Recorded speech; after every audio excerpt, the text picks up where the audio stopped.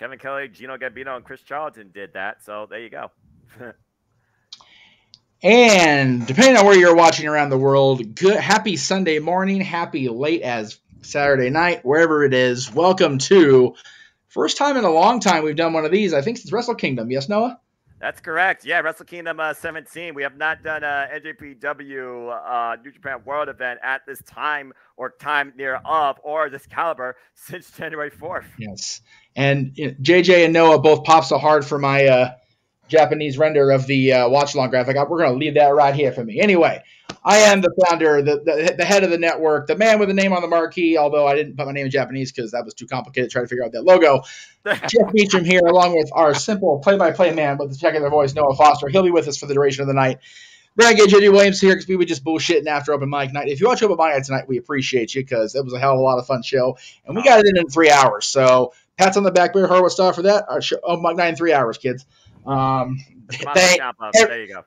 That's never gonna happen again, by the way. Right.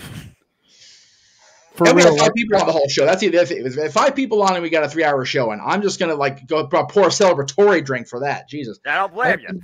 I've been going through and having to edit for the Throwback Thursdays and every day. Right. It's like finding some of the open mic nights early on post pay-per-view where we did that shit an hour and a half. I'm like, how the hell did we do that? Because we were so exhausted from the pay-per-view first. Yeah, no. We got our rhythm now, so it's like whatever. We don't give a shit. I think it was because we were still in our infancy and we were feeling things out. That's true. Yeah, we were shaping out the format, shaping out the actual show itself, and now look what the show's become. And again, it's only grown from here. It's only going to continue to grow and evolve as time moves forward. Yeah, I think we really started to get into the permanent 2.5, 3+ hour shows when you had to step back because of the House of Mouse and I took things over. Which is true. And can you believe that's almost approaching, that's over 8 months already, which is boggling in my mind. Right? 8 months with the mouse already. Time flies. That dumb. Well, it's one of those, we have a group together. We're going twice in July, by the way. Do you have a date for me on that, Jay? I completely forgot to talk to her. I'll talk to her tomorrow. Cool. Appreciate that. I'm going at least twice in July, but one of those times is going to be on the park's birthday, which is where I had my epiphany that I had to be here. So this year, epiphany. Yes, exactly. It's going to be. Whoops, I didn't mean to do that. There we go. It's going to be a fun next couple of months. We talked about all the watch-alongs during Open Mic Night. We'll talk more about that as we get closer to the end of this show. But New Japan's got quite a lineup for us, Mr. Foster. There's going to be a match that's not broadcast, so we're not going to call it because you can't call something that you can't see. We're not John Cena trying to, watch something here. But it's a kickoff match, 5-minute limit, Young Lion consecutive battle match. You're going to have to look at the names because, lordy. Oscar Lube versus Ryoshi Oiwa? Yeah. Versus Bolton Oleg versus Yuto Nakashima. That's going to be the match that you're not going to see. So we'll go ahead and keep going until we get the first match. This is the first match, okay? Like literally, it's the first thing you're going to see tonight on pay-per-view that we're going to be calling along. Let's just get the craziness started right away. Oh, that's not it. Where the hell did it go? I botched it. Where did it go? Come on, where's your boy? This is your boy, man. This is your drinking buddy on the ship. You effed up. You effed up. We're not past the 5 minutes yet, so I can't say it. It didn't go through. Okay, well, I'll find it. Anyway, Will Ospreay and Lance Archer's kicking off the actual pay-per-view. Like, what the hell? Oh, boy. I love it, though. I love it. It's, again, Ospreay and, again, I haven't seen Ospreay wrestle live yet because he was just doing the party hosting thing on the Jericho Cruise, and he did that very well. I don't think either one of us had any water for 3 days, but we did have drinks, and I'll let you think what y'all want to think about that one. Copious booze. Anyway, so and then he's facing Lance Archer, who we haven't seen a hell of a whole lot of on AEW TV, but I understand he's been working in Japan more frequently. Is that the case, Noah, or am I hearing wrong there? As far as Lance Archer goes, and both Ospreay, Ospreay, of course, coming back from a shoulder injury when he had to drop out of the New Japan Cup, and he let his boy in the United Empire, crowns up, folks, in Mark Davis, who's now injured, not only run for the New Japan Cup, but make it pretty much to the finals.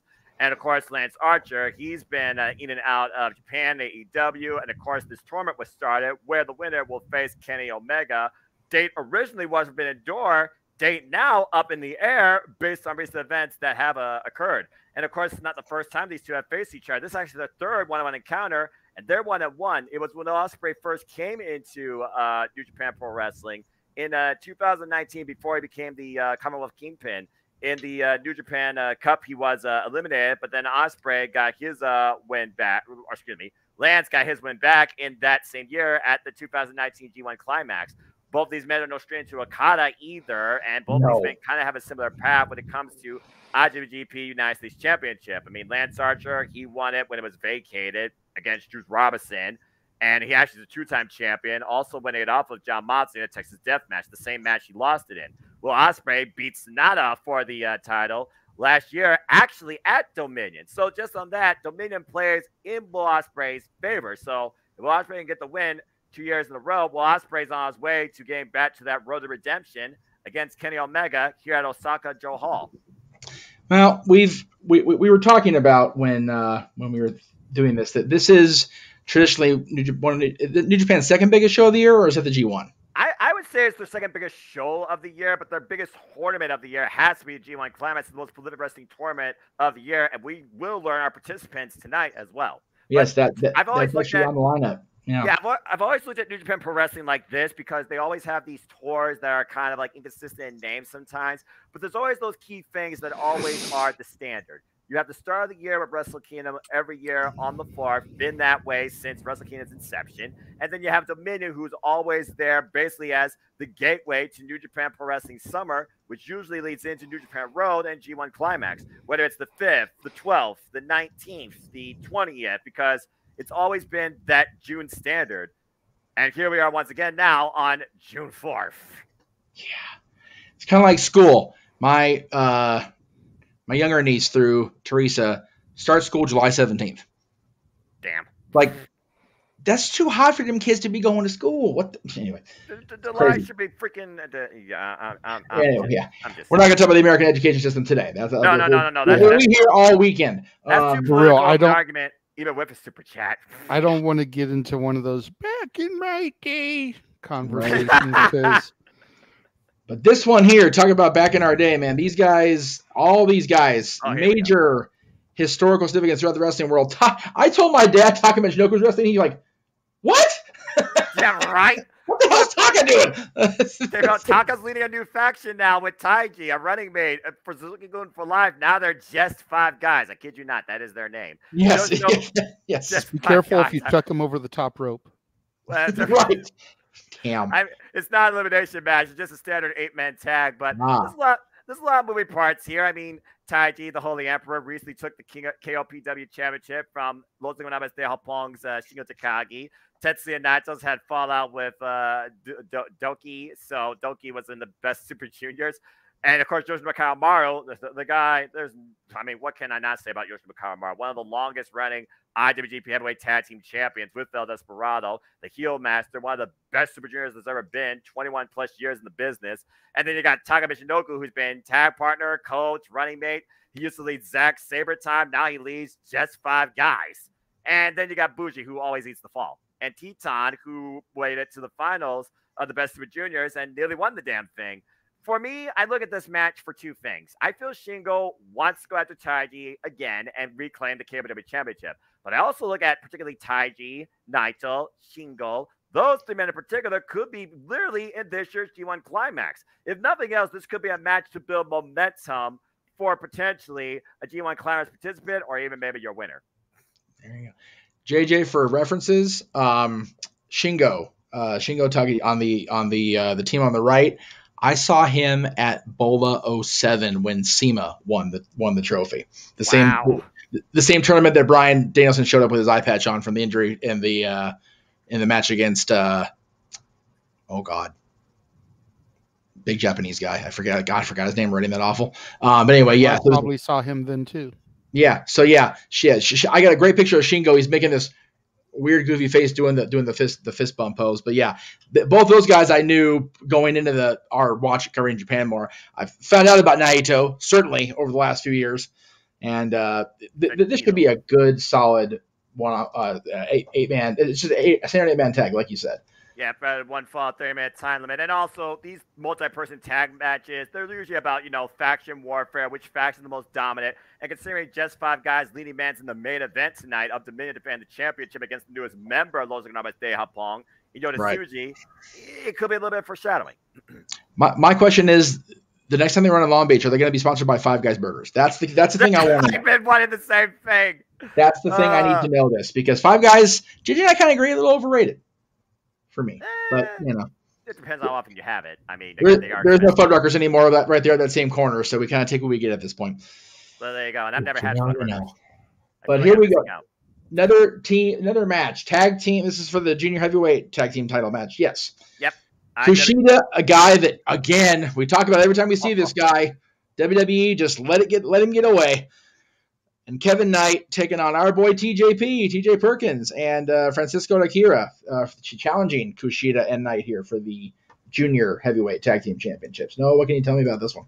So, of course, TJP and Francisco Akira, they are called Catch 2 and 2. Literally, TJP has been a mentor to Francisco Akira, who recently started NJPW, very young in his overall career since joining United Empire. Their tag record stands at 1-1, and some people think it wasn't for a fact that TJP had a nasty eye injury, which kind of impeded his vision. You very well not have Kushida and Kevin Knight as IWGP Junior Heavyweight Tag Team Champions. So this is actually a rematch, because TJP and Francisco Akira currently are the 3rd longest reigning IWGP Junior Heavyweight Tag Team Champions in this company's history in a single run.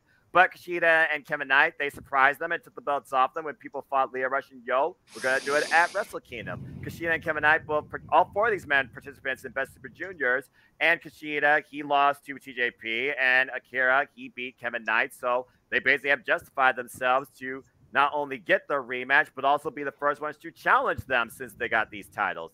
Kevin Knight, of course, a student of the LA Dojo under the mentorship of Kushida. Kushida, who we recently saw at Rebellion. He fell short against Steve Macklin for the Impact World Championship.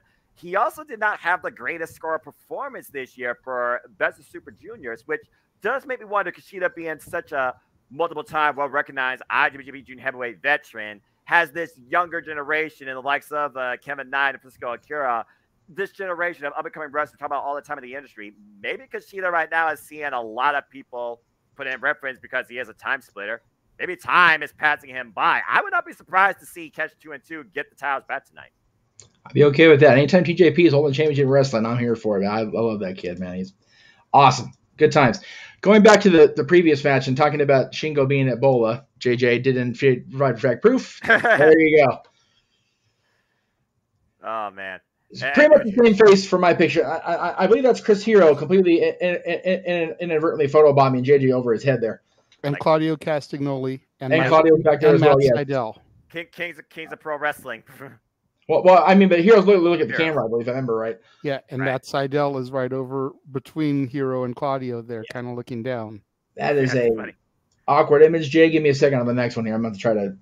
Shingo Takagi is one of the best things that ever happened in New Japan Pro Wrestling since coming from Dragon Gate. I swear. They really are. Again, seeing these guys that came through PWG that we got to see, grow and develop into, solid all-around performers that weren't just, doing the indie stuff and, just being like, a great example is TJ. This is another PWG shot. How old is this one, Jay? I don't know, probably the same time frame. Yeah. So TJ's been wrestling so long and people forget that he's still got a lot left to go, and he's already a papa. So, he's go back to that picture of Shingo real quick. Yes, sir. Next to Claudio, kind of bent down. Yes. I think that's Bryan Danielson because you can kind of see the strap of the eye patch. Oh yeah, it is. Yeah, because he's wearing that polo shirt he had on that first day, where it was. Yeah. So just think about all the talent there behind me in Shingo: Chris Hero, Matt Seidel, Claudio Castagnoli, Bryan Danielson, and they're not even supposed to be in the picture. Right. Yeah, Brian. Yeah, always remember that Bola that year because Brian, I knew he was going to be there. I knew he was there because he wasn't going to be competing for the NWA Championship anymore because of the injury, but the finals was that weekend, so he made a brief popover. He missed night 2 of 3 of Bola because he was the special referee enforcer for Brian Albright versus Brian's replacement, the man who would be champion, the Scrap Daddy Adam Pearce. And then he came back for night 3, and I brought my 10 pounds of gold. I got to find it somewhere, but there's a picture of me and Brian holding 10 pounds of gold. I should caption it, what should have been. Yeah, you really should. No, for real, because Marquez had him cut promos as champion. That was the goal. Nice. Was to get Brian the 10 pounds of gold through Marquez. So what might have been, though, he may never sign for WWE if he got the 10 pounds of gold. So it's accurate. Speaking of gold, World Television title. These two are just going to tear shit up. I am so looking forward to this. Well, considering the fact that this is Zack Sabre Jr.'s only previous title defense to go the full 15-minute time limit, and he was super pissed off about that. And Jeff Cobb, again, we know what Jeff Cobb's capable of. He was the former, one of the longest reigning Ring of Honor television champions, virtually undefeated. This will be, of course, Zack Sabre Jr.'s 9th defense of this title since winning it against Ren Narita, becoming the first WWE World Television Champion. And it literally is what it is. 15-minute time limit. Get it done within the time limit or the champion retains. But I don't think Zack Sabre Jr. will be satisfied with that. It's almost one of those things where his pride is so much with him. He believes he can beat any man in under 15 minutes. I don't think he would even accept another 15-minute time limit here. And Jeff Cobb, he's been looking for a singles gold since joining United Empire after falling short against Shingo Takagi for the Never Openweight Championship back at Wrestle Kingdom 15. I think Jeff Cobb could be the one to surprise us, but since Zack Sabre Jr. is the front man of TMDK, Zack Sabre Jr. has had nonstop momentum. Again, the only blemish was that draw at Dantaku. So I'm very curious what Zack Sabre Jr. learned from that, and if he actually can, beat the clock. That's the key. You got to beat the clock with a TV title. It's the same thing with WCW's TV title. It's been the same pretty much across the board with those. You have to... Yes, you have to defend your title, but you also have to keep the clock in mind because a draw is a draw, and people like Zack Sabre Jr., they don't want to draw, brother. They want to win. No, seriously. So. I can't wait for this match. I am looking so... It's literally Tekkas versus suplexes because Jeff Cobb's going to suplex this man all over the damn ring. He will. He absolutely will, and I'm here for every one of those suplexes because it's not Brock Lesnar and John Cena. Anyway. Accurate. Yeah. This one, I am not familiar with a lot of it, but I am definitely looking forward to hearing more about this. This is for the, let's see here. Read this off properly here. The 60-minute time limit IWGP tag team titles and the strong open weight tag team championship 3-way dance. Jesus Christ, this is the match that Aussie Open had to surrender the tag titles, right? So this is what's happening to crown them? Both sets at Resurgence, correct. And both titles will be crowned tonight between the former IWGP Heavyweight Tag Team Champion. That's what happens when you got two sets of titles, two divisions. Right. Damn it. But I digress. Bishamon, who, of course, beat FTR at the beginning of the year after winning the World Tag League 2 years in a row and capitalized on at Wrestle Kingdom, only to lose the Heavyweight Tag Team Championships to Aussie Open at Sakura Genesis back in April. And then as we saw at, I think it was Collision? NJPW Collision? They both run together. It was Aussie Open that got the NJPW Strong Tag Team Championships in a triple threat against, I believe, Motion Machine Guns and Okada and Tanahashi. Or was it Ishii and Leo Rush? Because I know that one of those two has a substitute. As far as the third team goes, Great Khan, all hail. And Aaron Hanare, they decided to put themselves in here because they believe that these titles should remain still inside United Empire, and they promise to defend these championships once Aussie Open are cleared. Again, Mark Davis gets well soon.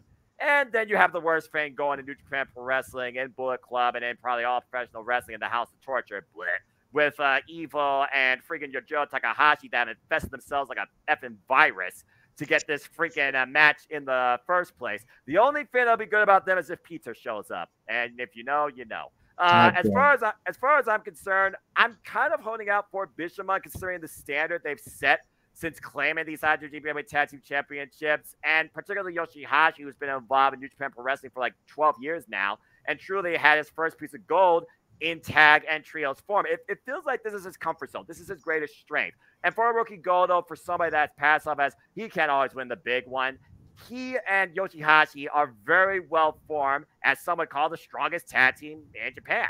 But Aaron Hanare and Great Khan, they're still looking for their first chance at this. As long as Yujiro Takahashi and Eva are the fall people, I'll be okay. But Expect stupid shenanigans. Expect Abe-san to be flipped over at the ringkeeper table because Evil's a dick. And hopefully Peter will give us an interpretive dance that will mean that Yujiro, you still will lose. There you go. So then I guess we can call this, like a better term, an intermission because they're going to announce the participants, Noah, for the 33rd. Yes. G1. Oh. Going to be, I mean, they actually have it listed on the website as an actual entry in the night. So they're going to focus heavy on this part of the show. Well, Jeff, you know as well as I do the precipice that this tournament sets, not just for the road to Wrestle Kingdom, but for the standard of professional wrestling. Damn it. Yeah. And moreover than not, it's usually as a Japanese guy that has gotten the win. I think the last foreigner to actually pick up the win in this was literally Kenny Omega. Besides that, the common winners, there's been friggin' Kazuchika Okada. In fact, he literally has won it 2 years in a row. But Will Ospreay last year made it to the finals, came this close. And usually you have people like Tetsuya Naito, Hiroki Goto, Yuji Nagata, Kota Ibushi, just to name a few. For me, though, I'm most curious how they will do it this year and who will be involved. Last year, it was a 4-block G1 climax, each with 8 participants. In my opinion, it was kind of overkill. I've always been more fond of the standard, 10 in Block A, 10 in Block B. But after what I saw in Best Super Juniors, I hope they involve AEW and Impact Wrestling maybe too. I mean, Lance Archer last year brought in by AEW. He ran roughshod, only got stopped by Okada. Yes. So for me, I just cannot wait for this. And folks, stay tuned as I always do on my simple YouTube channel. Me and the Wrestling Encyclopedia, Casey Gallagher, will bring you our bracketology and our coverage and our final takes of the G1 Climax. All I gotta say is let's freaking go. I cannot wait to see what this field looks like. Put Brian Danielson in it. Right. I'll tell you what, with a retro request. Yes. The finals of the G1 in 1992, which was also the NWA World Heavyweight Championship vacancy fill following the defection of the Nature Boy Ric Flair to WWE, Mahiro Chono against the Great Muta. I'd love to see that. I'd love to have you guys call that. Just throwing it out there. Chono, an all-time great. I mean, he's freaking won the freaking G1 Climax like freaking 4 years. Are you kidding me? Let's freaking go. Chono, again, the first guys I really remember hearing about from Japan, besides Inoki, were Chono and Muta, and they were so intricately a part of the last days of the NWA being involved with WCW. Of course, they were both part of the NWO. Right. So it's just, I love those guys, and I've seen that match a couple times, and it's just a thing of beauty. And it was for the big gold NWA title, not the 10 pounds ago, which is why I didn't get my prop because I don't have the big gold here with me. At least that makes sense because back then, as you've told me the history, between the big gold WCW and the WWF and the big gold NWA versus Sweet Charlotte 10 pounds ago that Nick Aldis held for 1,000 plus days. And of course, the G1 Climax wasn't always called, the G1 Climax. It was called the Worldly because this prolific tournament goes all the way back to literally the beginning of New Japan Pro Wrestling, 1974. It became the IWGP League back in the 80s. It really wasn't called G1 Climax until, like you literally said, in the 90s. 1992 was the second time it was actually called that. Yeah, and it's the only time I know for sure that a world title was on the line at the end of it, not just deciding the number one contender for Wrestle Kingdom. So it was exactly. It's going to be awesome. As will this. My goodness. Boy. Man. Yeah, again, this is for the Junior Heavyweight Championship. Takahashi against Master Wato. God. Right? No, I'm sorry, wrong match. I don't have it. Wrong graphic on there. I'm sorry. God darn it. 6 set there. No. Where the hell did they go? Well, you're fine. You're fine, Jeff, because you were in order because the next match will be the Neverweight Championship. But here's the thing. The Neverweight Championship to me... Oh, it is. I'm sorry, yeah. Yeah, you're fine. You were just talking about the wrong thing, but you had the right graphic. The thing about this match for me, the Neverweight Championship has been always that gritty. Never say die. Show me your strongest spirit. Test your will to its ultimate limit. Title. I think about that, and it reflects in the likes of Hiroki Goto, Katsuyori Shibata, Minoru Suzuki, and particularly my favorite champion holding this title, Tomohiro Ishii. For the last few years, it's been kind of a different form factor in mentality. When Tanahashi had it, when Jay White had it, when friggin' Sonata and Kenta had it, and now Tama Tonga, who recently had it, just lost that Dontaku. But David Finlay being the rebel and Gato, Bloody Hands Gato, ushering in this new era of Bullet Club with David Finlay as leader. Not my leader. Damn it. it's almost like David Finlay's trying to bring back that just nasty, violent, relentless nature to this title. But now he's facing a defector from Bullet Club that he literally ousted by hitting him over the head with a shillelagh at Sakura Genesis. ELP. And ELP right now doesn't know where he stands in New Japan Pro Wrestling, but he understands and here for the fans. It's the first time ever one-on-one match, and it's David Finlay's first defense, Neverweight Championship. And in Neverweight Championship history, more often than not, the title has been successfully changed under 0D. So I'm curious what David Finlay will do tonight to retain it. If I know him and he is a Finlay, he will fight for one thing. It's just I guarantee you that. So yeah, it's it'll be fun to watch. Both these guys, I've seen bits and pieces of some of both these guys' stuff. It's gonna be violent. I have a feeling because it's not a technical masterpiece involved here. This one though, the one I was trying to talk about that I had my match graphic order botched up is for the Junior Heavyweight Championship. Again, 16-minute time limit. Yes. Hiromu Takahashi versus Master Wato. Again, two extraordinary talents. I've seen both these guys go more often since I started having access to Japan World again. Thank you very much for that. Again, for people tuning in for the first time, and right now we got 7 people watching. We appreciate that this late at night, guys. So thank you very much. Across the multiverse, actually, that's even better. So thank you guys. We appreciate that. But tell us about Takahashi and Wato here.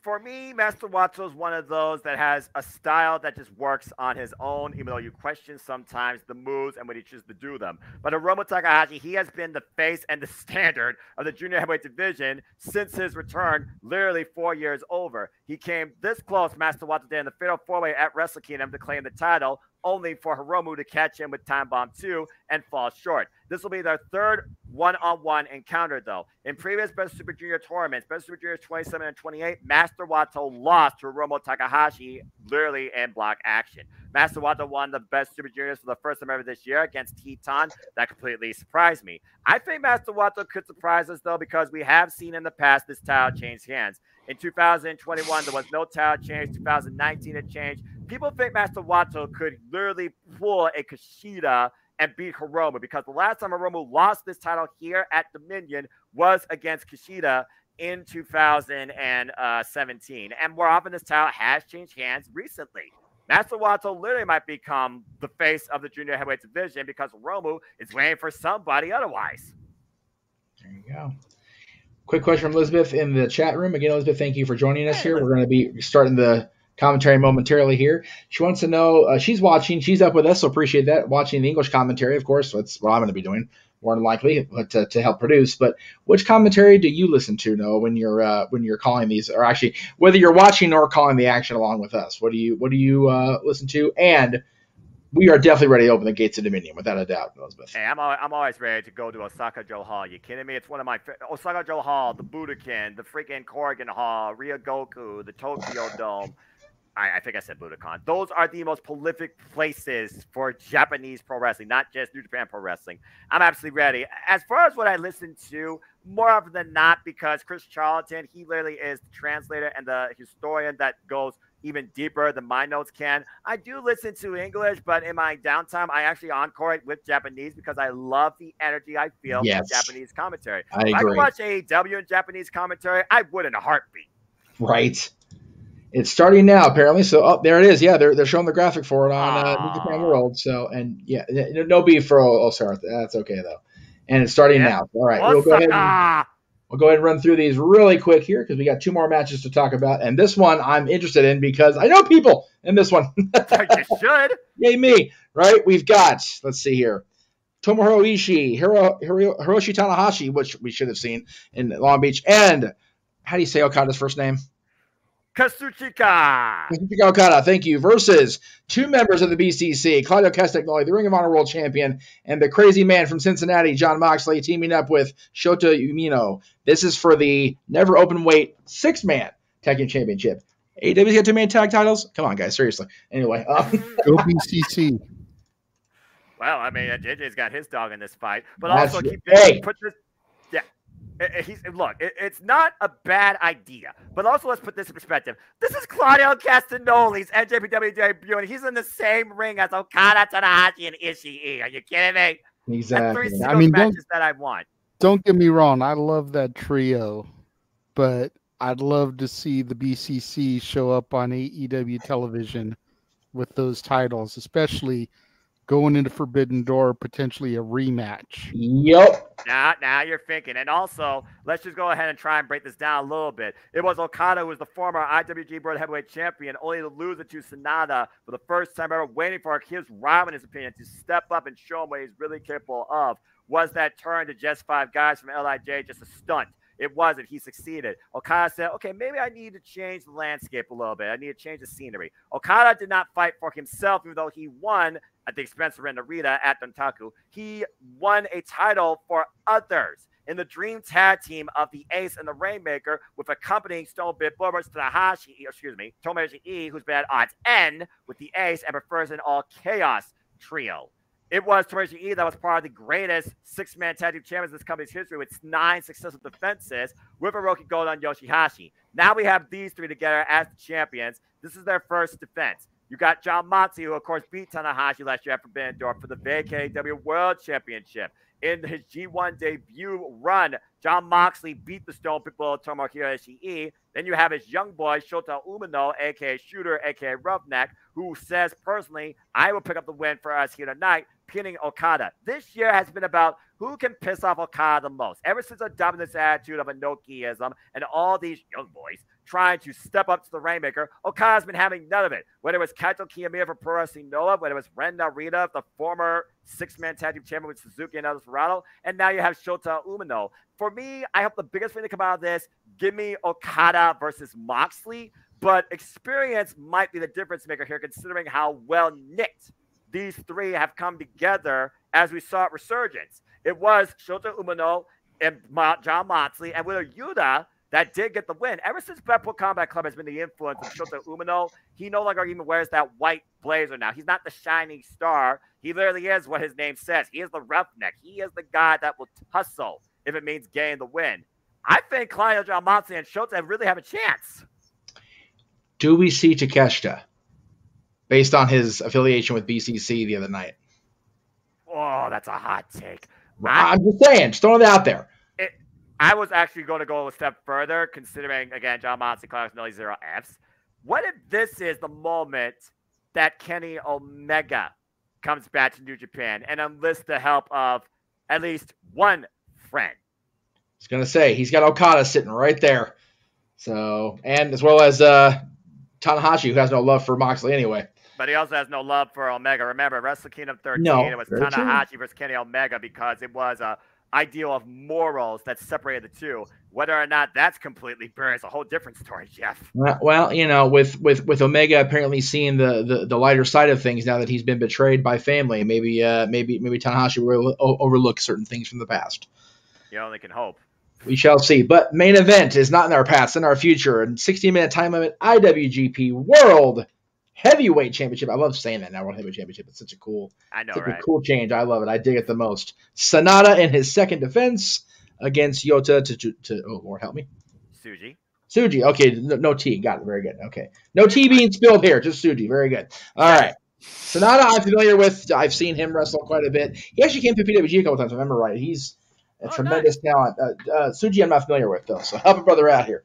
So Yota Tsuji is a former young lion that went up an excursion to CMLL. He's been mostly wrestling in Mexico. And funny enough, at the press conference yesterday in Osaka, Yota Tsuji was welcomed into Los Ingobernables de Japón by Tetsuya Naito. He is here to make New Japan Pro Wrestling feel different and bring his own level of destruction. After spearing Sanada the next week with his return, as you see right now, God, the distance. At Dontaku, Yota Tsuji has usurped himself as the #1 contender for the IWGP World Championship against Sanada, who, like I said, joined just 5 guys and became basically their front man as the champion. And again, Yota Tsuji's no stranger to Sanada, but they've only contended with tag team action back in 2020 and 2021 when he was a young lion. With the history of Dominion showing title changes, including but not limited to at the expense of Okada, AJ Styles, Tetsuya Naito. Again, Dominion going into the G1, Sanada literally might be surprised here. And Sanada may not be aware what Yota Tsuji has learned since his excursion. But this will define who goes in with the highest momentum in the G1. And it looks like we got somebody going to the ring here. Is that Archer in the mask, or who is that? Countdown to destruction. It's Murder Hawk fun time as we officially begin tonight's event. So, Jeff, JJ, let's friggin' go! Hello, everybody! Welcome once again to JMN Live Watch-Along event. I hope you all are doing well. And again, I am the Simple Man of the Simple Brand, the voice of the JMN, and my name is Noah Foster. With me, of course, tonight is the guy whose name's on the marquee. He is the founder. He is the brand. Damn it, Jeff motherfucking Beachum. Jeff, you ready to go tonight? Oh, God! Well, Lance Archer's ready to go after dropping that young lion. Yeah, I reckon so. No one's safe at ringside. No one is safe with Lance around. Oh, God. God damn it, Lance. That's enough out of you. And Lance Archer, again, the theme says everybody dies. Jesus. Everybody dies. The Murder Hawk monster. That's right. Oh, man, I'm going to enjoy the shit out of this match. Lance Archer's one of my all-time favorite wrestlers I've never seen live. JJ, are you going to stick around for the duration? I'm assuming you're going to want to go to bed at some point. Yeah, I'm ready to tap. JJ, always a pleasure to have you. I'm going to chill for this and all the wrestling groups that I'm in. Post links, so hopefully the traffic will go up. Appreciate that, brother. I'll be putting a tweet out there in a moment, and then I will be taking my happy ass to bed. As you should. As you should. It was a good night. It was a good night of open mic night, and I encourage everybody to get out there this week if I can find the graphic in a timely manner. There it is. Yay, I found it. Woo. Check out the Renegades reviews this week. Again, no Warzone today on Castlevania Studios due to overabundance of Dollar Tree and oversaturation of the product. We'll put it that way. But Renegades reviews this week. Boom! There you go. There it is. Benny and June, Don Juan DeMarco, and Nick of Time, which he somehow looks younger in Nick of Time than Don Juan DeMarco. I don't understand that at all because Johnny Depp is weird. But we all love Johnny anyway, except when his wife shits the bed, dumb bitch. And still, a Michael J. Fox film about his battle with Parkinson's. I wish I had Apple TV on weeks like this because I want to see that so bad. It looks like it's going to be awesome. So check out the Renegade this week. Of course, he'll also be part of Open Mic Night next week, and then we'll be that final build into a literal collision on the JMN Network Multiverse Media with Collision, Match Game, and Open Mic Night. So, Brother Jay, appreciate you. I'll see you when I see you. See you on Monday for our live. That's right, live dance. God, I'm the worst sugar. I got my dad's partner here. I didn't even get the dad's graphic in there. Terrible. This is why I fail, right, Master Yoda? Damn right. But anyway, that's okay. Not as bad as freaking Mansfield. So that's okay.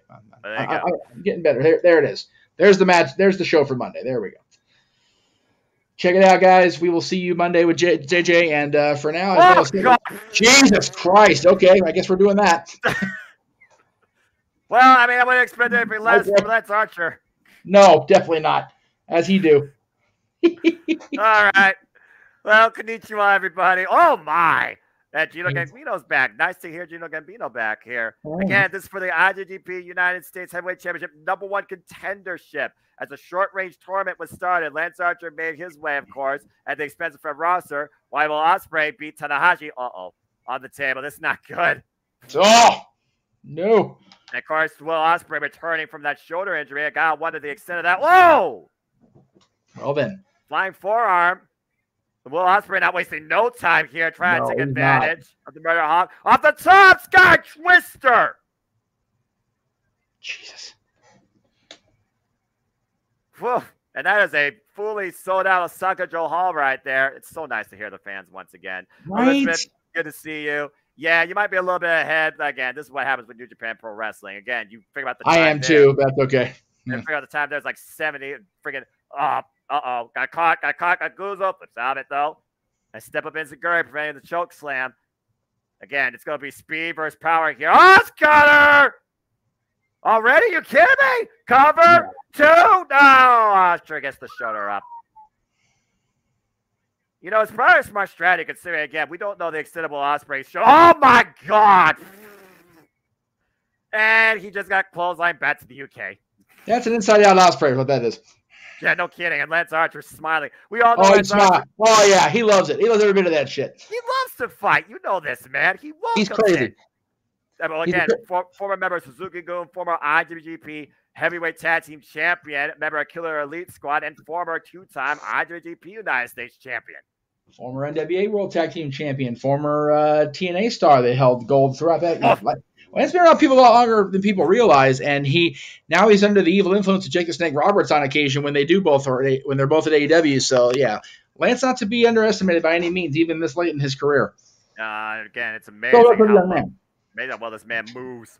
Oh, imagine that just coming at you. What the hell do you do? What do you do when you can't move and you know it's going to be a thing? It's like, well, this is going to suck. Just take it, right? Yeah, I mean, what are you going to do there? Again, we got tremendous respect between Lance Archer and Tanahashi. It was last year at Resurgence that Lance Archer won the IWGP United States Championship. Or excuse me, it was last year at Resurgence that Tanahashi took the IWGP United States Heavyweight Championship from Lance Archer. And since then, they're like, one more time. We have yet to see that one-on-one kind of repeated. And again, we saw Will Ospreay's year start out with his biggest moment and might be his golly, I guess biggest defeat when Kenny Omega came back to Japan Pro Wrestling and took the IWGP United States Heavyweight Championship from him. He's been on a warpath to get back there ever since. Again, you see the tape heavily on the right shoulder of Will Ospreay. Oof. Just welling away. Lance still keeping his face. Oh, God. These two are crazy. Yeah, they're throwing bombs at this point between the two of them. Kappa kicks right now. Neither man getting the better of the exchange. Oh, handstand springboard. Caught him with the kick. The Lance still dropped to a knee finally. Jesus. And let's Archer back. Oh, God. Night. Good night, kids. It's just a Lufez press of sorts there, just throwing his body into Will Ospreay. Hey, why not? I mean, whatever works, right? Of course, Will Ospreay won the IWGP United States Championship last year against Sonata. How interesting. And, of course, he held that title pretty much the duration of that year, making that the important title, the main event, against everybody, including not limited to, Orange Cassidy, Tetsuya Naito, David Finlay, and, of course, Shota Umino. There you go. Let's see. A correction on your story just now. No, Resurgence 2021. Yeah, I corrected myself. Oh, my! Well, there's no correcting that. That just was what it was. Well, yeah, but again, what do you expect from freaking Lance Archer? He's a madman. I love it. I need him back in the G1. Right. I have not seen Lance Archer perform this well in recent years since his G1 Climax run last year. He is back on another level again. Good for Lance, man, because he was down on that for a little while. Again, what do you do with a big man like this? Ugh. And you can't find the level of competition to keep up with him. Just keep swinging, man. You hear Lance Archer. And blackout might be imminent. Well, Ospreay, great awareness. Clement shots back of the head of Lance. Off the top rope. Oh! Damn. Blindside shot there. And again, though, every shot, though, that shoulder. I really do wonder if he came back too soon with the extent of that shoulder injury. Because he's only been gone since March. Yeah, Ospreay's just, much like Mavis in the Multiverse, no, he works till he can't, but he's working even past that. It's, could be his undoing. And Stormbreaker, you kidding me? That's not going to work. Dodge Lufez press that time. Whoa, standing smash fly. Cover here, too. No. Almost. Hell of a standing Spanish fly there, though. That was nice. And great use of Lance Archer's own momentum against him. Again, it was Will Ospreay that literally passed off the New Japan Cup to Mark Davis. Oh, step up knee strike. Holy jeez. And just when you think you have the advantage, Lance Archer does that. Nope. His attempt again for the blackout. Will Ospreay up in the Razor's Edge position. Oh. Everybody dies. Oh, he got it. That's it. That's gotta be it. Cover 2. It is not over. What? That's Archer saying right now in his head, I'm sure. Golly. How did he get out of that? Ospreay's a mess, though. I mean, we said before, Will Ospreay is practically superhuman to a degree. I mean, I still say he's part Kryptonian. I swear to God, that's the only reason he's riding on the boat without water for 3 days. That's fair. Part alien, gotta be. British and Kryptonian. That is Will Ospreay right there. There it is. Yeah, but once Lance Archer, if he descends the top ropes and pulls what the hell he was trying to do, Doomsday. Ospreay stopping him. Doomsday for Superman. Oh my He's got him hooked though in He position does. for cheeky Nando's. My God. I hate that kick because it looks like it's so much worse than it actually is, but it's still great to call. I mean, again, the boot while you're upside down. Now up on the shoulder, using the top Oh, double leverage. no. Oh no, the shoulder again gave out. Went for the Stormbreaker. Got him hooked. Mistake. My God. What a choke slam cover. 2. No. How in the hell? Ospreay got planted like a tree and he still kicked out. Oh my gosh. Again, how bad does Will Ospreay not only want this, but need this? Again, we saw what happened to him at Wrestle Kingdom. He was absolutely dejected. Then he ended up getting a one-on-one match with Taiji, and you can call Taiji a guy that's always been like, yeah, I don't care how good I am, but I'm good enough. Will Ospreay holds himself to a higher standard. Oh, took him out the knee. Oh, Again. Chopping the tree down. Hit it, Blade connects. he got it, man. He got all of it, too. There's a cover. Wow. A 1 count. That's got to be demoralizing for Ospreay. Oh, man. Hit a blade in the face. And again for the 3rd time. And the sword is coming out of the sheath. Elbow pin off. I don't know. This is a wise choice with that injury, Noah. I don't think you should do this. Back of the head explosion and blade. And the cover to Will Ospreay is no more contender. Wow. So, Elizabeth, in the chat room, if you want to pick a certain point in the next match, or for the finish, because I was going to say do it for this match, but the match just finished for us. So if you want to pick like a finish of the next match and pause to stay up with us, you're more than welcome to. We encourage that when we're doing the calls because not everybody's with us. But if you want to follow along, which again, we love you for that, please feel free to pause at the end of a match. That way when you hear us end the match, you can be on point with us. But man, what a way to start that live show, Noah. Golly, man. Archer and Ospreay just went, what was it? Probably about 10 minutes worth. Almost 10 minutes, yeah. There you go. They brought everything out as much fury as possible, but Will Ospreay refused to be denied. And again, Kenny Omega, what are you thinking after seeing this? I've done fucked up messing with this guy. Yeah, well, I mean, again, the shoulder still. The shoulder's still in question. I'm just saying.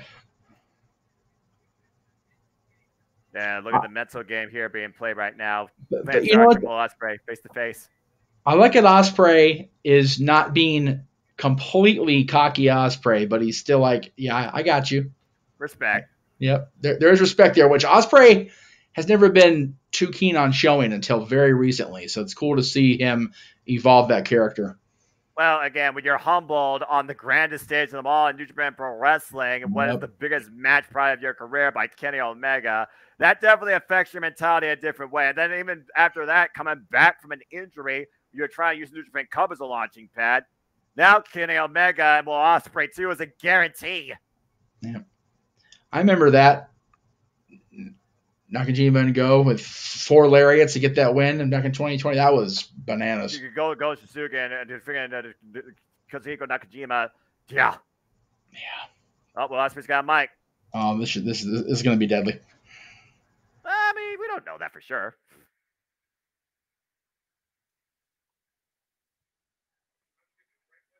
Yeah, I don't think we need to translate here. Fans are speaking it for us. Now it's just a matter of what. Oh boy. Uh-oh. That's right. Yeah. That jaw. Oh. Oh.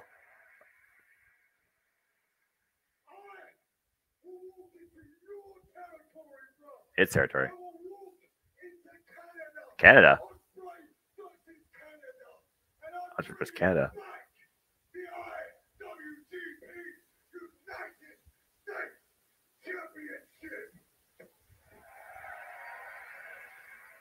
Will Ospreay is determined, if nothing else, to bring back the IWGP United States Heavyweight Championship back home to Japan, and he will go through Canada. It doesn't do it.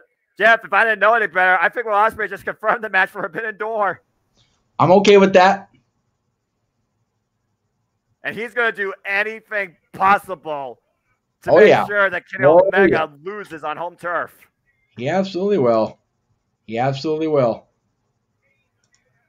But again, what AEW has to say, what Kenny Omega has to say, will this be made official for Forbidden Door, or is there another date in mind? Either way, get ready for Will Ospreay versus Kenny Omega 2. And this time, if Kenny Omega wants to win, according to Will Ospreay, you're going to have to kill him. JD, good to see you. Shouts to my ATW crew. I know that Cindy and King, they're watching on either live or later on too. What's going on? You're calling Dominion, brother. Yep. Oh, man. And Sadie, good to see you as well. And Elizabeth, yeah, I think it's pretty fair to say. First match set. Hey, if we get Omega versus Ospreay Forbidden Door and then Omega versus Punk at Wembley, dude, AEW and New Japan can just take the win this year. Well, as we look towards the first match being here, and my friend A-Train, I'm looking at the ATW chat. He cannot wait. Let's freaking go again, folks. We are here tonight calling Dominion with you from OSAKA-JO Hall. The first time Dominion being held on June 4th. Why it's been in and out of so many days. And now we're going to get a little bit of 8-man tag team action and faction warfare between us. And coming out first is the other finalist from Best Super Juniors who fell just short of winning against Master Wato, Titan, as it will be Los Ingobernables de Japón taking on just 5 guys. Well, the 4 remaining of the 5 guys. Anyway, yeah, I was going to say. I just still can't believe the faction name. I'm sorry, I can't. I still say there should be a Five Burger sponsorship. It has to be a thing. I agree. It has to be a thing when they come back to Long Beach. I'm telling you. The only thing I'm ashamed of is 5 guys isn't open for me to order a freaking vanilla shake during this, but it's okay. Yeah, I'm okay with that too. Yeah. Well, what's funny is people that have Five Guys a lot call it overrated. I'm a Still Cowboy In-N-Out. They call it In-N-Out overrated. You give me In-N-Out shake and fries. I don't need the damn burger for In-N-Out. Let's just fucking go with this with the chocolate shake and the French fries. I'm here all day. You and me both, man. Again, we gotta go with 5 guys at some point and just share that type of stuff. 5 guys we gotta hit together. Yes. 5 guys talk wrestling special. Do you guys in Ohio have Waffle House, or are y'all too far north for that? Oh, no, we got a Waffle House. I've just never been there. There's one Waffle House in Toledo. Okay, yeah. I went to a couple different ones in Atlanta when I was there. The first leg of the Six Flags trip. That was some good shit. Oh, here we go. Here we go. Made his way out. Here comes the former IWGP World Heavyweight Champion and the former KOPW Champion, yes. Rampage Dragon, Shingo Takagi. If Shingo Takagi's not involved in the G1 this year, it's a damn crime. Right? Seriously. I've seen him do well in tournaments. Like I said, he was part of BOA, the first 3-night Battle of Los Angeles we had here at PWG in 2007. So he can go in tournament play, baby. And then you have the leader that is simply one thing. Tranquilo. Yes. Los Ingobernables de Japón's Tetsuya Naito. This guy is a whole different story. Yeah, he is a whole other animal, quite literally and figuratively.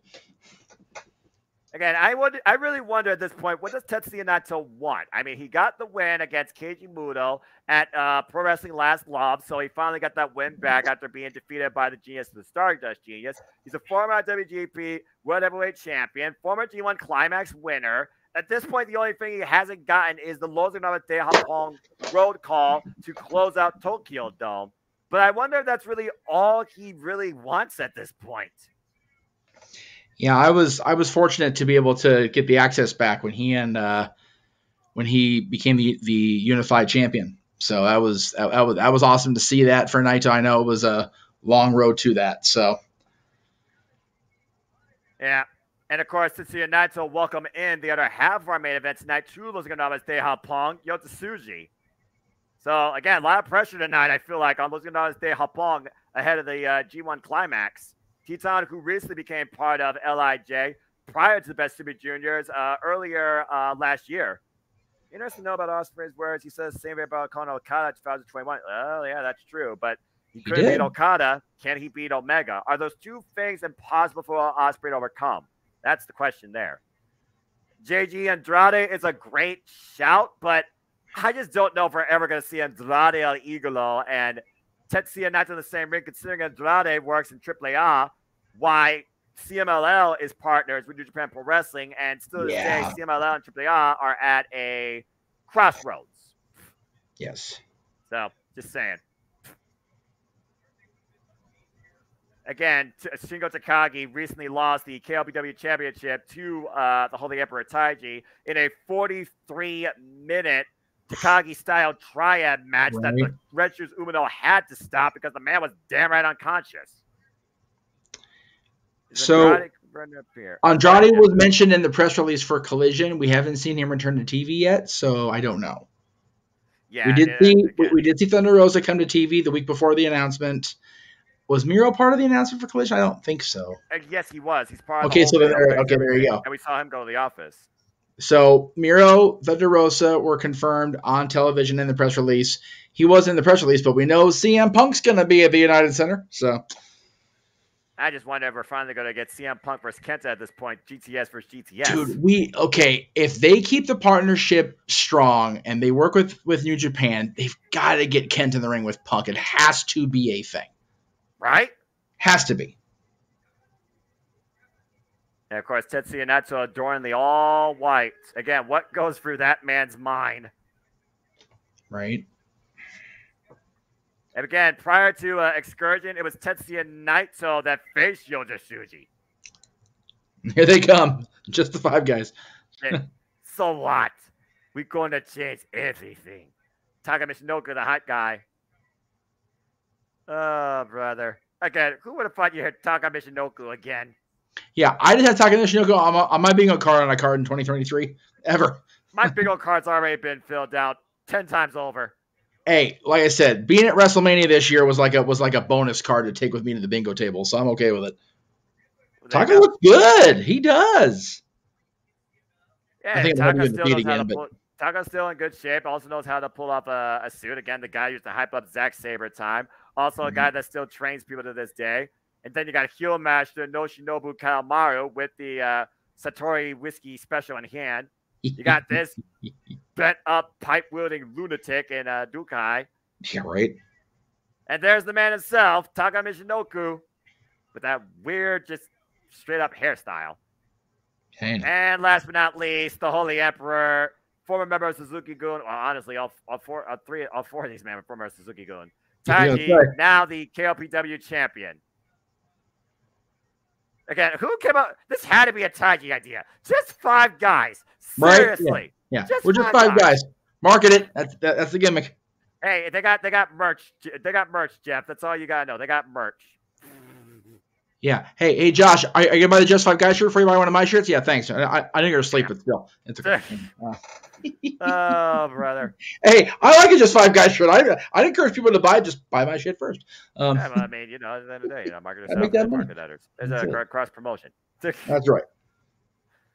Taiji's always been one of those, though. Again, he didn't originally come into New Japan from the get-go. He came in from somewhere else, just like Tomohiro Ishii, one of these so-called 4 black saints in New Japan Pro Wrestling, black sheep or whatever. Right. And he's garnered the respect of the fans and also really has put more care into himself in the ring.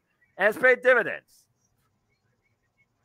Again, any of these men we're seeing right now, any of these 8 men could be involved in the G1, now that we think about it.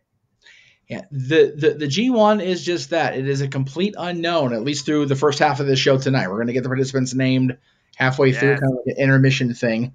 But you know what? I look forward to stuff like that because, like I said, the G1 will always have a place for me in my heart because the first time I ever saw anything of the G1, it was when they filled the vacancy for the NWA Championship. And I'll never forget Cowboy Bill Watts as head of WCW along with Matsuda at the Great American Bash talking about the G1 was going to be for the title. So it's just a lot of cool young Jeff Meacham wrestling fan memories there. So.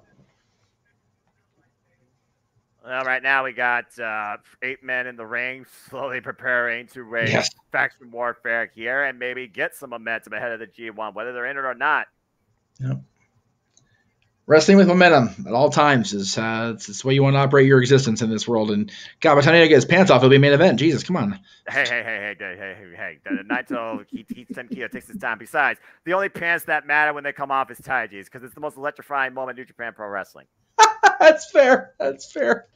Dare someone argue with me otherwise. That's right. No, not going to give it. Not even going to try. I know better. Thank you. I appreciate that. You're welcome. That's right. Cindy learned that a long time ago. Yes, she did. Yes, you did. And of course, Naito and Taiji, they are no strangers to each other, considering their bitter grudges and rivalries over the years. Yeah, it's a lot of interesting history in this ring. Oh, okay, now we're doing the battle of the faction poses apparently. Well, again, you got to show that unity. You got to show that united front. Strange. Now I have the picture Naito as Nakajima since Nakajima shaved off his goatee. Ah, here we go. Last month, Nakajima looks like Naito from before Naito had the goatee. Tranquilo. You don't worry about shaving, I guess. Yeah. Why do I feel like Naito will be going after KBW Championship? By the way, Chris Charlton, not a very good singer. And credit for trying, but I do agree. But Simon Cowell's not here. But anyway, Chris Charlton. It's a no from me. Sorry. You know. But if you want to hear proper British singing done by nobody British, you can check out Open Mic Night Karaoke Night before Wembley Stadium. There you go. The draft, as long as it's not Adele and Spice Girls in One Direction, we should be all right. Hey, you know what? Spice Girls are on the wheel, as are Adele. So we'll see how it plays out for you, brother. Caitlin's not there that night. I ain't seeing no Spice Girls. We'll talk about that later. It's kind of crazy, wild man. We want to be good to Caitlin. We want to get her on the Clash of the Couples together. We got to make that work. Fine. She's probably asleep right now. Tag. Probably asleep right now. Tag. Caitlin, nothing but respect. You did. Nothing but respect.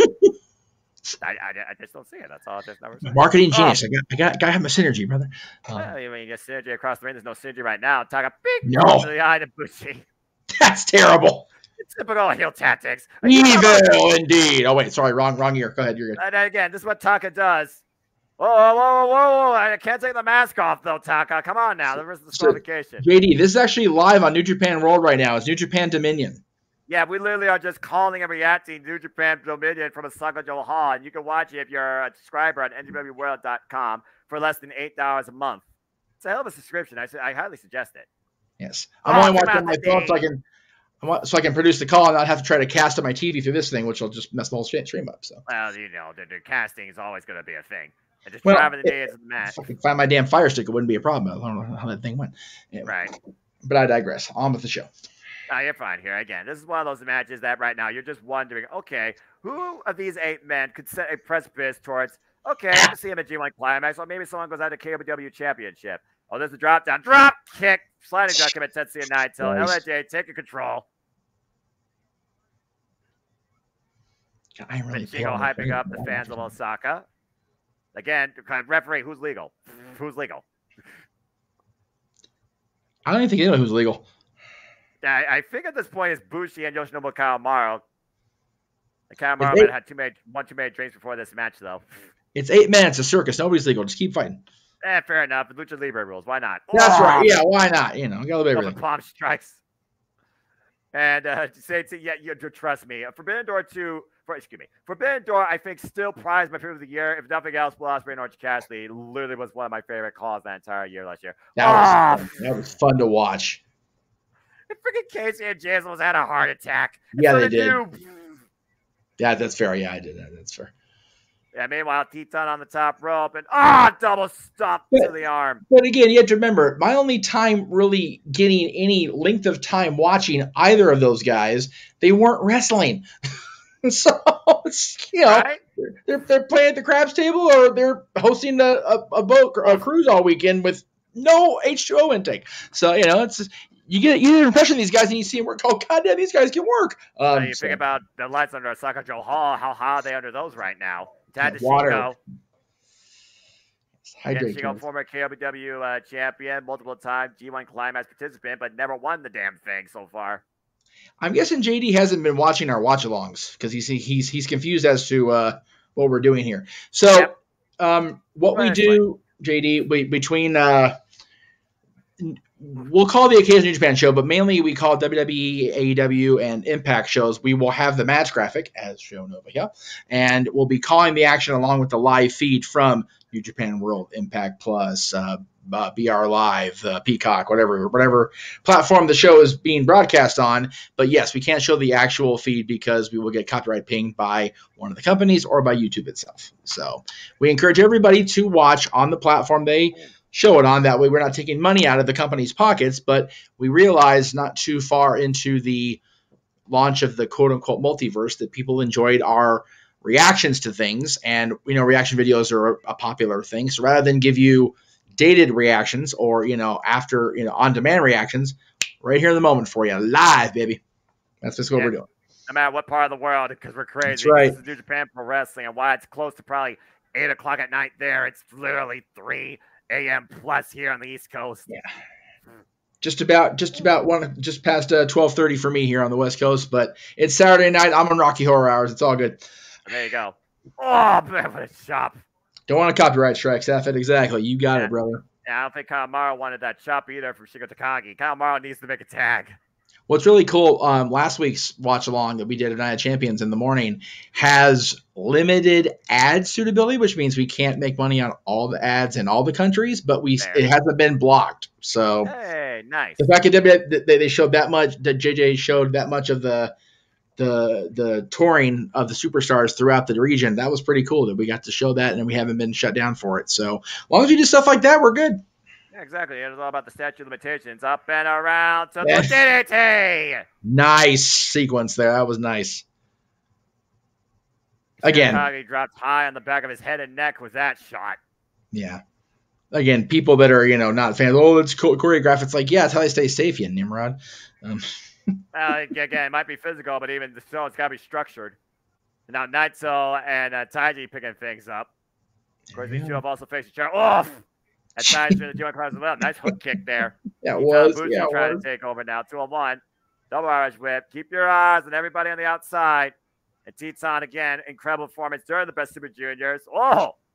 That was a worry and a half. Is it time? No, not yet. Wait. No. Wait. What's Taiji thinking here? Insanity. Calamity. Scouting. Whoa! Wait for the big buzzsaw kick. Oof. Double strike off the ropes again. Big boot. Naito off the ropes now. Big boot again. Takes Taiji down. Drop kick to the back of the head. Great counter there. Again, Naito's one of those workers that, and if I remember correctly, I think Naito right now is like a free agent at this point. I'm not necessarily sure what his future holds in New Japan. Whatever he wants, man. He can write his own ticket with it. With as many years as he's had here, the last few years have been so incredible.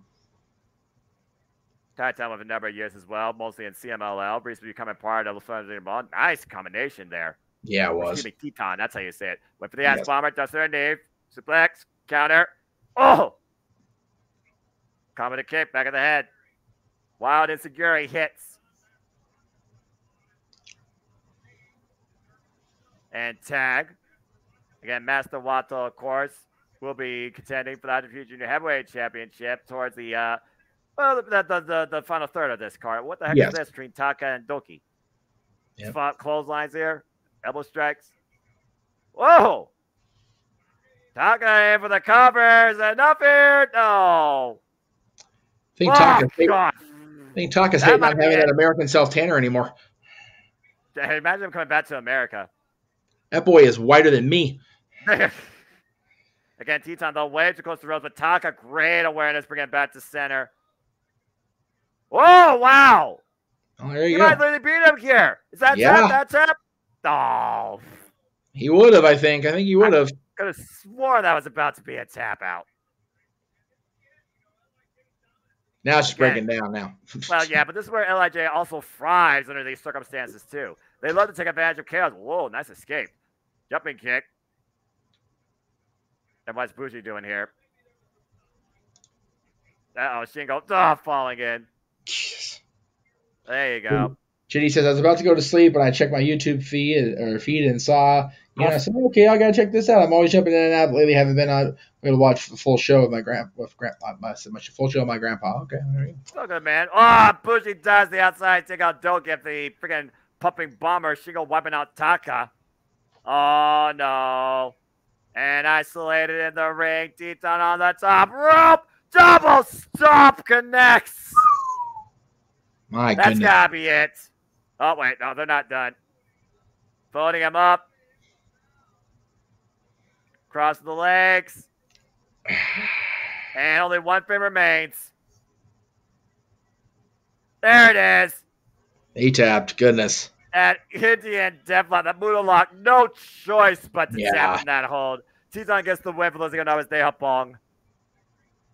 Oh, because my grandpa just passed. It's been difficult to deal with the situation, man. We're having a lot of familial troubles in the multiverse. We apologize. We're sorry for your loss, brother. That's terrible. Well, Jeff, you know as well as I do, as good happens, so does things that Yes. challenge you. We talk about all those that are trying to, make sure that their name continues on to the next generation, hopefully in a proper way and a disciplined and a mature way, with everybody looking to start a family. And then, of course, we have family now. We say family is forever, but life is a vapor.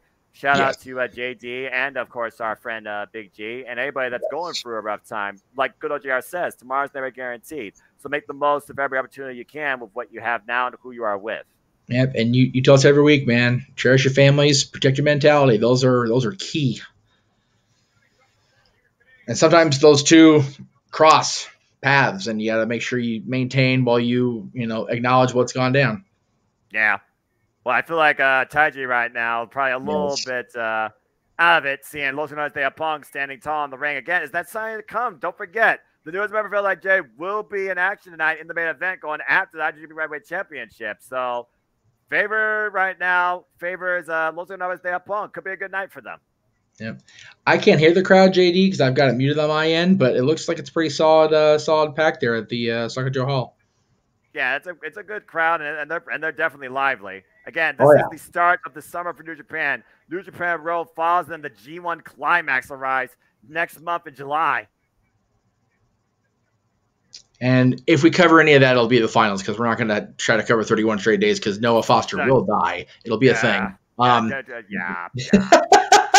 I have my limitations when it comes to work and my actual sleep. Yes. I do have my limitations. Consider the four of us talked a little over a year ago about scaling back, and we've gone complete opposite direction of that. Right? Yeah. Oh man. But it's worth it though, because the fans are digging it. So why not? And as long as everyone's having a good time, that's all that matters. And by the way, shout out to the people that are still awake. Three on your channel, 4 on mine. God bless you guys. Yeah, whether you're here in the U.S. or somewhere internationally, we appreciate all of you in any language, even if I only can speak English. I hope you just appreciate the conversation. I mean, again, wrestling really has no language barrier. It just comes down to what you interpret on the screen and what you hear audibly. That's why I love Japanese commentary.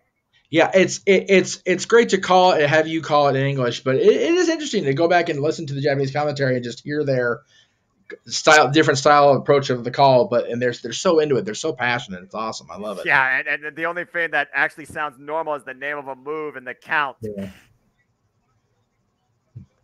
It's like them calling Rainmaker. It's funnier than shit to me. Yeah, so we'll see if we actually get to call that here again. But Shota Umino made it be known he plans to pin Okada and win for Blackpool Comic Con tonight for the Neverweight 6-Man Tag Team Championships. Yes, we'll see. I mean, waiting it out, Elizabeth. Waiting it out. Oh boy. Well, again, the natural weather phenomenon is no joke. It was literally that cost Jon Moxley to vacate the United States Championship a few years back. Yep. We've learned this year, especially in this region of the country, Mother Nature is clearly off her bipolar meds. It is what it is. So we're trying to get her back insured and get her back on track, because it's only just now starting to become normal weather here. Right. As normal as it gets. It started on my birthday on March 1st, Southern California. That's not normal. That's batshit. There you go. So there you go. Speaking of batshit, this tag team title match is going to be pretty much in that vein. Let's go back in time where it all began, shall we? It was Kushida and Kevin Knight who fought their way for the Best of Super Juniors, but even before that, came together as a tag team duo. Oh, man, a DDT. And it was an injury to TJP that allowed Catch 2 and 2 to basically make the mistake needed for Kushida and Kevin Knight, known as the Intergalactic Jet Setters, to win the titles. But again, during the Best Super Juniors, it was TJP that got a pinfall victory on Kushida, and Francisco Akira that got a pinfall win over Kevin Knight. Both the tag team champions fell short against the challengers looking to reclaim the Golden Knights. And you talked about, again, TJP and his level of experience and how much it's influenced young Francisco Akira. You say the same thing about Kevin Knight, though, and Kushida here. Yeah. TJP is what got me to watch. He's the one that got me to watch Cruiserweight Classic. Longtime friend of the family. Son knows him, and his previous wife before the young lady, I forget her name. I'm sorry, Aria. I think your name is Aria Blake. Aria Blake. Prior to that, he was married to a different lady who was in the wrestling business and was auntie to Dylan for a while, the longtime friend. So we done Teach for years. He's awesome. We love him to pieces, and it's cool to see him still wrestling, and he's living out his dream over like Rover in Japan. Now he's challenging for the Junior Heavyweight Tag Team Championships on a major New Japan show. So much love to TJP. Love Kushida too. I haven't had a chance to meet him, but I love watching him on the ill-fated 205 Live. But hell of a talent too. Yeah. But TJP, the winner of the Cruiserweight Classic back in 2016, and the inaugural Cruiserweight champion. 7 years. Isn't that crazy? Right? 7 years that was. Oh, it looks like Dan Maloney, the newest member of the United Empire, the Drillat Killer, will be accompanying Catch 2 and 2 to ringside. So these guys are part of United Empire. These guys are with Ospreay then. That's right. Right on. Crowns up. Nothing wrong with that. I'm here for that. Again, Kushida and Kevin Knight, they had an injury factor on their side. When TJP got cut above his eye, it impaired his vision, and Kushida and Kevin Knight were able to capitalize. Again, people thought that this was just so out of nowhere. It shouldn't have happened. People thought that Yo and Leo Rush had a better chance dethroning these two at Wrestle Kingdom. And again, Catch 2 and 2, they had a hell of a run with these titles. They're, I believe, the third longest reigning champions. The second longest reigning champion single run. They held those titles for 311 days, just short of Shinjiro and Takeshita at 348 days, surpassing Apollo 55, the duel of Prince Devitt and Rizuki Taguchi at 290, and even surpassing my Suzuki-gun faction of El Desperado and Yoshinobu Kamara at 301. So they can definitely get it done here. But Kushida, of course, multiple-time IWGP Junior Heavyweight Champion. Now, once again, IWGP Junior Heavyweight Tag Team Champion. This time not with Alex Shelley, but with Kevin Knight. You'll appreciate this one. So, JJ's daughter, my niece, Natalie, who's, getting, more into wrestling as we go along here. Right. Big on the Judgment Day. And, of course, Finn Balor, Fergal Devitt in there as part of that group. She now uses Fergal as an adjective and a noun, and anything is he Fergaled himself. Oh, what a Fergal! It's funnier in hell. It's a little inside joke we use with her between us in the Casa Circle. But she said that once, I almost fell out laughing, and now it's just become a thing. Anytime anybody does anything, you Fergal. What are you Fergaling for? Freaking put that in the dictionary. I'm waiting to run into Balor again and going, you have no idea what you've done. I didn't do anything. Yeah, you did. Yeah, you did, Finn. Yeah, that'd be the day, just like Jerry Slaughter running into Finn Balor in Canada in 2019. I still can't believe that happened to him. Right, that was good. Gotta get to Canada first. Anyway. I mean, again, I haven't been there since 2019. Again, the air is a lot thicker up there, and I wasn't sure what I was doing at the time, but every time it was just my throat was sore. It was a unique time, though. It was worth every penny. Well, we'll see. With any luck, the bulk of us will be in Philadelphia here in a few months, so we can all go. Here we go, Fergal through Philadelphia. We can do that. Possibly. Of course, there's also a rubber match here because in tag team action, these two are 1-1. This is the rubber. Yep. But we've seen how far Kevin Knight has come since being part of the LA Dojo and under the mentorship of Kushida, especially during his run in Impact Wrestling. Yeah, he has grown by leaps and bounds since his days working out in the dojo here. Yeah, just an incredible talent. And again, Kushida, I can't say enough things about him. And anybody that loves Back to the Future and has it in their gear layout, you've got my vote, brother. So. Again, Kushida, though, did not have the strongest Best Super Juniors performance this year, which really surprised me. And it was a lot of the younger talents that have gotten the better of him as of lately.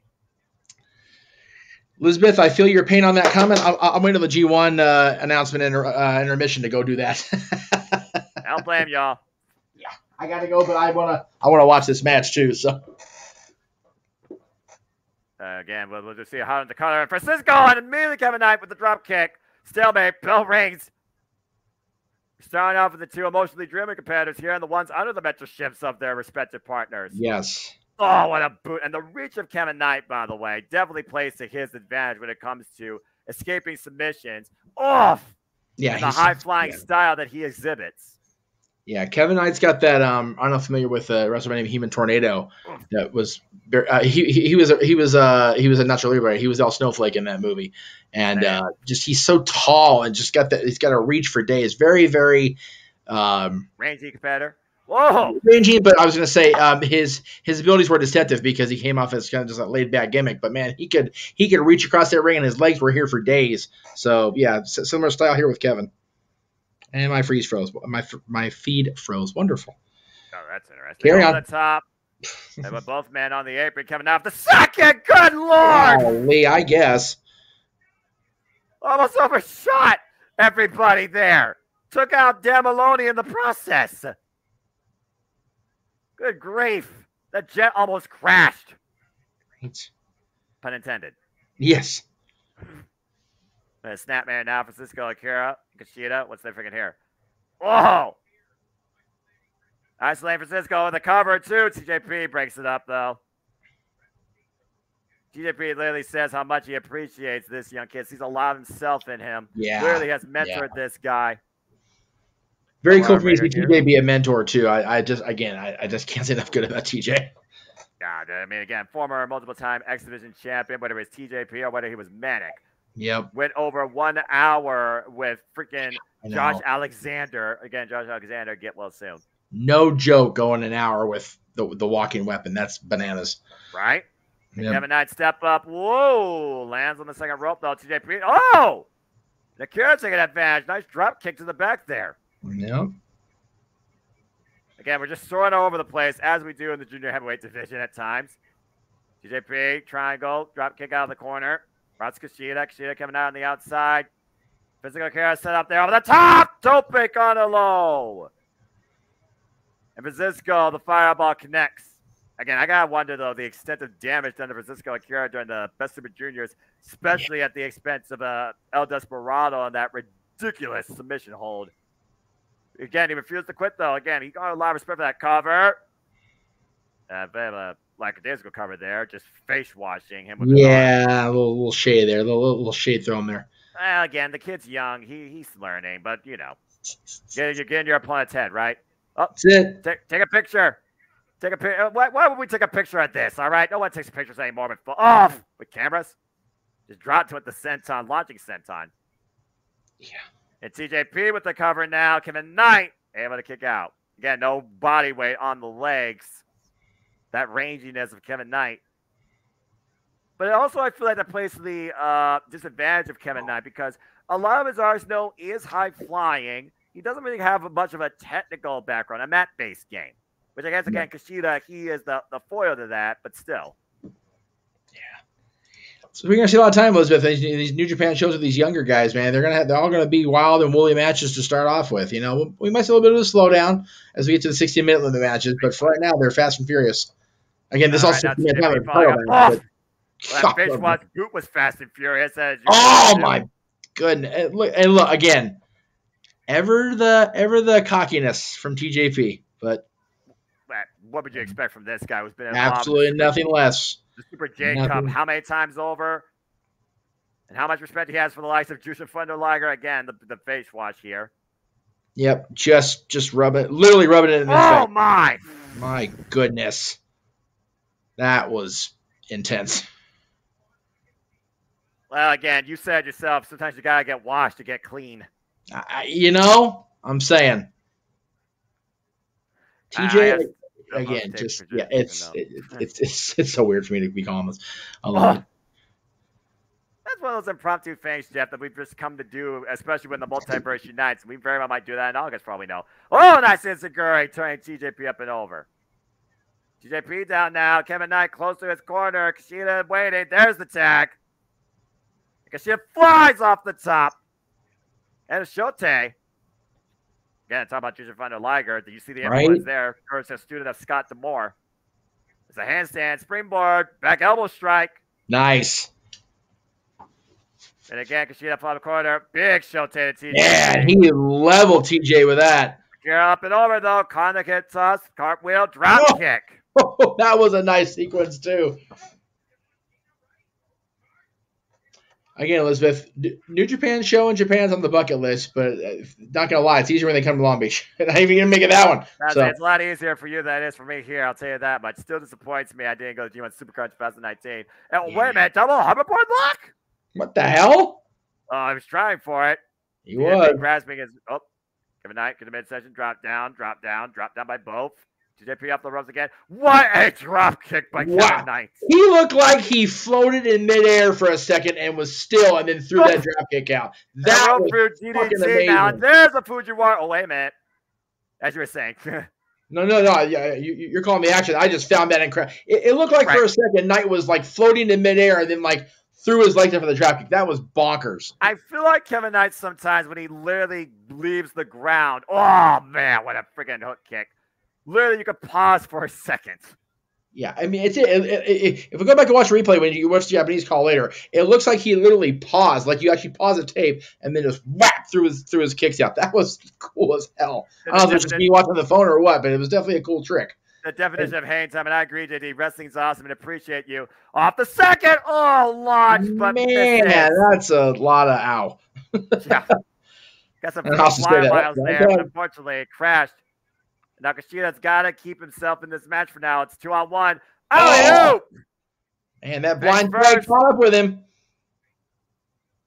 That was right now, setting him up. Uh-oh. On the middle to a 1. Oh, man. We may have new champions here, Noah. That's true, too. Is the cover, too. Oh, Kevin Knight with the save. Knight, he hit that like 299-100s, man. We almost had new champions. Again, catch 2 and 2, literally getting a 2-for-1 special with Kushida in the middle of the ring. Kevin Knight with the save. And Kevin Knight back in, though. He hits a super kick. Double team now by catch 2 and 2. Up and over. Are you kidding me? Double Pele. Dude, if he doesn't go far in wrestling, get this kid a job with the NBA. Holy shit. No kidding. Holy. The leaping ability of Kevin Knight cannot be underestimated. He leaped over those two with their arms stretched out completely horizontal for a double clothesline and went over and then gave him a double Pele. AJ, are you watching at home in Gainesville? My God. Yeah, it might be. Former IWGP Heavyweight Champion, of course. Yes. Oh, nice. Oh, there it is. That's it. That's it. Yeah, the Fujiwara is in. But TJP once again rolling, reverse the pressure notes. Nice counter by TJ there. Raise a Saturn. He's got him locked in. Pinoy stretch. Yeah, he's got it locked in. He's and we got Knight neutralizing the other side here. Well, I mean, he's not legal, so I guess the rest doesn't have to bring it up. Nope. Tarantula in the ropes, like you alluded to. Got there though. And the height of Kevin Knight forced him momentum, allowed Akira to relinquish the hold. So he makes it to the ropes. That was smart though. Knight realized he was tied up, but he made sure he stayed there, so the ropes were just that close enough to Kushida for him to get there. He may look like he was in dire straits, but that was smart tag team wrestling there by Kevin Knight. Again, United Empire, catch 2 and 2. They've had these styles for quite a period of time, so they know how to get it done. But again, Kushida being the veteran he is, Kevin Knight right now the biggest. Nice kick. You got to figure, United Empire wants these tag titles back because they can't get the heavyweight tag titles back, at least not tonight. No, flies in the corner. And meanwhile, out of the corner, look for the DT. Kevin Knight denies it. TJP hooking Kevin Knight up again. Another blind tag. Tag Akira. Oh, God, double stomp reverse DT combination. Is the cover, hook of the leg. Tap. No. Any closer, it's 3. Damn. You're talking about the leaping ability. Talk about the heart of Kevin Knight here. The toughness to stay in after that. Well, yeah, the fact he got double stomped in the heart, and he still kicked out. Oh, here comes again. 2 and 2. Oh, no. Nope. That hurts. Yeah, that's the worst. It just land. That's the worst way to land your knee. Plunge up by Kushida and TJP. Oh, PK to the left arm. Akira by Kushida. 3 points. Electric chair. Watch this. Drop kick! Again! Look at the leap on that guy. Cover 1, 2, no! Okay, I want to see a replay of that 3 count. I want to see that again. 2 and 9 cents, says the official. Because Shida's like, can't believe it. That was 99 thousandths. Like, seriously. Electric chair drop kick. The splash and the kick in the corner now. The intergalactic jet setters in control. Looking to make it fly. Whoa, nice counter. Kushida, though. Oh, no. A big handstand kick connects. And now Kevin Knight following in. Reach the top rope. Trying to hook Akira. Uh-oh. Looking for the freaking star. TJP though. TJP. He's in position. Uh-oh. Uh-oh. Oh, man. God. The cover of the electric chair. That's vicious. And here comes the fireball. He got it. Oh, my God. That would be enough cover to have new champions, too. They did again. Right on. TJP and Francisco Akira catch 2 and 2, catches the win. We have brand new IWGP Junior Heavyweight Tag Team Champions. Was that final blow a double meat and sandwiched Kushida's head? Or Yeah, Knight's head, rather? Yeah, Kevin Knight, yeah, that was Francisco Akira. He calls that the fireball. Then TJP falls in with the Shining Wizard to the front. I can't believe it. I don't care who you are. You take 2 knees to the sides of your head or your temples, it's night-night time for a week. Damn. But again, United Empire had to win this, man, because they're not going to get the heavyweight tag titles back, at least not tonight because of the injury. Again, I also feel like the difference also was the level of experience that TJP brings and how long he and Akira held those titles. It's Kevin true. Knight caught off guard. Kevin Knight, Kushida falls short. In the match, they fell short. In the ability and the Superman tall links and a single bound leaps, Knight wins over everybody tonight. Golly, what a performance. Yeah, no kidding. But catch 2 and 2 now. 2-time IWGP Junior Heavyweight Champions. The United Empire earns back some gold tonight.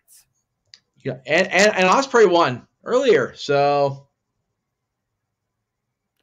Let's see what we got here. 7 minutes a little while ago. Awesome fish. United Empire on a roll. And big question, where was Kushida when Kevin Knight was down for the 3? Oh, he was already taken out on the outside by TJP. That's why TJP motioned to Akira, hit him with the fireball, and then TJP decided to follow him with extra momentum in the front. May not be a fan of Fireball Whiskey, but I'm a fan of that Fireball move. Congrats to TJP and the United Empire, man. Two-time Junior Heavyweight Tag Team Champions. That's 2 and 2. 2 and 2 with round 2. I love it. Wait. Oh, boy. Wait a second. Clark Connors? What the hell does Clark Connors want? That's a good question. I know he had that war with Dan Maloney during the Best Super Juniors, and Dan Maloney beat him. Okay, hold the phone. Well, we're motioning toward the curtain here. What the hell? Oh, what? Oh, shit! What the fuck? What? Dan Maloney! Damn you, Maloney! What the hell? Dan Maloney's attacking United Empire. Wait a second, are you kidding me? Did Dan Maloney just do? He ripped United Empire shirt right down the middle. Dan Maloney just freaking betrayed the United Empire. Dan Maloney's with Bullet Club. Son of a bitch. You gotta be kidding me. Damn, this Bullet Club refuses to die. Dan Maloney literally killed Clark Connors at Best Super Juniors. Oh, God, power slam. God, that was a power slam in every sense of the word. That savage nature that David Finlay wants in his Bullet Club. Dan Maloney personifies that. I think Catch 2 and 2 just found out who their next challengers are for those tag team championships. Oh, no. Come on, man. They just went for a war. I don't think Bullet Club cares about wars. They worry about dominance and conquers. Yeah, well, with these. Oh, God. Oh, my God. That was bad. Killer. Damn, I hate that. The audience literally chanting, go home. Damn, man. This is all on Gato. This is all on that damn Gato. Bloody hands for a reason. More blood verbally on Gato's hands. Bullet Club, once again with a plan. Bullet Club just got a new member. What the hell are they doing now? Oh, no. No. Fuck! Damn it. The Chaser. Oh, there it is. Dan Maloney has united alongside 100% proof Clark Connors. And Bullet Club just got a whole new level of savage with this edition. Dan Maloney as a Bullet Club member is a game changer here. Unbelievable. Damn, man. Oh, that's rough. And Gino Gambino, shut up, Gino. Pop you just cuz. Damn, man. I was so happy for TJ, too. That's what Bullet Club is. It was savage trash. Not even worth a damn dime in their merch. Friggin' damn Maloney. What the hell? Literally, he and Clark Connors nearly killed each other through yours. Damn Maloney, you friggin' traitor. Whoa, whoa, hey, whoa, whoa, whoa, whoa. Let's not get crazy here now. Hey, don't get yourself suspended. I dare you. Yeah. Just keep walking, Clark. What the hell? Yeah, you can two-suit all you want. Yeah, the crowd's like, go home, and I'm going to get these two rejects off my screen. Damn. Oh. The TJP had no idea. Nobody saw this coming. Not a single person.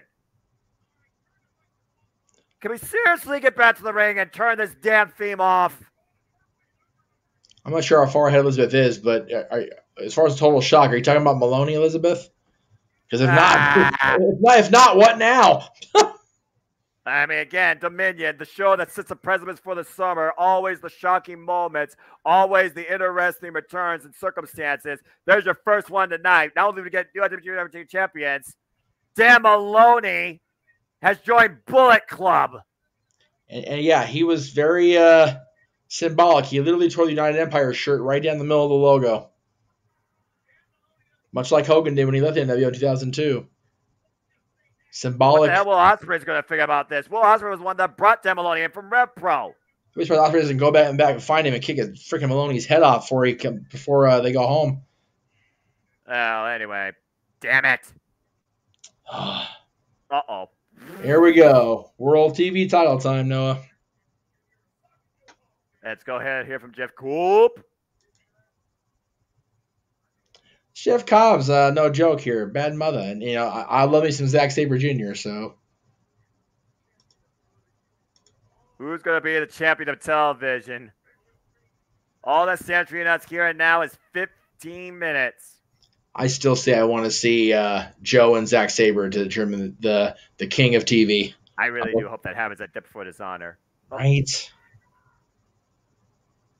What? What'd he say? All I know is we added Death Before Dishonor to our lineup for the watch-alongs. I'm here for it, brother. Yeah. All right, well. Another random match Friday night, but, what are you going to do? It's just another day in July, during the G1 climax of all things. Yeah. It's going to be a good week, though. I'll be at Disney that Monday for the park's 68th birthday. 68 years of Disney parks.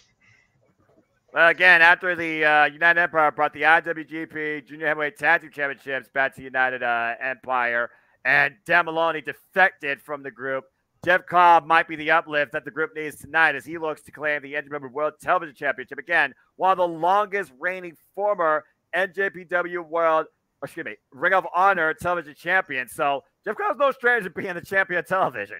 No.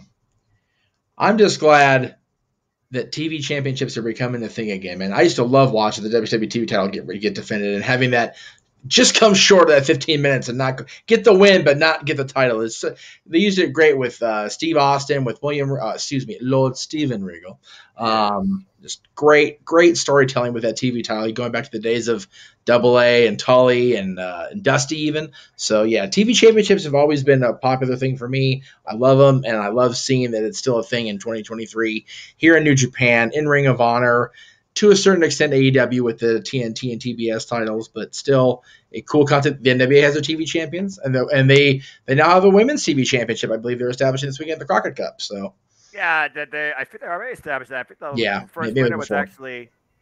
I love this theme. I think the first winner was actually Kinsey Page. Congrats to her. That's right. There you go.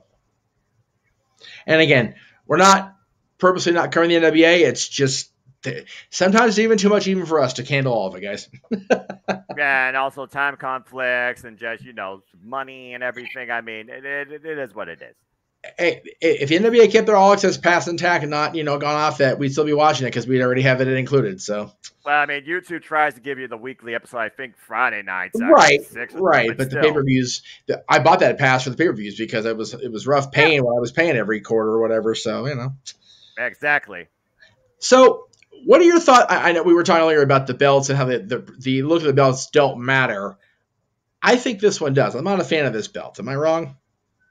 It's one of those things where I look at a championship and I'm like, okay, what makes it stand out? Is it what it's about? Is it how it looks? Is it about who wears it? I mean, literally, I've had people tell me it looks like a Super Bowl ring or a retro TV. And I mean, TV titles.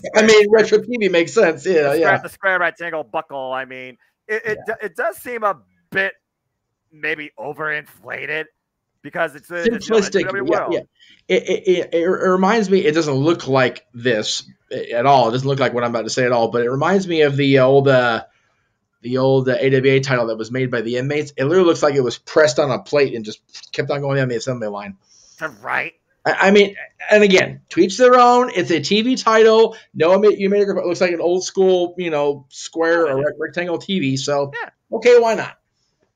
Give it its own shine, give it its own look, give it beyond the traditional. Well, I mean, New Japan Pro Wrestling, their belts have been anything but regular. So I mean, Yeah, no, and even here we go. Here we go. The era that was not a good idea by Zack Sabre Jr. Well, again, you and I talked about during our pre-show hype. It's literally going to be a match of technical versus power. Again, the last time these two worked here, the time limit. What's it going to take for Zack Sabre Jr. to beat Jeff Cobb in 15 minutes? That's what he needs to figure out. Oh, my. Avoiding that, for one thing. And maybe speed not on Zack Sabre Jr.'s side. Yeah. Again, Zack Sabre Jr., he literally coming off a defense against Action Andretti on Rampage. Yes. Oh, turn the islands. Whoa. Up and around. Bring it down to the mat. Yeah, hold on to the arm. That might work. Try to hyperextend the arm. That's a lot of power, though, to try and wear down. Yeah. Again, try to go for one of the quickest decisions here. Look for the short range clothesline. Doesn't even. And again, Zack Sabre Jr. has that mental clock. A cover, 2 stack. Whoa. He tries to change transition every 6 seconds because he was taught. If you can't make a man submit within 6 seconds, you need to change your strategy. Lateral press 2. Ooh. I was a big boy getting high for a drop kick, and then he just got really high for that move he took. God damn. That standing moonsault with a neck crank counter by Zack Sabre Jr. Drop kick cover just launched off at 1. Jeff Cobb is an anomaly, man. He should be able to move like that as big as he is, and he does it anyway. He's a tremendous wrestler. Right? God. Again, you think about how fast these guys are going. We're not probably even a minute in. They're just trying to literally empty everything out immediately. Neither man was satisfied with that result at Kotaku. No, they definitely weren't. Yeah, Jeff Cobb has not been a champion for quite a period of time in New Japan Pro Wrestling. Off. Saffet, I wouldn't call seeing Maloney turn was definitely a surprise, but Elizabeth had it right. As soon as Clark Connors walked out there and gave the signal, we all thought, through the curtain, but it was like, and then they literally got the camera shot out of the corner of the camera's eye with Maloney almost. We almost didn't see it ourselves on television. Yeah, we almost didn't see the friggin' back assault. Yeah. And yes, Zack Sabre. Oh, God. Holy. Yeah, well, somebody call Zack Sabre's doctor and mama. Zack asked for it. Again, Zack Sabre Jr. has leaned up to take these shots. That's how he's adapted this style of Sabreism to be more physical, not just technical. Damn. Yeah, he definitely. Wait a minute. Whoa! Chandler Minoru Suzuki not going down. Oh, that took it down. Okay, yeah, now you're down. I was going to say, Zack definitely a little bit, not like huge and fat, but he's definitely bulked up since the last time I saw him. Yeah, exactly. You have to be fighting guys like this on the regular, I guess. Well, again, you saw what Hiro Narita did at Wrestle Kingdom. Yes. It was definitely not necessarily like this, but it's still a battle of strong style. Ugh! Yeah. The side slam. Almost a backdrop suplex of sorts. And here's the cover again. 2. No. And again, Zack Sabre Jr. won this title. His first singles title in New Japan Pro Wrestling under NJPW in his 6 years since being there at Wrestle Kingdom against Ren Narita. This is his 9th defense. Yeah. And on average, his matches have been about 10 minutes. I mean, before the draw, his longest match was against Tomoyoshi E, 14 minutes and 38 seconds. but he's always found a way to win before the 15-minute time limit, no matter who he's been up against, except for Jeff Cobb. Yep, and it's eating his shit alive, Noah. That's why we're having this rematch now. And the funny thing about this, though, Jeff Cobb has yet to beat Zack Sabre Jr. in any capacity. Oh, look at that. Pick of the leg. Oh, again, caught Cazadora. Zack Sabre Jr. trying to wear down the big man. Now looking for a guillotine. Well, but exactly the right idea at first with the legs. You know, you don't chop a tree down by chopping off the top branches first. Not how it works. He's just picking any limb he can to try and bring the big man off his feet. Whoa! That was clever. Zack Sabre Jr. rolled through and maintained wrist control and grabbed the arm, hyperextending it. Jeff Cobb on his back. Everybody's the same height when they're down the mat, Jeff. Oh, and now picking the ankle and the heel hook. Oh, twisting it. Again, that's watch count how many seconds he changes his position each and every time. Now grabbing the right arm here, trying to hyperextend that. Again, 15-minute time limit. This is grappling, folks. Those of you that aren't familiar, this is what grappling is right here. Stuff like this. This is catch as catch cam as catch as catch cam gets. Hooking the arm, hooking the leg, and again, too much power, too much body weight. Yep. A lot of wrestling fans nowadays wouldn't appreciate that if it wasn't happening in Japan, but because it's happening in Japan, you got a wrestler like Zack Sabre Jr. doing it. It's the greatest thing ever. And I'm not discounting it. It's awesome. It throws back to the olden days where that's all there was, and people would like ho hum at it. Now it's like incredible to watch and analyze it. So, well, Zack Sabre Jr. also is a rare breed that keeps that style alive quite proficiently. Calls himself the best technical wrestler on the planet. And Cobb just stays there. Argue with it. Got Samoa drop. And technical wrestlers get sumo drop like that, so you know that's what it is. Jesus. Fair point. Oh my God. Yeah, Zack Sabre Jr. I think for me is the biggest regret about the WWE Cruiserweight division not picking up steam. He was part of the tournament, and man, but again, their loss is everybody else's win because he has just grown in every facet of his approach in the last 7 years. Yeah, especially with Jeff Cobb's growing his own way since joining the Empire over the last couple of years. Again, he was a run-in to win the G1, so he met Okada. Spin, circling counter in the sleeper. Hey, you know what? That's one way to wear him down. Just cut off his. God. Break it. And then there's a Vader approach. There you go. That's one way to relinquish a hold. There's that. Ask Mick Foley about taking that on a ramp. Dad, you don't need to remind me. I remember that sickening thud of steel. And he still didn't get to cash insurance policy because it didn't hurt him as bad as he wanted it to. Right? Freaking Mick Foley. He's something else. These guys go all the way back to Rep. These guys go all the way back to Rep Pro 2016. Man, Zack Sabre Jr. beat Jeff Cobb in 15 minutes and 34 seconds. So there you go. And right now, Jeff Cobb once again affirming his control. Hooking Zack Sabre Jr. up. Zack Sabre Jr. Nice parallel kick to the arm. That was nice. Plus the clothesline. He's working the arm a lot. No way! Deadlift Sherman. I notice he's focusing on that left arm of Jeff Cobb. Anytime Jeff tries to do anything with it, Zach just kicks it away. And again, there you go. Another one. Cobb and immediately only gets a 1 count. A follow-up again. Another PK. Here's the cover again. 2. And Jeff Cobb still finds a way to power out. You have to just keep chopping away at Jeff Cobb. He's not going to go down to anything simple or basic. No. You got to just keep chopping away at the big tree until he finally stays down. Yeah, but it takes a lot to wear down Jeff Cobb. I mean, before the draw with Zack Sabre Jr., he's had 11 straight wins in some sort of capacity in New Japan Pro Wrestling. He was one of the highest-rated pinfall guys, getting a decision not only for his team, but for himself in matches last year. I think he literally was just short of Shugo Takagi's record last year. Yeah, I believe you're right. Again, the power of Cobb.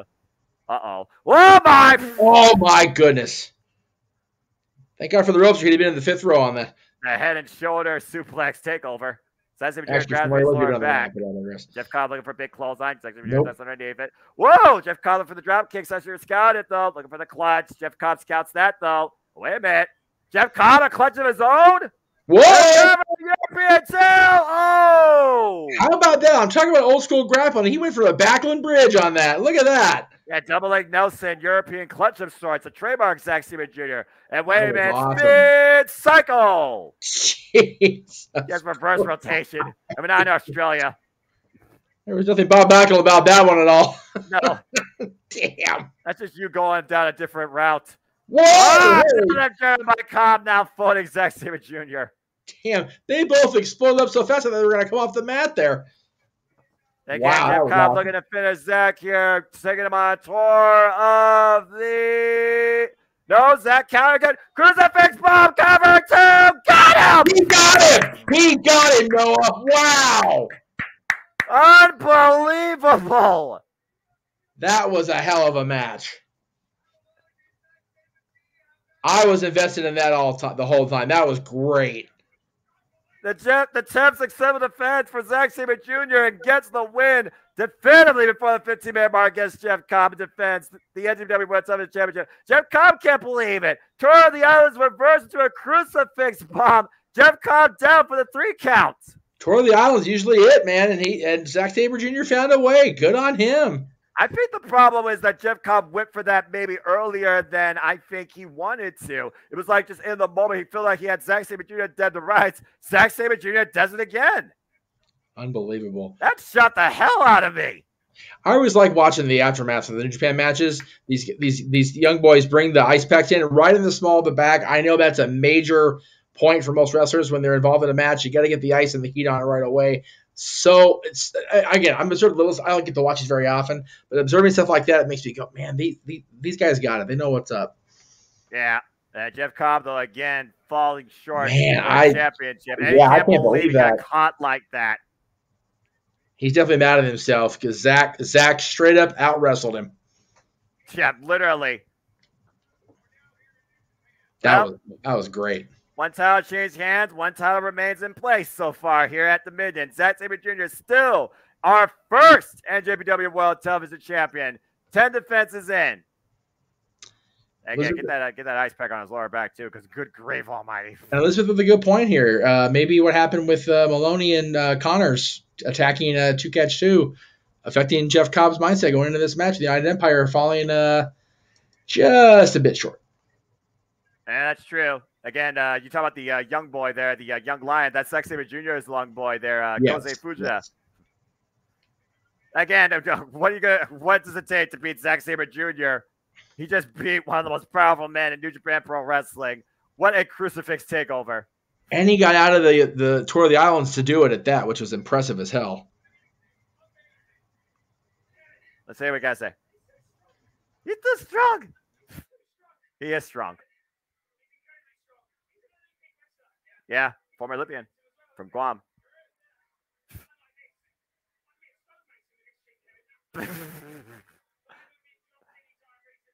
No. Mental techers. You heard what he said, right? Mental techers. Again, what do you do against Zack Sabre Jr. to claim that championship from him? 10 in so far have failed. Oh, that was awesome. Yeah, again, you very well could be onto something, Elizabeth. We'll find out here soon enough. Outrageous techers. From outrageous techers to mental techers. Techers gets it done again. Zack Sabre Jr. wins. Oh, man, that was awesome. It's so funny hearing Kevin Kelly, and I say that because I'm going back and watching classic content in my off time here. 2000s era WWF, and God, poor Kevin Kelly just got so railroaded by The Rock. Yeah. Yeah. And now he's the voice of New Japan Pro Wrestling, and he loves it.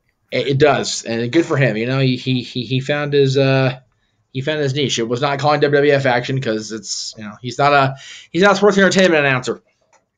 But you digress. I mean, really though. I know. Oh man. You need the next match because of who's in, not watching the match involving the house. Oh yeah, that's right. I don't blame you. I don't blame you. I just look when the House of Torture is on the screen, the mood dies. I'm just gonna say that for record. Only thing that's gonna uplift my mood is if I see Pita, and if you know, you know. Anyway. But we'll go ahead and throw it up there, the graphics, since you mentioned it. Well, again, we talked about it. Ever since Kyle Fletcher relinquished the IWGP Heavyweight Tag Team Championships and the Andrew Strong Openweight Tag Team Championships at Resurgence due to Mark Davis's injury, Bishamon put their name in there to try and reclaim these titles. But Great Khan, all hail. And Aaron Henare of the United Empire, they decided to put their names here and believe that the titles should remain United Empire and promise if they win to give Aussie Open the rematch. But it was Bishamon that challenged Aussie Open twice to their limit. It was the second go around, though, that Aussie Open were able to overcome Bishamon at Sakura Genesis this year. But against the former two-time in a row IWGP Heavyweight Tag Team Champions and IWGP World Tag League winners, Bishamon very well, the strong favorites to get it done again. Triple threat for IWGP and NJPW Strong Openweight Tag Team Championships is now Bishamon, Aussie Open greatest challengers, Great Khan, and Aaron Henare United Empire, all hail, and the other team. Here we go. So, for clarification, the NJPW Strong open weight tag titles, those are like basically the TV tag titles? The NJPW Strong is the American brand for NJPW, basically. It's their okay. Like Willow is the women's champion there, and who's the main champion? Kenta. We saw what that match was. Okay. Right. The title Willow won after Mercedes' incident. I got it. Okay. And you know a rematch is in that. And good first defense, by the way, against Emi Sakura on yes. We knew Sakura was coming for her, so good on her. She got her first defense out of the way. Emi Sakura, one of the most respected veterans of Choco Pro and Joshi Pro wrestling here. So yeah. How about Willow's match this week on Ring of Honor television? That was a hell of a defense. I'm sorry, not Willow. When I say Willow, Athena. Sorry. Yeah, Athena against Carol Hogan. Carol Hogan got rocked, but she still won Athena. Again, who can stop Athena? Seriously, who can stop Athena? There's a sub-tangent. Yeah. Again, Bishamon, who won the World Tag League this past year in December, beat FTR for the IWGP Heavyweight Tag Team Championships at Wrestle Kingdom. 2 years in a row, Bishamon has been able to achieve the goal and claim the gold at Wrestle Kingdom. But now, underneath these circumstances, Bishamon are looking to get back these titles that they just lost to Aussie Open back at Sakura Genesis in April. Again, I would say that they are the best tag team in all of Japan, at least New Japan. By the way, the 10 of you still up between 1:30 and 4:30 just in this country? God bless you folks. We love you guys. Yeah, again, we hope you all appreciating the conversation as we are starting off our summer in New Japan with Dominion. Please subscribe, comment, tell a friend. We appreciate all of you that are tuning in. That's true. Again, this is the first June call. I forgot about that. This is the first June call for the first call for the month. Yeah, I know, right? This is right awesome. On. Got a little bit of everything this month. We got New Japan this week. We got Impact next week. We've got AEW the week after, the next 2 weeks with Collision and Forbidden Door. So there you go. And then if WWE doesn't throw anything at us between now and then, we've got Money in the Bank to start July. Oh, here we go. Great Khan. All hail. All hail. This dude. I'm learning.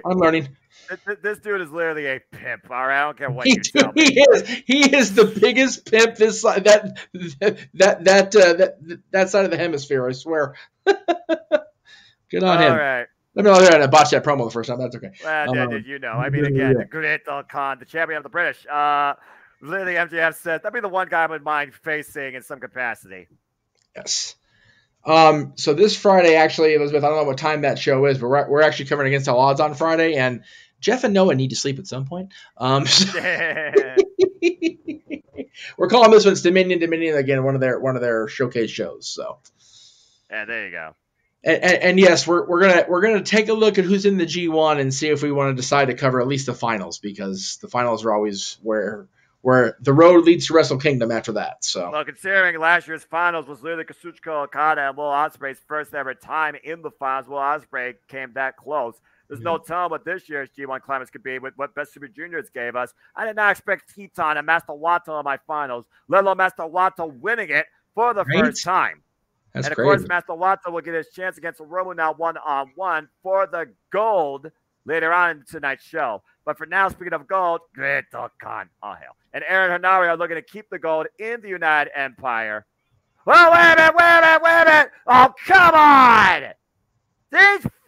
Nope, not going to go there. But these freaking I hate this freaking faction so damn much. The fact they're associated with Bullet Club just devalues Bullet Club so much more. They are the living embodiment of everything New Japan Pro Wrestling shouldn't be. Right. And there goes Goto. There goes friggin' Yoshihashi, the evil. This is your bathroom break, folks. I mean, I was gonna wait for the G1 announcement, but I could go now. Yeah, I don't blame you. We got freaking Dick Togo and Yojiro no Pita. Dick Togo's still out there too?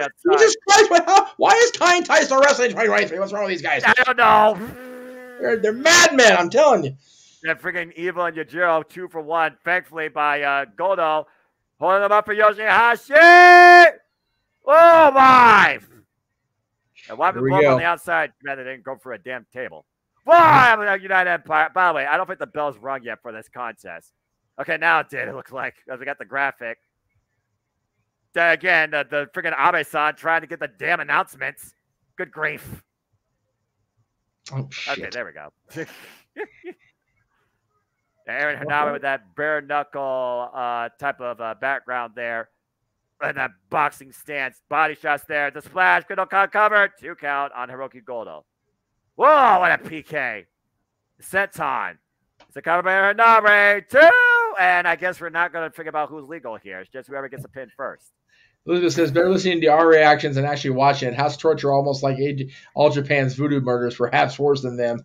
Just read Gideon Gray's latest tweet, laughing at it because he's irate. Oh, I bet he is. The freaking Dan Maloney was part of Red Pro, and freaking Gideon Gray is a freaking, guy supporting United Empire. As Bento Khan takes his seat on his throne at the expense of Yoshihashi. I'll be right back. Uh-oh. Oh! How do you want to know? That's just a debilitating shot. Oh! Nice kick. Cover 2. And United Empire firmly in control right now over Bishamon. How's the Torture? Nowhere to be seen, thankfully, for the time being.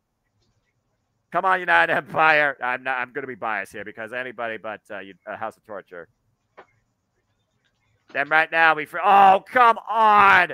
The damn exposed turnbuckle pad. The damn dick freaking taking off the pad and freaking Aaron Hanare and Yoshihashi driven into it. And all the stupid antics, the House of Torture coming into play. Joe driving freaking Yoshihashi. And thank God this match is early on the card. Should have been early. Right. That freaking Evil on the outside just scouting and monitoring. Sure he is. Now, Gino Capito's going to endorse this guy. That Bullet Club, Kevin. Bullet Club, Kevin. That Bullet Club. Now I can calm down, man. Shut up, Gino. Go back to Australia. Cover 2. Oh. Oh, man. And Doki's not on the screen. All right. So, you're freaking. And there's no bad luck Fale, so I don't have nobody to salute. So, shut up. That Evil right now distracting the referee. You see Dick Togo on the outside with a chair. Now, come on already. The referee freaking, at this point, just why not throw the damn rules out the window? It is a triple threat, but damn it. Someone else from Chaos come down here in that Empire. Someone even this up. And with this, Evil with the cover. Kick out, Yoshihashi. Kick out. A 2 count only. I'm going to freaking have an aneurysm from this. You are. For real. Anyway, freaking House of Torture. Trying to end this thing quickly. I can't afford to medically insure you guys right now. Okay. I want this 3-way card to end quickly because no one wants to endure any more of this BS by this freaking walking boil on New Japan Pro Wrestling's landscape. Damn. And double Irish whip by these two. Yoshihashi driven in the corner. Does her underneath. Whoa! Takes your jaw out the knee. Does her underneath that. Off. Damn, man.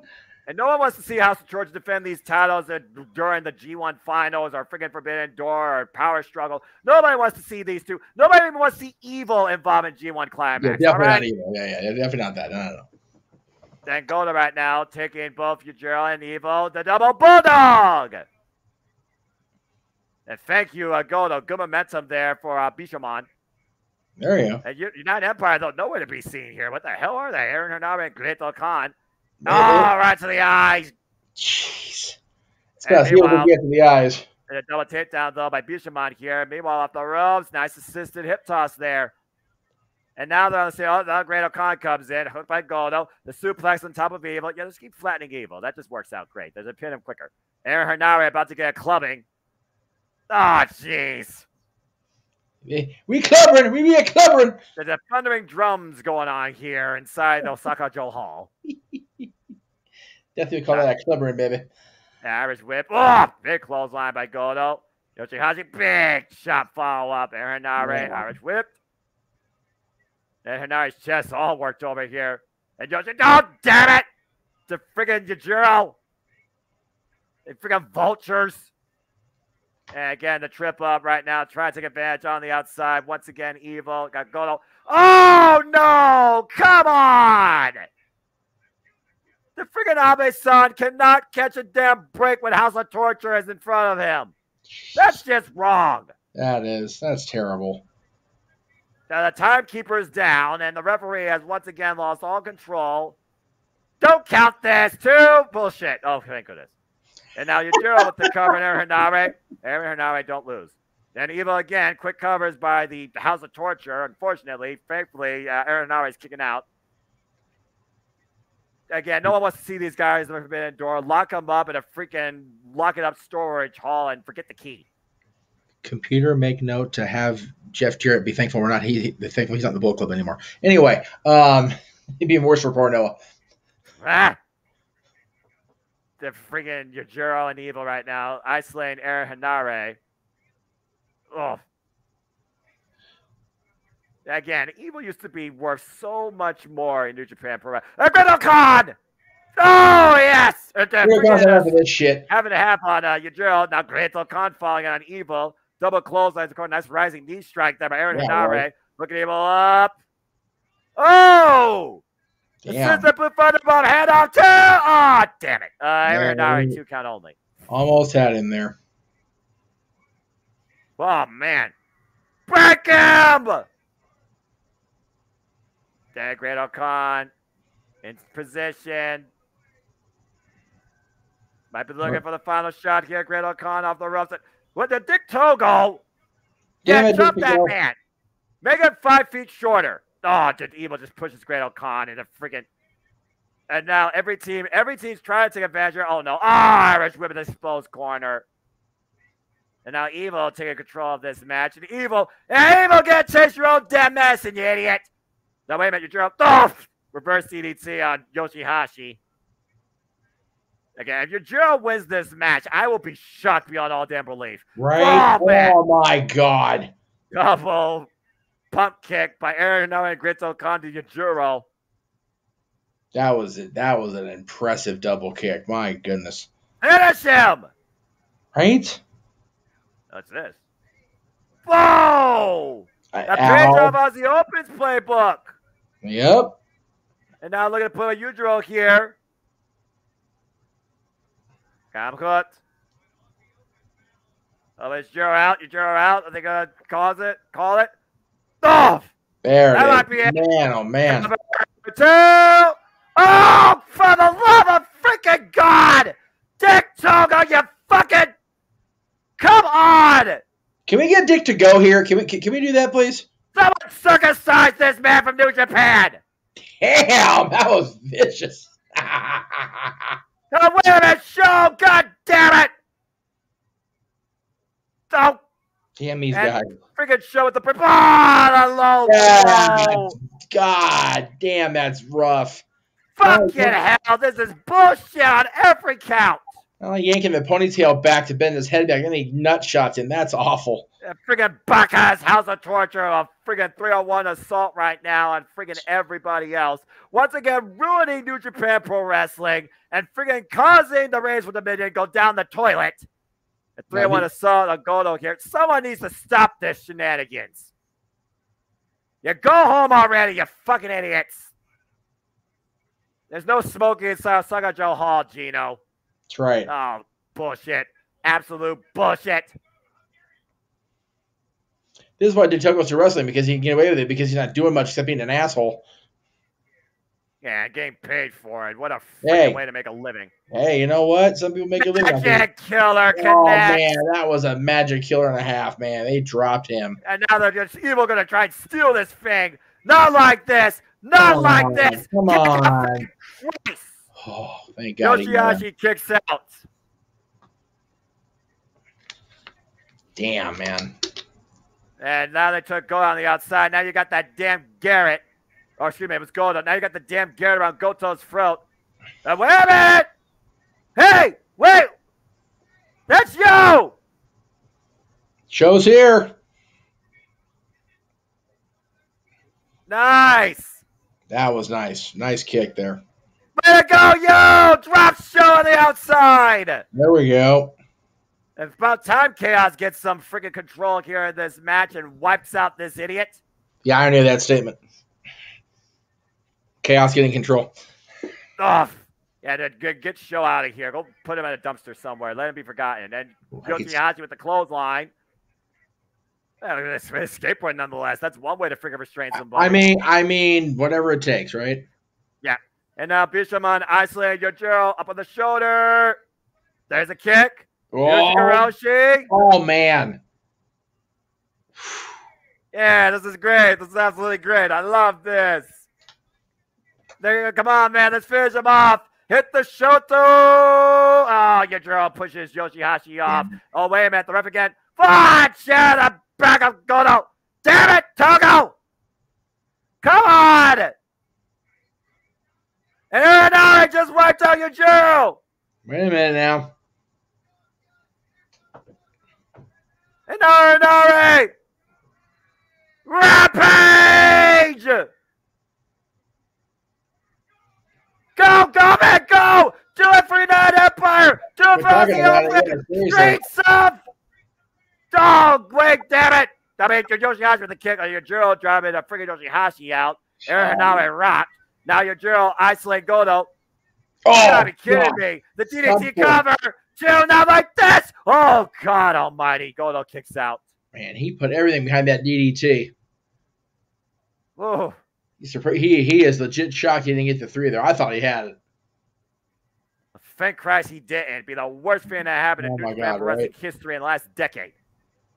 They beat Yojiro looking for the counter, the waist lock, the turnover in the corner. Yoshihashi collides with Yojiro. Couldn't find the corner at first. And the freaking chop. He shot him in the throat? Nah, I think he did. That's some straight evil shit right there. Hey, that's really evil I can actually get behind. And then freaking Sobot bends Yojiro over. Goto and Yoshihashi in the driver's seat, hooking Yojiro. God damn it, Togo! Son of a How's bitch, the torture getting evil? No! Knife face evil counter. Meanwhile, yes! There we go. Oh, the Mongolian chop. Yoshihashi driven into Goto. Evil though went for the low blow. Countered. And now, up in the clutches. Dominator! He said stop and wait a minute before he did it. That was funnier than shit. Yoshihashi countered though with the waist lock. Oh, my! Oh, man. Oh, watch out! Snapdragon Tiger Driver. No. After the kick to the face, Yujiro hooking Yoshihashi. Yoshihashi counter. Goto catches him with the forearm in the corner. It's a super kick. Yujiro down again. Goto feeling it. Finish it, damn it! Here it comes. Oh! He got all of it, man. Cover that, man. Super kick there in Hanare.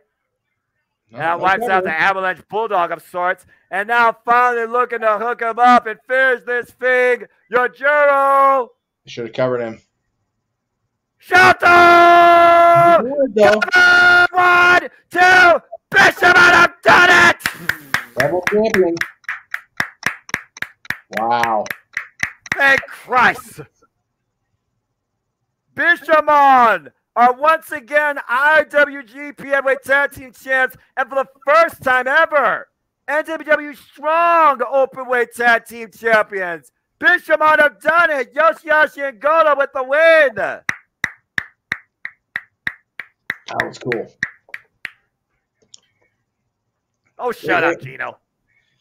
Great range of range of emotion there from everybody in the ring and everybody on this screen here. And honestly, again, Elizabeth, though, did talk about earlier, though, United Empire once again falling short. Yeah, not a good night for the Empire here. Well, Empire and WWE is falling. The United Empire's having trouble tonight. So that's a lot of hardware for Chaos there. And once again, Bishamon proved why they are the strongest, truly the strongest tag team in all New Japan Pro Wrestling. Bishamon now with 2 sets of track straps. Congratulations, Roki Goto and Yoshihashi. Well done. Again, Elizabeth, you make a great point. I think the defection of Dan Maloney was really weighing heavy on the United Empire tonight. They didn't see it coming. Yeah, So, I mean, again, he was the latest member also added to the group as well. well, Literally prior to Best Super Juniors. I would love to see FTR face these two at Forbidden Door. Pick up where they left off at Wrestle Kingdom. Let's run it back. Give them all the gold. Give FTR or Bishamon all the gold. see, I always like the classic IWGP tag title looks, both the junior and the heavyweight, but I love those strong titles with the blue strap. Those are nice. Yeah, those are very nice tag titles. Another company can learn a thing or two about that. Anyway. Well, but you know what, though? New Japan has always had a classic look. They just. I mean, people were shitting all over the new heavyweight title. I actually like the Winged Eagle looking design, but I'm a Winged Eagle person. Everybody knows that. So yeah, I understand that. But yes, the classic belts always be the classic. But I've always loved New Japan's belts. And we were kind of ha-ha about the TV title. I like how it looks. It's just different. So right. Let's see, Evil's facial expressions post match are so funny. Waiting the day now for him to come back home to LA. There you go. Wait. What's happening? Hold on. Don't know. Bullet Club War Dogs. Who? Huh? Who this is? I don't know. What the hell's happening here? I wonder if that's Connor's and Maloney's new team name. But I thought they were going after the junior heavyweight tag titles. Don't know. What the? That's Gabriel Kidd and Alex Coughlin! What Are you fucking kidding me? What? Damn. Gabriel Kidd and Alex Coughlin are in Bullet Club? Mother trucker. My God. I'm about to grab my Bullet Club shirt out of the closet next time we do one of these. No, I'm following it immediately. Man, oh man, they are not even screwing around here. What the hell? All of a sudden, the Bullet Club is taking back their kingdom here. Alex Coughlin literally just came off a match against Katsuyori Shibata for the Pure Championship. That was his former mentor, teacher, and student. Gabriel Kidd came back from excursion, been fighting across the DPW strong against the likes of A. Keys, the recently challenged Orange Cassidy for the International Championship. And now they're in Bullet Club. Oh, God, Power Driver. Oh, my goodness. Just like that. The hell? Gabriel Kidd and freaking Alex Coughlin. Once again, Bullet Club getting even more members on the verge of their 10th year in existence. No, we haven't seen either of these two in New Japan, particularly in ages. I don't think since Excursion. What the? That's crazy. David Finlay did say his Bullet Club will be only full of savages. Well, now you got 2 wild war dogs in it, apparently. Alex Coughlin and Gabriel Kidd are the new heavyweight tag team members of David Finlay's Bullet Club. The hell? Damn, man. Elizabeth says the entire dojo, LA dojo, with the exception of Kevin Knight's Bullet Club, not my Bullet Club, she says. Jay White's Bullet Club still around. Well, I mean, shows you how far behind I am on stuff. I didn't realize it was a Bullet Club split. I mean, again, yeah, literally, I mean, the LA dojo producing these great wrestlers for the future, and now you got 2 prominent students in Bullet Club. What the hell have David Finlay and Gato been up to? And again, more proverbial blood on Gato's hands. Bloody hands, Gato strikes again. The hell? I was so impressed with Coughlin last Resurgence, and I was like, oh, no, not you guys too.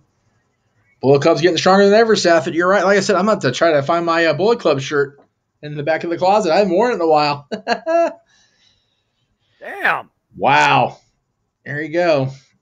Gato, freaking Gato strikes again, and Yoshihashi and Roki Goto have definitely been put on notice after being wiped out. Yep. Just when you thought it was safe to go back in the waters of New Japan. I don't believe this is crazy. Bullet Club Sharks are circling again, my friend. Why do I feel like it's not over yet either? Oh no, we still got a whole second half of the show to go. Plus the announcement for the G1, which is actually set to come up next according to the lineup we've got here. I think so. Sorry, I'm a little bit thrown off here with what I just saw. Yeah. Alex Coughlin and Gabriel Kidd are now part of Bullet Club. Yeah. All right, well, it's time for some important news as we try and freaking move forward, guys. Let's learn who's in the G1 Climax. Here we go, Jeff. Oh, boy.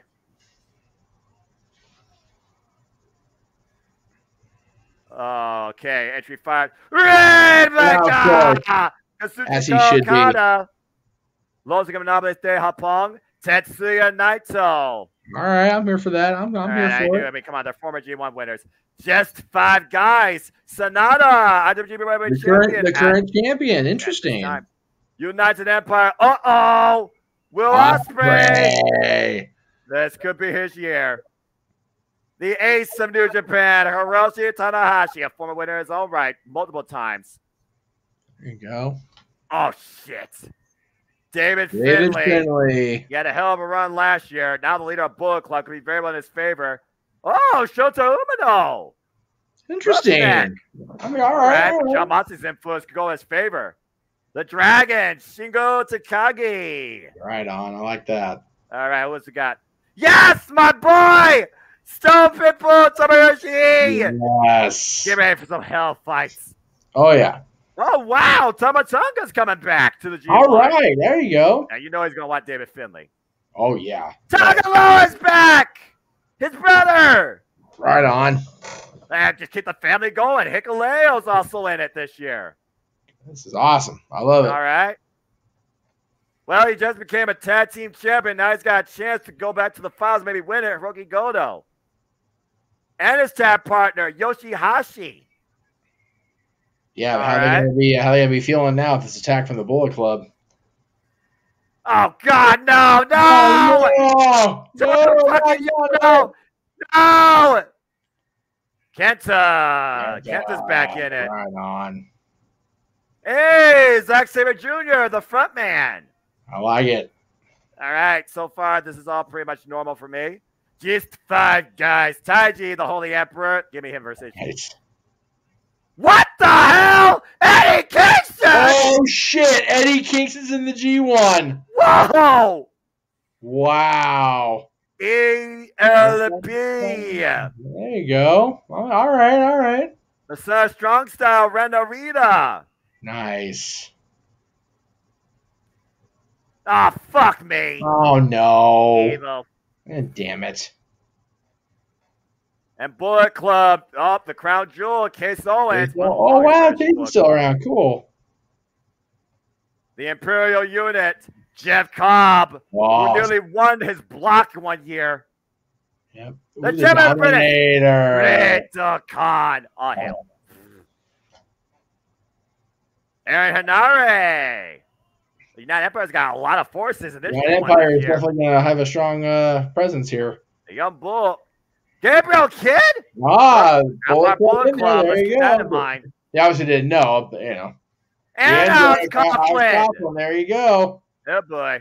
Bullet Club's going to have a strong presence in the tournament too. DMDK, Shane Hayes. There you go. And a lot of first-time participants this year.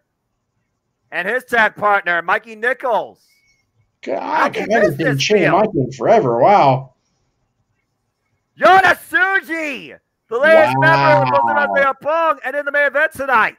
Yep. He might win as champion. Pro Wrestling Noah, Kaito Kiyomiya. Holy shit. The former GH Heavyweight champion. Right on. Holy hell. Man. Born in the ring. So that's the fee for this year's G1 Climax. And there you have it, folks. There's your field for G1 Climax 33. Wow! Oh. Kaito Kiyomiya, Eddie Kingston? That's crazy, right? I mean, a lot of first-time names involved here.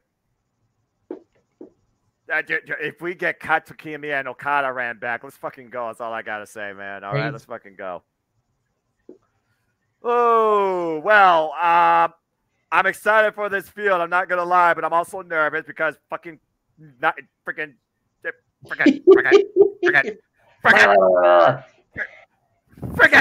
Yano is in the damn thing. Freaking Kingston's in it. Right? Hell, they're gonna let Eddie Kingston go play with these other three you got. These other guys are in trouble with Eddie Kingston there. Oh my gosh. Yeah, I mean, about to say, can we get Eddie Kingston versus Okada? Oh my god. Well, I need the blocks. I know the participants. I need the blocks. I need the blocks now. All the blocks, please. Holy hell, man. I was personally hoping for Kazuhiko Nakajima from Pro Wrestling Noah in the G1, but I'll take Kaito Kiyomiya. Let's fucking go. Yeah. I was trying to get a screen capture of the field. The field, but I'll work on it over here since I like this G1, man. Yeah. Oh my gosh. That is going to be a hell of a tournament. A lot of new blood in it too. Hell of a things here. Speaking of two men who will be here. Yeah, no kidding. G1. You wonder who's going to be going in as the never overweight champion, but with what David Finley's been doing with Bullet Club tonight, Jeff, and ELP rolling solo, I'm a little bit worried. Yeah, just a smidge. I mean, you just saw what I said, right? It's ELP versus Bullet Club, not ELP versus David Finley. But that is what's ahead, folks. Time for our never overweight championship match. ELP goes one-on-one against David Finley. Right. Oh. Oh, hey, man. What is going on? I think a new Titron? I mean, he's no longer part of Bullet Club, so. I mean. Huh? Okay. You got a new jam. Might as well, like you said. Still a headbanger, but now he headbangs for the fans, not for Bullet Club. Very curious to see what a non-Bullet Club ELP brings against Bullet Club's new leader, it seems, David Finley. It's going to take me a moment to get used to this, Finn. Not going to lie. It's a different jam. Yeah. Definitely a different take on this guy. Yeah, no kidding. But I'll take it. I'm here for it. Why not? I mean, again, he's not too sweeting anymore. He's still headbanging. But ELP right now rolling solo. That may prove to be his undoing with the way that Bullet Club is bolstering their ranks here tonight. Friggin' Bullet Club got friggin' 3 members tonight so far, and they still might not be done. Oh, no. I think I've learned about the Bullet Club over the years. You never know when they're... Well, considering, again, we're on the verge of what? Bullet Club's 10th anniversary, I believe. Isn't that crazy, right? Oh, gosh. And you know Tama Tonga is going to come after David Finley with blood after Tama Tonga was bludgeoned at Dontaku. Oh, yeah, absolutely. And lost the title to David Finley. Oof. To friggin' Gino calling him a Judas. How dare you? Let's see, Elizabeth. I had a dream about Go Shioki and Shiosaki. I'm butchering names, sorry. Kazuhiko Nakajima being in the G1. Didn't expect Katsuki Miya. What a surprise. Yeah, right? I didn't expect President Noah to be involved in this thing at all.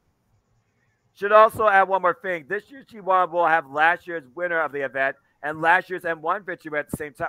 That's a good point. It is a good point. I just thought about that myself. That's M1, of course, for those that don't know, is literally Pro Wrestling Noah's own variation of the G1. Like Stardom has their 5-star Grand Prix, which I believe is also coming up here in the fall. All right, well, uh-oh. Now here comes the Rebel. David Finlay made it very well known at Battle in the Valley this year that he literally fought for everything that Jay White had. What if he could have that for himself? And again, he decided for himself, no doubt, with the influence of Bloody Hands Gato, as Bullet Club stands on stage.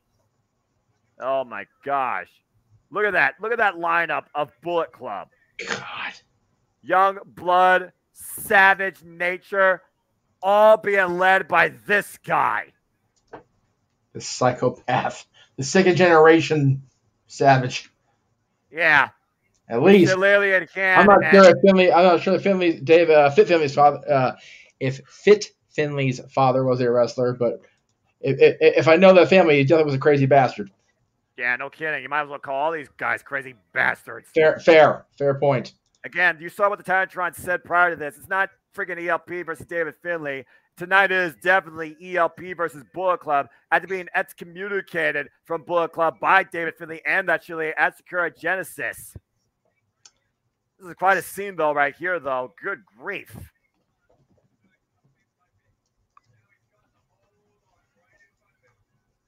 Yeah, ELP, you talk about taking a Bullet Club down one notch at a time. Good luck.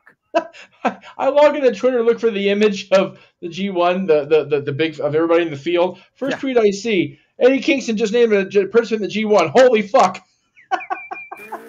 That's pretty much our reaction. It's vulgar. It's fair. It's freaking fair. Eddie Kingston in the G1. Are you kidding me? That's pretty fucking crazy. I'm not going to lie. Oh, my God. That was good. Yeah. I enjoyed that being the first tweet I saw thoroughly. That was friggin' awesome. Oh, golly. This is going to be one hell of a summer. That's all I got to say. Yeah, well. Eddie, another tweet. Oh, Eddie Kingston, here we go. Referee, good luck with this. Again, Bullet Club is at ringside for this contest. Neverweight Championship on the line, as you were saying, though, man, as we're starting. Whoa, went for that. No, you're good. I'm trying to sort through I'm not going to take my ass off the screen here, apparently, because I wouldn't either, yeah. You hear the chants ring out, though, for ELP, who literally has become, for the fans, oh, man, hard Irish whip over that barricade to the other side. And ELP up the top! Jesus! Goodness gracious. How far was that? Got all of that distance. The former junior heavyweight, might I add, who declared himself as heavyweight after last year's G1, beating Shigo Takagi towards the finals. Or semifinals, excuse me. It's all good. I got you. That's crazy. Referee, get them back in the damn ring, all right? Control, referee. I'm begging for control here. You know, it's kind of funny seeing David Finlay with the Never Overweight Championship and these young guns here, because when the Overweight Championship was first conceived, I think it was called like the U30 title, it was about giving the younger generation, the younger talent, a chance to grow and showcase what they're capable of and lead with this championship. Then over time became the mother effing badass, strong-willed fighting spirit championship about gritty determination, and the strongest only survived to hold it. Again, with the likes of Katsura Shibata, Tomohiro Ishii, Hiroki Goto, Minoru Suzuki, Togi Makabe, just to name a few. And now you got the rebel David Finlay holding it after what he did to Tama Tonga to claim it, sending Tama Tonga on a hospital. Off. Yeah, nice Tonga. Cover two. No, go ahead. I'm going to say they definitely owe Finlay and the Bullet Club a receipt. All right, finally found it. Jesus Christ. There you go. Again, folks that don't know, we are covering New Japan Pro Wrestling's Dominion, which you can watch anytime live on demand yourself. Well, live right now, but on demand later. Currency of InjuryWorld.com for less than $8 a month. And we have officially found out who are involved in the G1 Climax 33 this year. And what a field. A lot of young blood, a lot of returns, a lot of former winners, Pro Wrestling Noir and AEW involvement included. ELP with the step up off the top rope, bouncing in between the second and the top, taking David Finlay up and over. Again, ELP, who literally came in just a few years ago here in Osaka, introduced into Bullet Club. And meanwhile, whoa, Bullet Club again at ringside, preventing ELP with the flight. David Finlay taking advantage here, and the ground and pound coming into play. Again, Bullet Club nature of sorts of the past. The numbers game. Close fist and management, though, by the referee. And David Finlay absolutely loves it. He thrives off this hatred.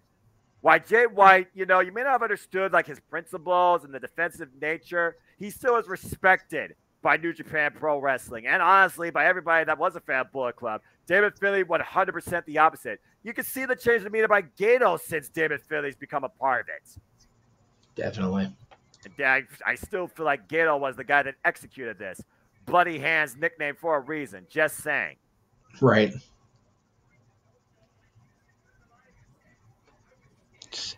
Oof. And Too Sweeting, the latest members that he's brought into his world of savages and Bullet Club. Hey, you know what? Hey, he's he made it clear he's not messing around. So oh man! Damn. Just throwing ELP head first into the ring post. I can't wait for the G1 either. Safe for T. And folks, stay tuned for, of course, our bracketology, our coverage of sorts across my simple brand, courtesy of me and FTR Productions. Casey Gallagher. Casey, it's good to know you're doing well, man. I'm looking forward to our annual tradition. Definitely got to talk to you about some updates. We might even do, me and my ATW crew and ATW impromptu, discussing this field for the G1 and probably the events to happen at Dominion too. So stay tuned. A lot to head in June. There's the graphic. Thank you, Jeff. The tagline this year, folks, is Born in the Ring. And there is your field in no particular block order, including but not limited to Will Ospreay, David Finlay, ELP, Taiji, freaking Yano, Okada, Tanahashi, Zack Sabre Jr., Shane Hayes, Mikey Nichols, Hikuleo, and Pro Wrestling Noah's Kaito Kiyomiya and AEW's Eddie Kingston, among others. It's crazy. I cannot wait for this thing. Oh my gosh! Definitely gonna call the finals. Definitely gonna call the finals on here. We will have coverage of that. Call that date. We will have coverage of that. Date. Make it official. As soon as they're going to first talk about the blocks, and then they're going to talk about the schedule. So we'll keep you folks in tune. I assure you. Cover David Finlay 2 count. Oh. And right now, Finlay has put the match completely into his favor. Again, we saw the betrayal of Dan Maloney against the United Empire earlier tonight, and we saw the addition, oh man, hard Irish whip, of Android Alex Coughlin and Gabriel Kidd after Bishamon won the heavyweight tag team championships. Sunday, August 13th will be the final day. All right, well, there you go. Mark it down. We just got to wait for our time. Right. Oh, my gosh. That's crazy. I'm trying to get my voice together. It's one of those fans where David Finlay kind of takes me out at this point. It's like, Right.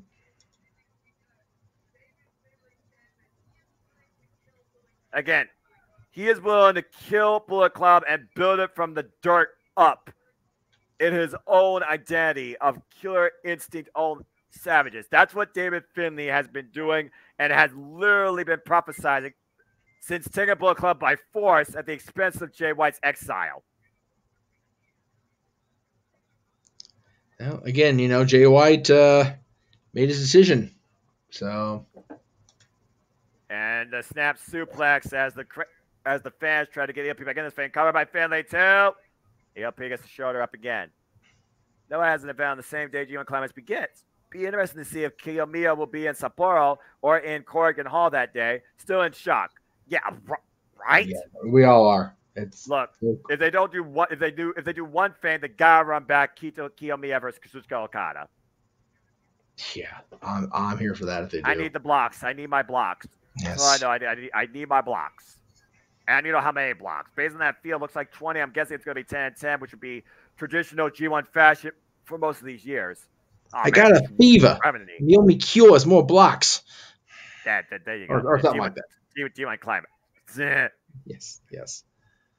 And right now, wearing down ELP in the side headlock.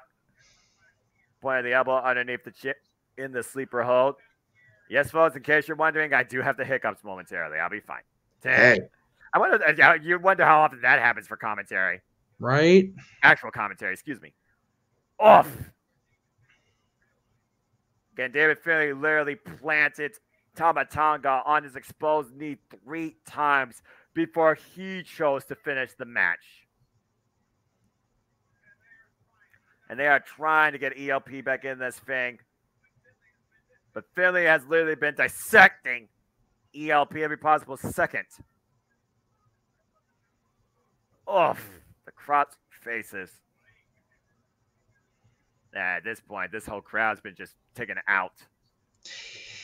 Well, between the shock of the increase in the Bullet Club and then the unbelievable announcement during the G1.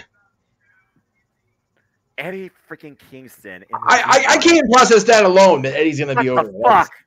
That's absolutely bonkers to me. Drop down, drop kick by ELP. Desperation move maybe, but finally separates himself a little bit from David Finlay.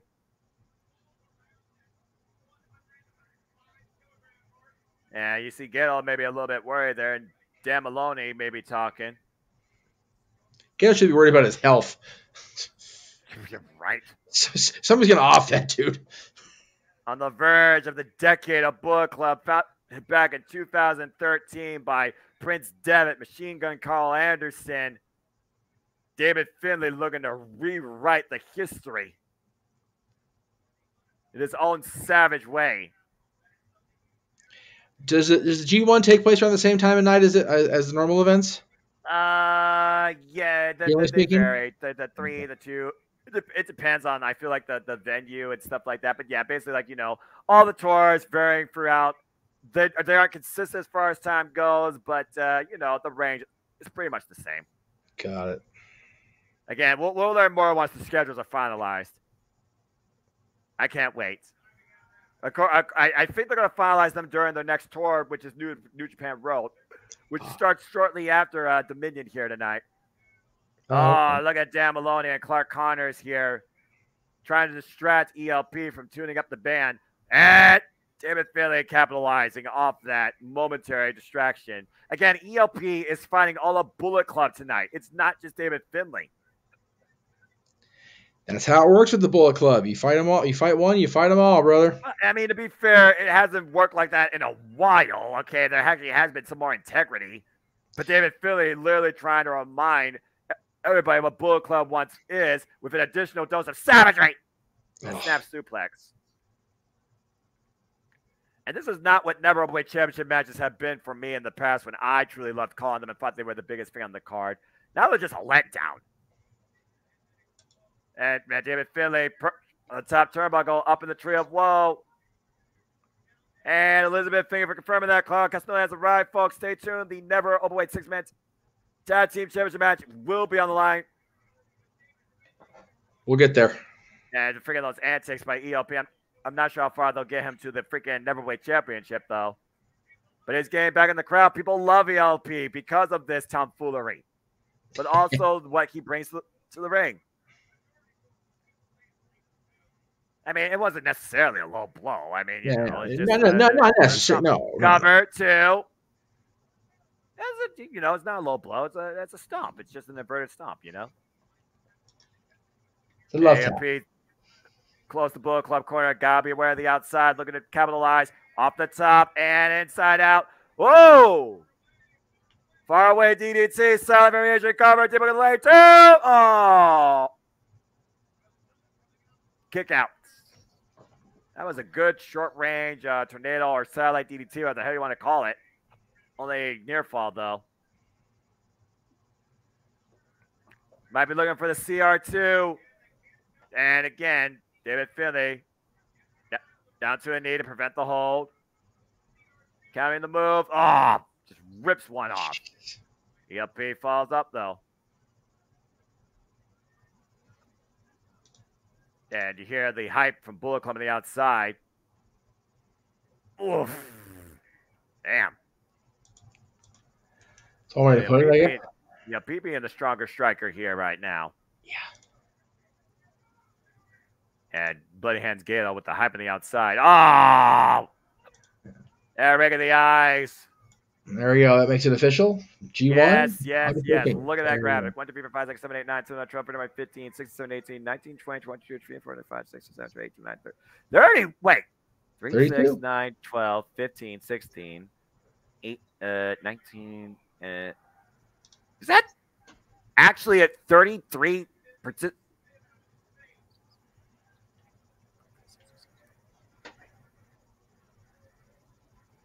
No, 32. 32. Yeah, 32. Wow, okay. A little bit bigger field. So not your standard 10 on, wow, much more.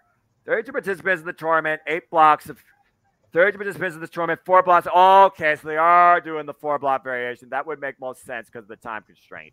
So they're going to go back to that 4-block variation. Oh, Lord, that's going to be a freaking data nightmare.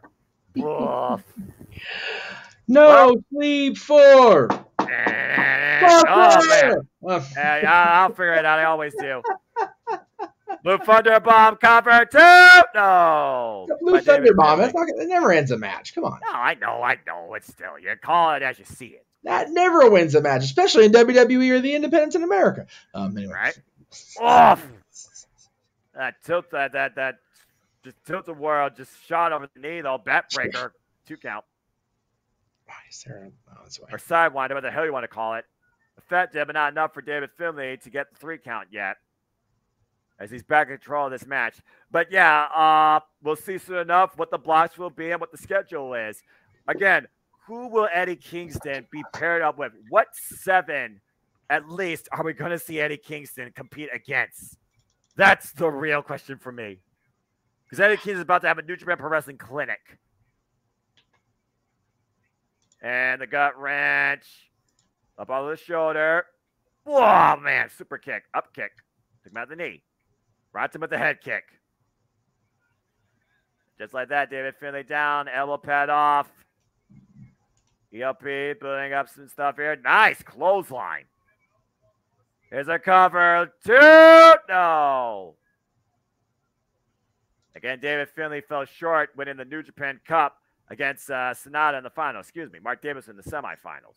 Yes.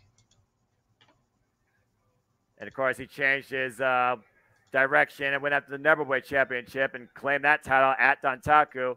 Uh-oh. Oh, wow, look at this. Off! Planted face first, off the shoulder, cover. 2. No. Does not claim the 3 here. And favor for that clarification, Elizabeth. Appreciate it. And the news. Yeah, ELP right now trying to get feeling back in his fingers. Again, this might be a battle ELP can't win, but the fans will still respect him. Oh, yeah.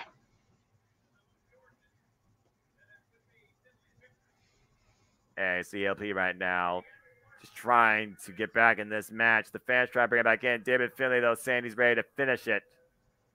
Much to the crowd's chagrin. Yeah. Uh-oh. Trash Panda, the shot over the knee, up and over. ELP, though. Wow, press kick. Low angle variation. Nice super kick on all of that one, though. And the cover. Deep on the right tip. No. Damn it. Reaching down deep, David Finlay did, surviving that friggin' super kick. I thought he had him. Oh, might be looking to send him for a ride.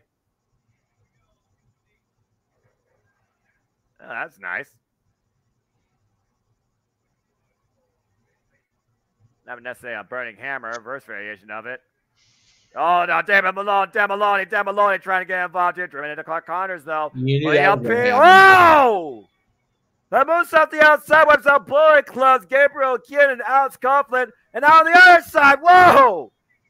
Almost overlaunching himself with that cannon off the top rope. But Bullet Club's been wiped out.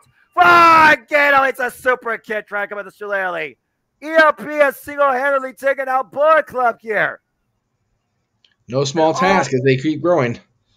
Oh, wait a minute. Oh, my! Jesus. And again, that is the exact same way that Tama Tonga crashed and burned. Looking for Supreme Flow. David Finlay sending him off. Oh, no. Deadlift up and over. Power bomb through the table. Damn. Ah, jeez. The referee's got to check and see if ELP's still conscious after that. Again, this is literally mirroring what happened at freaking Dontaku with Tama Tonga. This is where David Finlay got not only full control, but pretty much finished his opponent his way. And it looks like David Finlay is just literally a knee into oblivion away, if he chooses only one knee, to retaining the freaking Neverweight Championship. ELP up on the shoulders. Oh, God, powerbomb. Again. This is just going to turn into a one-side clinic of pain. And Finlay once again, raising the ire of the crowd. This is bad. And they can tell they want ELP right now. I'm going to be down and out. Yeah. Oh, no. There it is. Into oblivion. And there's the cover, too, and it's over. Damn. It wasn't even close, man. No, it wasn't. Again, it was a one-sided clinic. The moment ELP finally had the advantage, wiping out all of Bullet Club, David Finlay capitalized and wiped him out on the outside. It was just a power bomb and a knee into oblivion later that finally ended the match. David Finlay had this firmly in hand since the beginning. And again, I mean, who's laughing now? Yeah. Ah, that freaking sucked. Yeah, pretty much. And David Finlay sucking the air out of the damn building. As he do. David Finlay stands triumphant over a fallen ELP.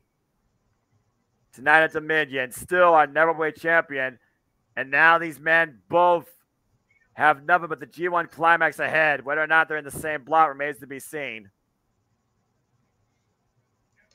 Definitely curious how it's going to play out, my friend.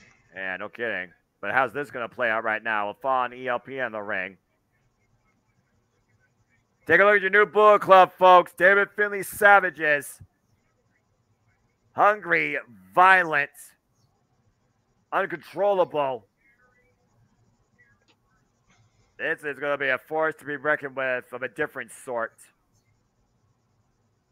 David Finlay literally reshaping Bullet Club from below the dirt up. Oh, boy.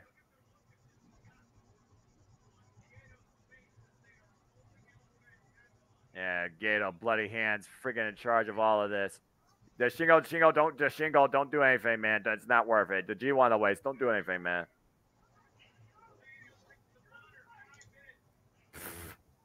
David Finlay Bullet Club, not my Bullet Club. Jay Wise is still the real one. By the way, I hate David Finlay. Agree with you. Thinking out loud on the hatred David Finlay there. Just, yeah. I get it, He makes it hard not to. Especially this night. Right. Yeah, you hear Clark Connors emphatically. Oh, Clark Connors is cocking the walk today, man. He got Maloney to jump ship. Here's to the Savage era of Bullet Club, I guess, folks. I reckon so.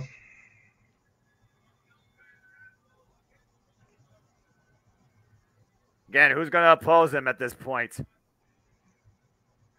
No idea. Guess we'll have to wait and see.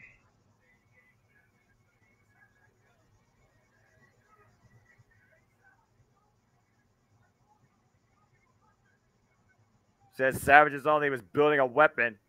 Literally friggin' recruited an android. Self-proclaimed android Alex Coughlin.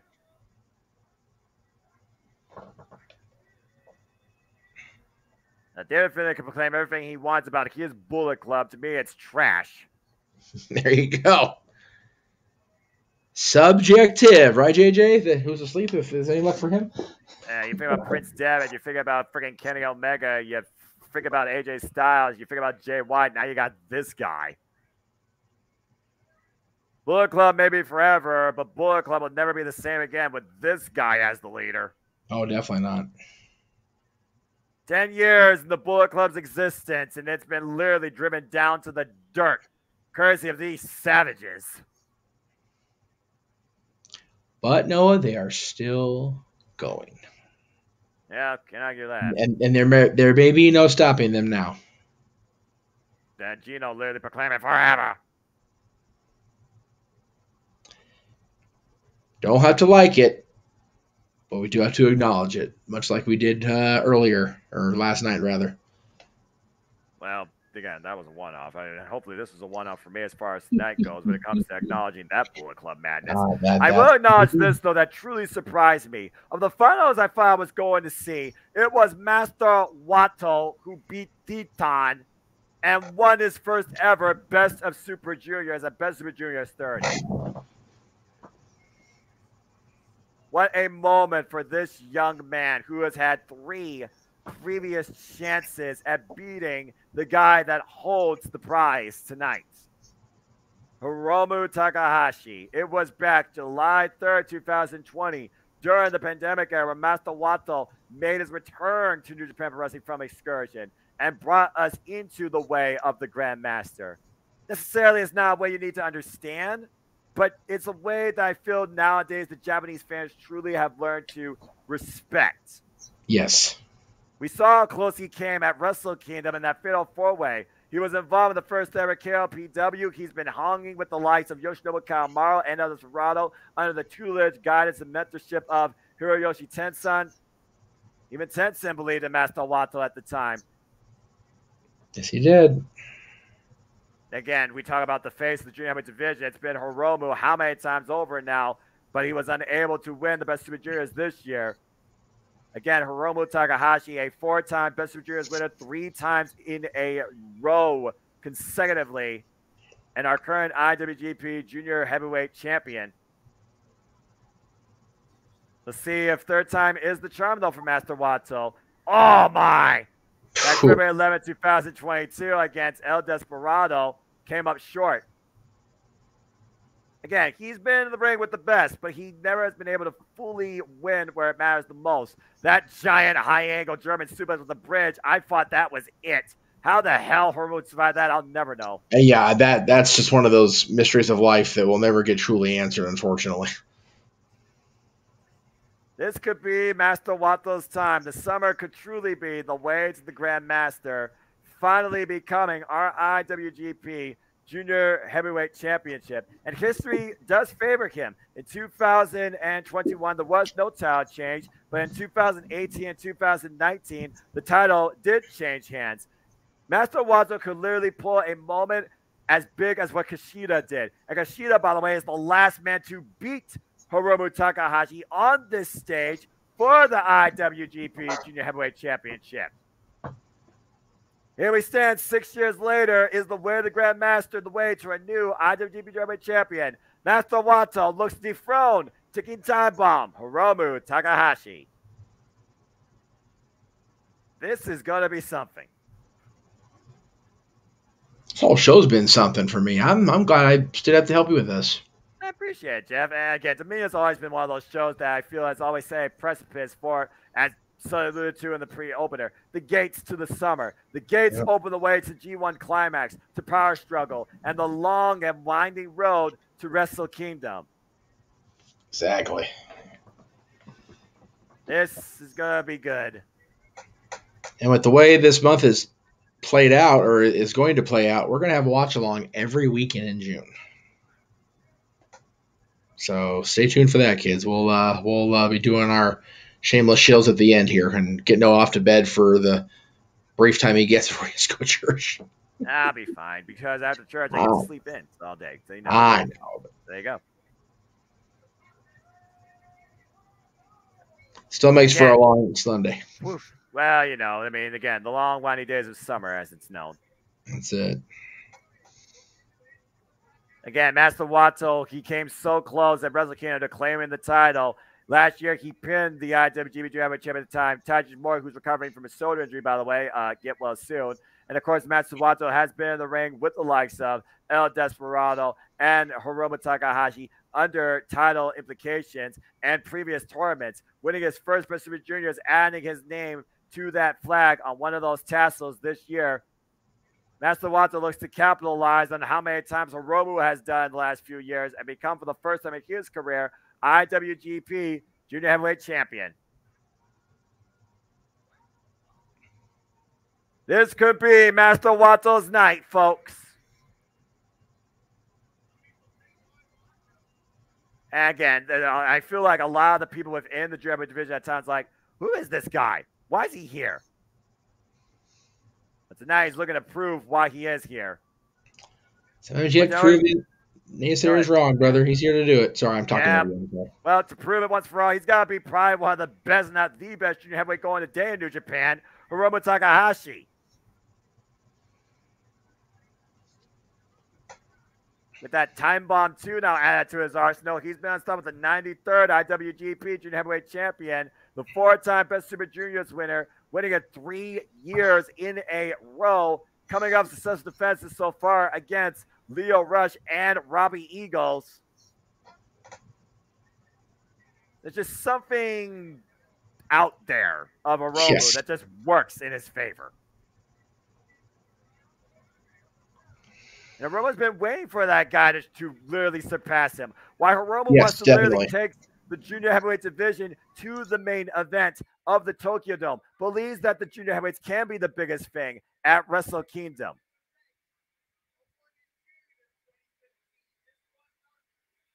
Ever since this guy came back from what we thought was literally a career-ending injury, he's been virtually unstoppable. And OSAKA-JO has been very beneficial to Hiromu in the past, but also very negative. And Master Wato just waiting on anticipation. Oh boy. This freaking look. Again, we're going to see if Master Wato can achieve what Kushida did a few years ago in 2017. In recent years, we have seen the IWGP Junior Heavyweight Championship change hands. But again, Master Wato has lost to Hiromu Takahashi back at Best Super Juniors 27 and Best Super Juniors 28. And fell at the expense of him at Wrestle Kingdom.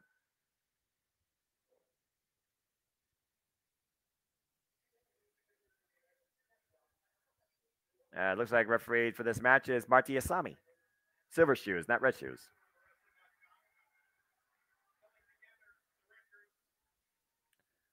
And Shigo Takagi on commentary. Oh, boy.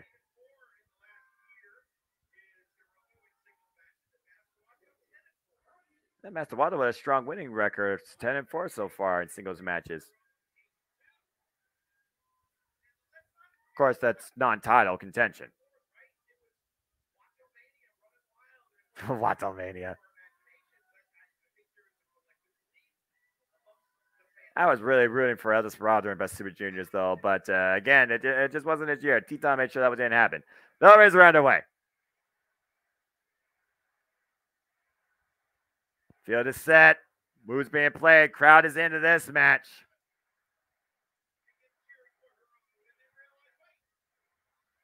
We got Hiromu chants and Wato chants raining out respectfully.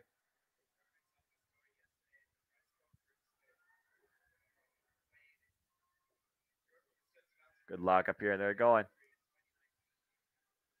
Oh, bring the arm.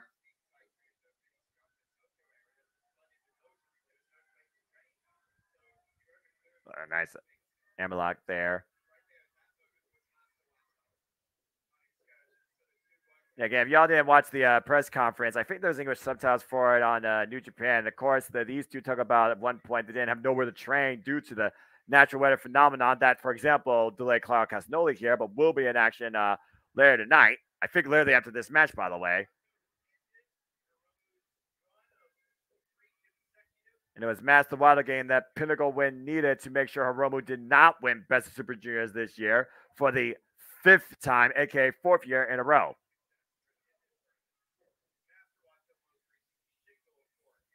And driven off. Nice shoulder block there. There's a drop down. Master Wato picking up speed. Hiromu, nice agility there. Up and over. Luckily, the 6-man is my main. It'll take a while to get all those guys to the ring, so it'll give me a chance to go take your I mean, how far, how far is the airport in Osaka from this building? Just saying. Well, right. Well, there's that, but Moxley's got his non-wild thing entrance, so it's going to take a little longer for him to get down that ramp. I mean, it's New Japan. I would think it would be his Death Rider theme, but that's just me. I also think he's not going to come out by himself. I think he's going to have his young boy Shota Umino with him. Well, of course. Yeah, and that's the thing. Oh, my! So we know Brian is not in the G1, so he doesn't have to be there necessarily. But what about Takeshita? Takeshita showed his where he stands in Vegas. Right. Will he stand with the BCC tonight? Well, again, I don't know if he stands with BCC or does he stand alone with Don Callis. You saw the fat Don Callis go behind him. Whoa, man! The running shotgun dropkick off the apron. Hiromu just throwing his body to the floor, but driving it through Wato, through the gate. Immediately rolls him in the ring. Cover, 2, and not that quick. That's the explosive, reckless nature of Hiromu Takahashi.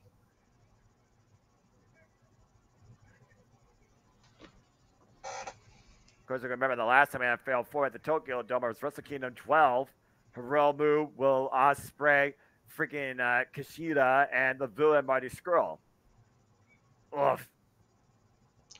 I haven't heard in a long time. Marty Scurll, God, I haven't even thought about him in forever. Yeah, I know, right? Well, there's reasons behind that, clearly. I mean, yes, true, but... Uh-oh. Oof. Again, Mota. Hiromu just trying to bring more and more and more of his old crazy version of fun to the junior heavyweight division. Woof. Nice drop kick. Of course, Hiromu Takahashi has won the IWGP Junior Heavyweight Championship back at Wrestle Kingdom 14. Another long rival, and Wrestle Kingdom 15. And now Wrestle Kingdom 17. Oof. Get to the midsection, up on the shoulders. Oh, what the hell is this crazy man thinking? Uh-oh. Oh, dear. What the hell? Bringing him all the way up the rampway. That's a high elevated rampway, by the way, too, up there. Oof. The fireman's carry finally dropped. Oh, no. Oh, no. Oh, God. And that rampway has no give off the snap suplex by Hiromu to Wato. You hear the thud of a man's back. Very, very bad situation for the challenger. Because, again, hey, you can retain on count out. And Elizabeth saying, Kenosuke is not part of the Blackpool Combat Club. His alliance with Don Callis is a separate entry. I completely agree at this point. Because Don Callis has a singular story.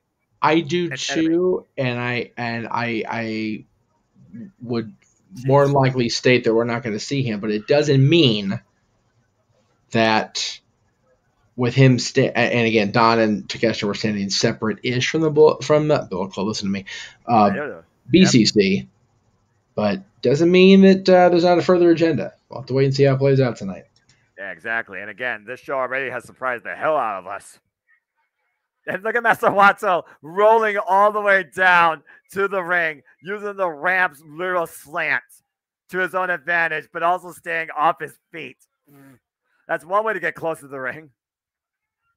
Now he's crawling, count up to 14. Hiromu waiting 15 and 16, and Wato breaks the count. Again, for those that don't know, New Japan Pro Wrestling has a 20 count, like Ring of Honor.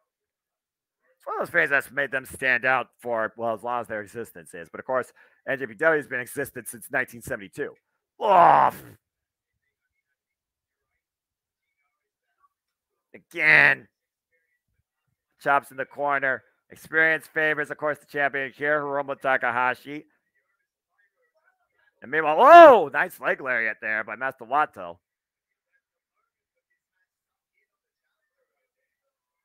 Yeah, Master Wato, this is his, I believe, second chance, singles-wise, for the IWGP Junior Championship.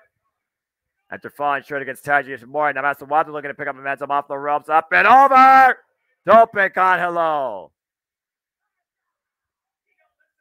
But again, Master Wato is one of those that doesn't listen to say the reason. He just kind of goes his own way, the way of the Grandmaster, as he likes to call it, or to the Grandmaster, excuse me. And sometimes it's worked to his advantage. Sometimes it's been literally his biggest disadvantage. But he wants to do things his own way. And I can respect that. Just got to make sure it actually gives you results.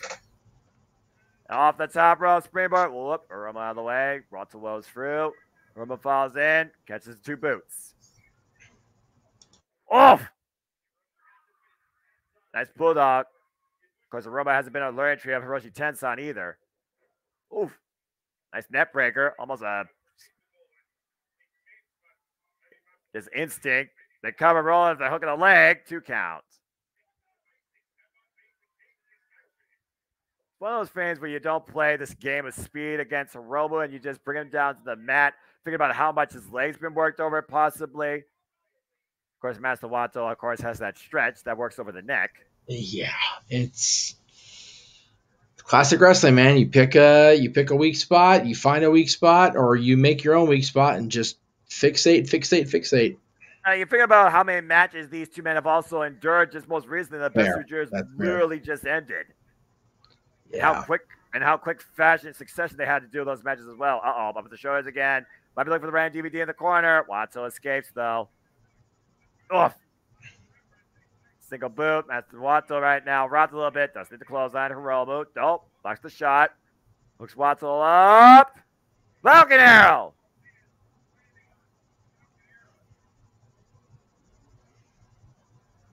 Slowing things down for the moment. This is definitely a different speed game versus when he faced Leo Rush. Yeah, I would say so. For the most time, he wasn't able to keep up with Leo Rush. Right. Again, I go back to that 4-way at Wrestle Kingdom and how close Master Wato was, taking advantage of one opponent at a time.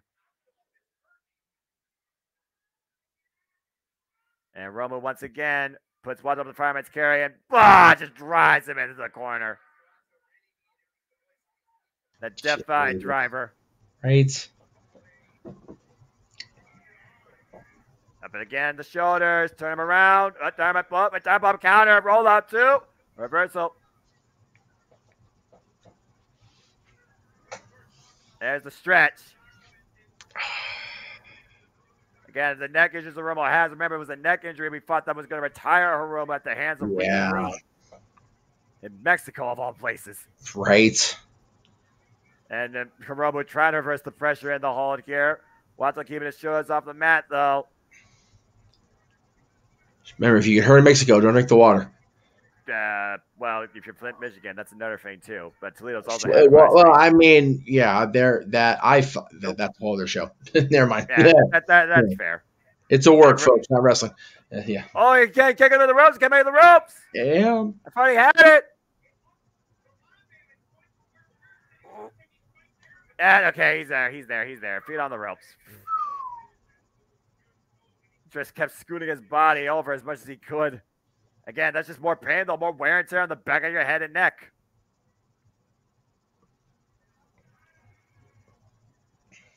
Stay on the attack, Wato. 10 minutes in so far in this match. Oh. Wait for that giant suplex. And Hiromu immediately grabs the ropes. Oh my God, oh my, oh. A deadlift to the outside. What's Wato thinking here? Oh no. Oh, trying to take a page from Kota Ibushi's play, but with the deadlift German on the apron, and Hiromu breaks the hold. Damn. Master Wato, oh, catch him with a strike, brings him down to the floor. Again, Hiromu, though, still in the danger zone. Master Wato looking to follow up and fly over the top. Tornado! Ooh, man. Again, you got to stay on him. You got to stay on the champion. You got to pin him inside the ring. Master Wato in the driver's seat. The fans firmly behind him. Springing to the top. Oh! Okay, I don't know if Hiromu just literally just dropped down on an instinct or just desperation, dodging the springboard elbow strike, and Wato crashed and burned off that. Just like he kind of ducked, just randomly, but just enough. Right. And right now we got some Disc Screen champion and challenger here. Again, with Master Watson, you're not necessarily in a speed contest. No. Oh, man. No. It's definitely a meticulous situation with Master Waddle's involved. Yeah, it's unique, to say the least. And against Aroma, that says something. Oh, reversal. Yeah, I guess so.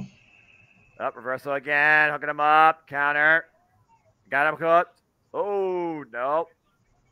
Tombstone driver, counter. Meanwhile, Hiromu, shoulders again. Master Watson up in the shoulders, looking for maybe that. Oh. Oh! Oh, Dynamite plunger. Cover. 2. No. Not enough TNT behind that. No, not enough. But this is the thing, though. When Hiromu doesn't win with that move, he goes into another gear and then pulls out Time Bomb or Time Bomb 2. One of those two moves, I think that's going to be enough to put Master Watson down tonight. Off the ropes, Master Watson, though, off the ropes again. Oh, God! And gets decked with a clothesline. I mean, that's an effective counter. Yeah, looking up at the lights. Yeah. Going for Time Bomb 2. Got him hooked. That Master Watson flying back, though. The long frame of Master Watson, like the long frame of Kevin Knight that played dividends. Oh, God. Damn, man. Pile driver 2. No. Man, how do they stand these holds and these moves? Jeez. We talk about all the time about the training, the discipline of the NJPW system and Japanese pro wrestling. I mean, what's the number one thing they have you condition more than anything else? Your neck. Yeah, that's true. I mean, you have to over there because there's so much impact on the spinal cord and the top of the back and the neck. It's strong style. That's what they do over there. So just ask Kota Ibushi, and the fact that people can't believe that he still stands vertically. Well, to be fair, Kota Ibushi's rubber. He's literally made of rubber. True. So there is that. He's literally a walking Gumby. Yeah. In the good way. Oh, wait a minute. Oh, yes. I thought Chicken Nando's instead. Might be looking for, God, I'm cooked. Don't go over that stupid. Oh, I almost go over that German suplex. But that's underneath. Crucifix bomb, roll through, maintains hold. Big Uranage cover, crucifix position 2. No. Man, oh man. God. And that is the same move he pinned Taiji Ishimori with. We are just merely half a second away, it feels like, from potentially our 94th IWGP German champion. Nope. With that big German suplex again. Again, Hiromu still finding out. But Master Waddle maintaining waist control. And Hiromu trying to grab for the ropes. And Hiromu trying to do all he can. Oh, man, that was a hell of a kick to the arm. Whoa! German suplex with a bridge 2. No! Did not have a high enough bridge there. Again, back of the neck, like you alluded to. Back of the neck from Hiromu. Oh, wait, Watson's not done here, though. Oh, wait a minute. Oh, just sits the bridge 2. Trap cover. Oh! See, the thing is, when you wrestle over there, you need, like, Bundy-sized necks, but you don't want to have a Bundy body. Otherwise, you're going to be over the sumo hall instead. And back in the stretch. Oh. Man, he's stretching him out. And I figure Romo might be going out here. If the Romo goes out, ref might call it. We have a new champion here, Noah. Yeah, I think Romo's out, man. I think we have a new champion. Romo might be out. It certainly appears that way. He's still fighting back. There you go. Not much way to escape out of this, though. Center of the ring. Still trying to scoot his way over to the ropes, though. Trying to rock him back and forth. Once again, wearing away at that neck. And, oh my gosh, the bridge there. The pain's got to be excruciating. And Hiromu finally makes some pressure. Seriously, come on, ref. Hiromu's not going to tap, all right? His body's going to give up before this man taps. We know how crazy he is. Crazy and Pryor, two very powerful things. Yeah, no kidding. And he's just right there. Can Hiromu touch the rope and stay underneath it? That should do it. That'll do it. He brushed the rope, but he finally broke the hold when he was able to break contact from underneath the rope and finally grasp it. It's one of those things when a body part breaks contact from the ring underneath the ropes. That's a rope break. It's got to be long enough to sustain it. Yeah, it's a fire reflection. But for that German suplex again, still fighting back. Back elbow strike. How the hell is Roman's still in this? Yeah. Sheer will and guts. Yeah, that freaking definition. Oh, man. Both elbow strikes. Rocket Master Wato. Oh, wait for the Okada roll. Counter. Oh, ran the back elbow strike. Oh, block that shot. Get to the hamstring. Went for the high kick. Wato up. Miss. Up kick. Hiromu, though, with some kicks of his own. Big super kick on the button. Wato, though.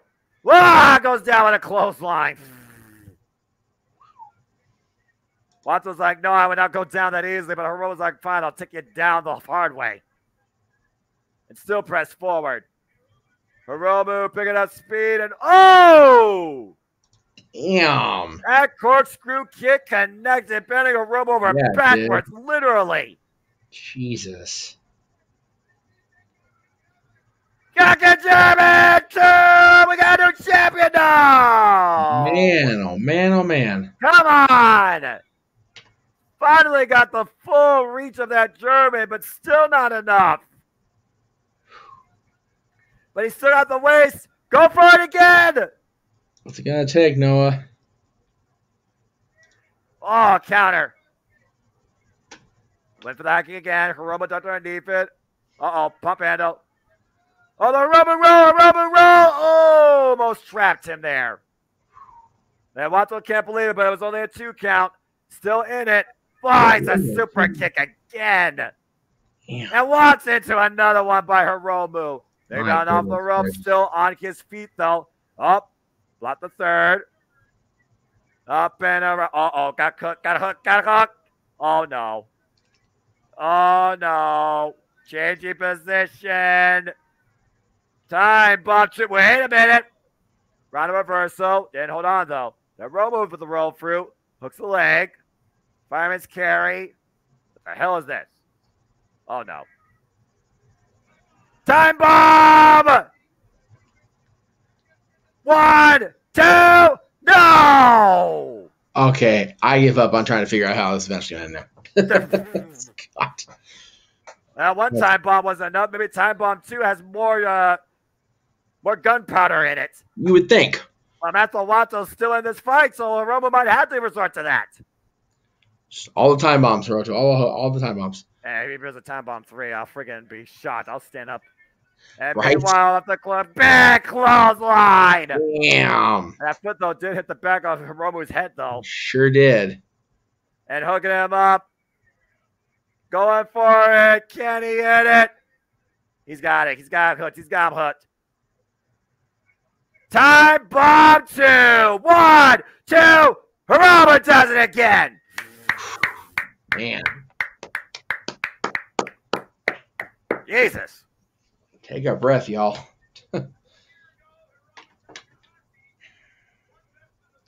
Junior heavyweights there's a reason they're a showcase. Man.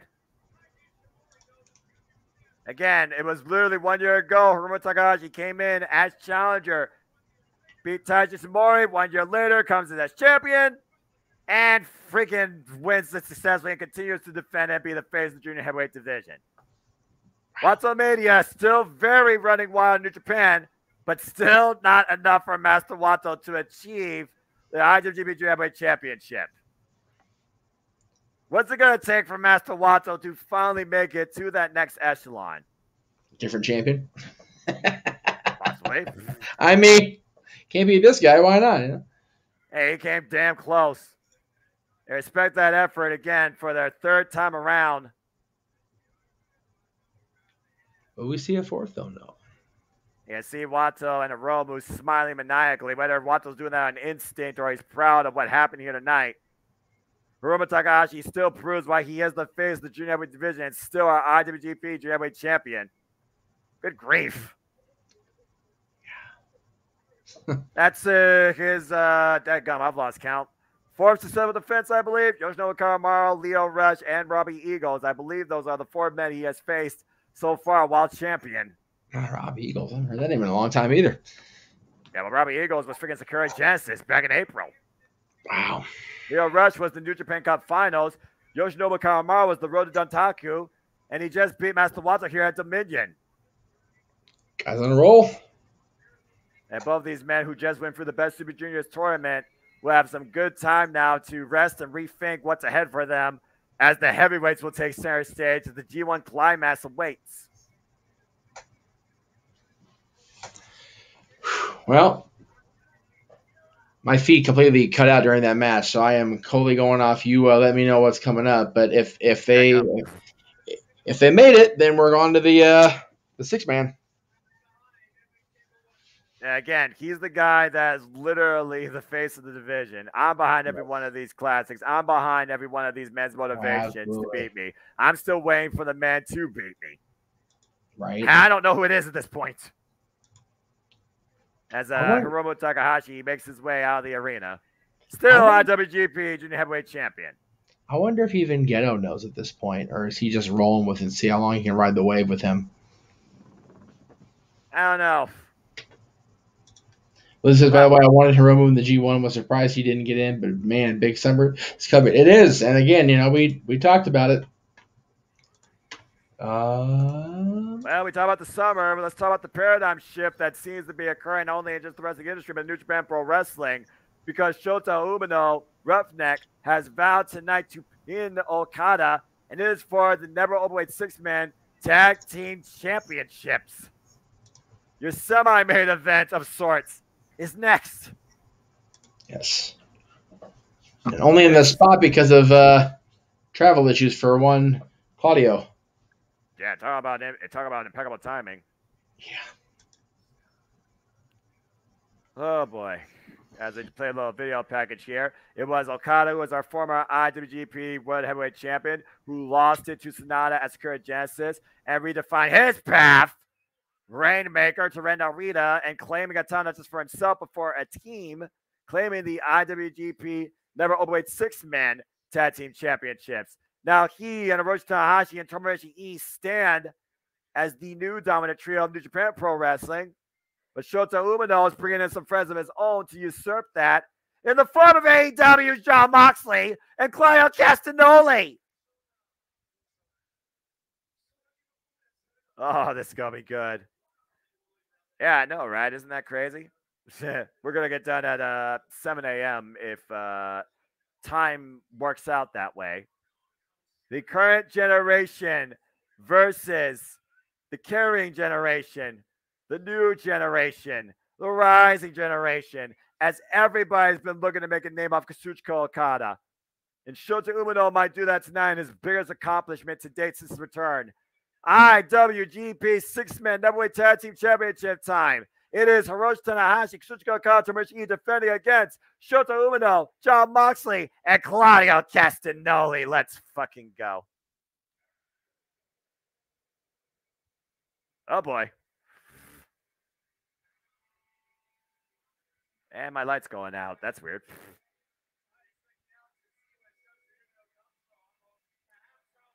Oh, here we go. I don't think it's going to be a one-up for Claudio Castagnoli either, win or lose.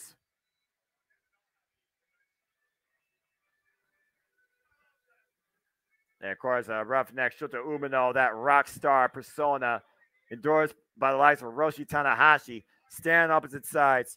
I sleep whenever I can, and usually I am asleep at this time, but New Japan Pro Wrestling, Dominion, I wouldn't miss this for the world. And where's Shota Umino here, trying to make his way into the arena? There he is! Down in the all-white tonight while still holding that Death Rider jacket. And thanks, Raymond, by the way, for showing up. If it's the morning for you, by the way, good morning. Good morning to everybody here, especially on the East Coast. What happened to Jeff? Did he lose because of internet? Oh, dear. Uh-oh. Well, if Shota Umino is going to try and create a paradigm shift, He's got one hell of a partner to do it with. There we go. Just had to potty. Sorry. No, you're good, Jeff. I mean, we really are just in time as the paradigm shift, the Death Rider, the Boogeyman New Japan Pro Wrestling is about to arrive. Jon Moxley is back. And yes, NJPW theme. There you go. Oh, boy. I'm a Wild Thing guy, but I'll take it. And there's Claudio Castagnoli! He made the Ring of Honor World Championship! Claudio made it. He survived the journey. Holy hell, this is crazy. Right. Blackpool Combat Club, Def Jitsu in the building. Be real. It's as real as it gets with these three men. I need that shirt more than I need a Bloodline shirt. I swear to God. Right.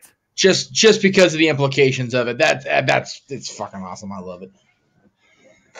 Oh, man, this is crazy. Claudio Castagnoli's NJPW debut. Is it really? Oh, wow. I didn't know that. It's a freaking strain from Def Jitsu by one Jon Moxley, Death Rider, former IWGP United Heavyweight Champion, and his young boy, the Roughneck, the rock star Shota Umino. These three men are looking to insert themselves in a whole new paradigm shift. New Japan Pro Wrestling at the expense of the current generation. Kazuchika Okada, Hiroshi Tanahashi, and Tomohiro Ishii. This is going to be insane. This is going to be fun to watch back when I get my get the TV part back working. I got it. Yeah, it's all right. Listen to you call it. I'll put you back on. Listen to you call, then I'll listen to the Japanese call. It'll be all right. Yeah, I guess that's fair. I am just a simple producer, man. That's all I am today. So it's all good. Oh boy. Again, Blackpool Combat Club's been unapologetic and unstoppable since their inception. Claudio Castagnoli in NJPW ring. My life is complete. Right. Oh man. It's definitely good there's that forbidden door open across the wrestling world because, man, Claudio is a special talent. He always has been. I've always been a fan of his. I felt that, he did well in WWE, but he could have done so many bigger and better things, and now he's a champion Ring of Honor, which is no small thing for him as long as he partnered with Hero as the tag team champions there, and then, I'm so happy for Claudio. I am. Yeah, but I'm also happy to always say this when this coin drops. Rainmaker! Okay, good, Elliot. It wasn't just me that was having the issue with buffering. I don't partake in the streams unless I absolutely have to, so I don't know what's good tonight. Sorry. Yep, again, I literally watch at NJPW'S.com. The internet is what the internet is, so again, you do what you have to do within your budget and resources. Yeah, there are sites out there. I don't use them because my computer doesn't like them. There you go. Well, no computer should like them because every computer get a virus from them, but I digress. This is an IT night, though. Yeah. Tomohiro Ishii leading the troops in the battle. Tomohiro Ishii, Hiroshi Tanahashi, and Rainmaker Kazuchika Okada. What is going through Okada's mind right now after the freaking verbal tirading and the nerve of Shota Umino in saying that tonight he will pin Okada? How'd that work out for Renda Rita? How'd that work out for Kaito Kiyomiya? All these young boys trying to make a name at the expense of probably the best professional wrestler of this generation and the last decade of New Japan Pro Wrestling, Kazuchika Okada. That is bold for anybody to try and do, let alone accomplish. All it takes is 3 counts, and he's got a hell of a pair of backups tonight. Yeah, and I'm very curious how Claudio Castagnoli hangs with Kazuchika Okada. We say in the sports world, though, and it is now Sunday across the board. Any given Sunday, something can happen. So, and that's already been a historical night on many facets for Dominion. We've already had a title change hands. We've had new members of Bullet Club being brought forward to us. We saw the clinic Zack Sabre Jr. and Jeff Cobb gave us. Now we're about to see a 6-man war. Oh, man. This is crazy. War is the word. Anytime these, the BCC's involved, and, man, you can put them there against Okada and Tanahashi and Ishii. Forget it, man. I need to see Okada before I leave this earth live in wrestling. Oh, That's all I have God. to say. For real. I need to see Okada more than insert name here. Blank. Anyway. I mean, yeah. Open yeah. check there. Yeah. The Raymond, Regal didn't necessarily create it. I feel like Bryan Danielson, who, by the way, is not here tonight, kind of was the brainchild behind it. Regal was just the one that was doing the ringing endorsement for it. And definitely helped guided it. The BNBCC does stand for Blackpool, and they have kept that name to honor Regal. But exactly, it came down to Regal wasn't happy in AEW, and he wanted to go back and help cultivate his son's career. Can't fault him for that whatsoever. Yeah, and as far as him not being happy or being happy, that comes down to what you read. At the end of the day, Regal's going to do what Regal wants to do, as he is literally a trailblazer of the industry. And here we got trailblazers of all different sorts here, as Red Shoes Umino holds the never openweight 6-man tag team championships. If Claudio, Moxley, and Shota Umino win these, I will be shocked. Again, we got Claudio Castagnoli, who is no stranger, I'm sure, in New Japan Pro Wrestling, but this is NJPW debut. But look at Okada and Shota Umino square off face-to-face. You know what happened. It had to happen. You kidding me? It had to happen. Yeah. Oh, boy. Again, it was Ren Narita's hubris that cost Strong Style, Minoru Suzuki, Ren Narita, and El Desperado the 6-man never openweight tag team championships at Dantaku, with Okada getting the win on Narita. Because Shota Umino's own hubris cost his team tonight, and will Okada get the pin on him? Again, also, let's just put this out there. Red Shoes Umino is the father of Shota Umino. I didn't want to throw that into the universe, but it's Elizabeth did. Elizabeth just did. So I understand where y'all are coming from. So we will see how freaking Red Shoes handles this. Oh, Claudio's kicking things off. Yes. No, always said, underway. Protect your mentality, cherish your families. Just saying. 6-man weight tag team championships are at stake. Claudio Castagnoli and Roach Tanahashi kicking things off. Let's freaking go. Kana Nataya. It was Tanahashi who faced Jon Moxley last year at Forbidden Door for the vacated AEW World Championship, and Jon Moxley beat the Ace. Jon Moxley, since coming into New Japan Pro Wrestling, has been in the ring and beaten some of the greats, including but not limited to Shitoshi Kojima, Yuji Nagata, Minoru Suzuki, Tomohiro Ishii, Shingo Takagi, but he's never faced one-on-one Kazuchika Okada. Yuji Nagata, has he still wrestling over there too? Yes, he is. Blue Justice. Jesus Christ, these Japanese guys can go on forever. God. Yeah, they really do. He's actually a champion, I believe, in All Japan Pro Wrestling. Wow.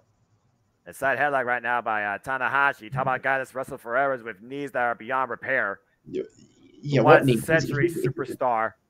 He has Terry Funk's knees. They don't exist. Yes, but somehow he still walks. Again, these guys are medical. Oh, God. Seeing Taka tonight, seeing Dick, wish he would to go. Seeing you hear about Yuji Nagata, it's like, man, I was watching these guys on Nitro and Raw like right 25 years ago. Tanahashi out of the corner, crossbody springboard off the second rope after eating a running European uppercut. There's a little air guitar. All right, here we go. Jon Moxley having none of it. Blackpool Combat Club like, nope. And Ishii, Jon Moxley been doing hostilities. Here we freaking go. Give me this match again. Yeah. Oh, G1 Climax. If you all did not watch Tomohiro and Jon Moxley, Jeff, we might just have to do a retro just to yeah, for real. Oof. The shoulder block, the guy built like a refrigerator, the Stone Pit Bull that's hung with the likes of Eddie Kingston and Josh Alexander. And Tanahashi takes Jon Moxley out the knee. Ishii takes Jon Moxley out the other knee. Okada with a big boot takes Jon Moxley out. And Claudio double team now. Oh, Okada luring no Shota in. And right now, the Eagles of the Blackpool Combat Club are not playing in favor. Champions in control. Again, one man legal at a time, as Red Shoes is trying to imply. Two legal men are still Claudio Castagnoli and Tanahashi. This freaking exchange with Tanahashi and Claudio Castagnoli. I need more of this in my life. Oh, man. These forearm strikes. Fuck. It's the midsection. Boy, he wound up for that uppercut. Yeah, he did. Off the ropes. Tanahashi throws him off. There's a drop down. Everybody does the drop down anymore. Oh my God, the power got caught. Oh, what a backbreaker over the knee.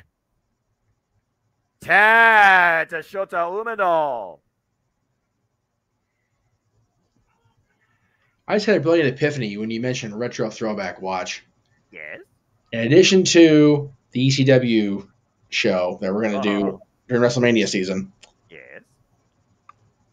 it won't happen on the exact day, but we can do it that week. August 29th, 2024, 2 days before that is the 30th anniversary of Shane Douglas winning the ECW championship in a tournament at the arena and then, of course, famously throwing it down. I would love to have you and JJ call that tournament. Absolutely. Count me in. By the way, count Shota Umino on the outside of the ring with Okada. He wanted Okada. He got him. And Okada just booted him in the next week. I will Okada definitely is pissed. And if I know JJ is usually down for it, but if for whatever reason he doesn't want to or isn't available, because that is right around his birthday, to be fair. So yeah, you should focus definitely on that. And Shota Umino focus on Okada. What an Irish whip into the blue barricade. In the friggin' back, that's been table coming into play. There we go. That didn't take long. Oh my! That's crazy. Jesus. Threw that table in his face and look at Shota Umino with the John Moxley mannerism. And Blackpool Combat Club's just going to town, everybody on the outside, as they do. BCC is influential, if nothing else, Noah. Yeah, right?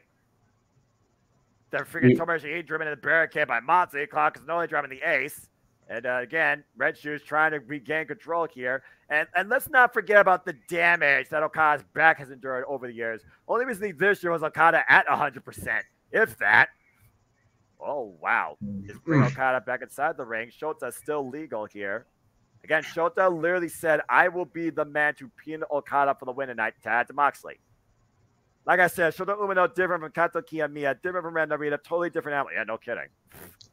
But when you're training under John Moxley, you kind of gotta have to stand out. Ugh. Yeah, you're not going to get a classic Thez style catch combat training there. Well, you say that. You see what John Moxley did with those kicks, and then that stomp by Claudio. Right. Look how easily Claudio lifts Okada. What the hell? He got red suplex. If he's still the cover too, what the hell? If he's still the strongest man pound for pound in the business, tell me who is. Seriously. I got nothing. Claudio he's a cyborg. He's straight up a cyborg. He's a freaking freak. Oh man, I'm wishbone. I'll tell you what, with introducing Claudio into this mix, how about we get the Kryptonian versus the cyborg? Let's get Claudio and Ospreay together. Okay, I need that someday. If it can't happen Forbidden, do I need that all in some capacity? Right. Oh, Ishii's had enough of this. Ishii. Just one shot. Like, I had enough. Just one shot in the back of the head of John Moxley. Breaking that half crab. Tad to Shota now. Shota and Okada, two legal men. Oh! Shota taking Ishii down. I don't know. That was wise. Then, yeah, I wouldn't call it wise, to be sure. Ishii's a guy that, again, is not here to be flashy here for the fans. Okada trying to fire the corner. Shota just wailing away. But Ishii is a guy that if you piss him off, you're going to regret it. Yeah, he didn't come to shows to make nice to people, shake hands. He will come up and whoop somebody's ass, and that's what he's there for. I mean, does Claude Castagnoli do the same thing? What do you think about these stomp? Oh my gosh! Red Shoes, count for Pete's sake! Good grief! Do something. Oh, damn! This has become a one-sided match. This is a 3-on-1 Okada just slugging war. Clothesline. Well, unfortunately for Okada, is the main thing against him is that he's Okada, and everybody wants a piece of, like you said, arguably the greatest wrestler of this generation. Everyone wants to make a name for themselves. Okada's that guy. Yeah, he is in New Japan Pro Wrestling. Even if he had adopted Spirit of Antonio Inoki. And John Moxley following up a heart attack of sorts. Yeah.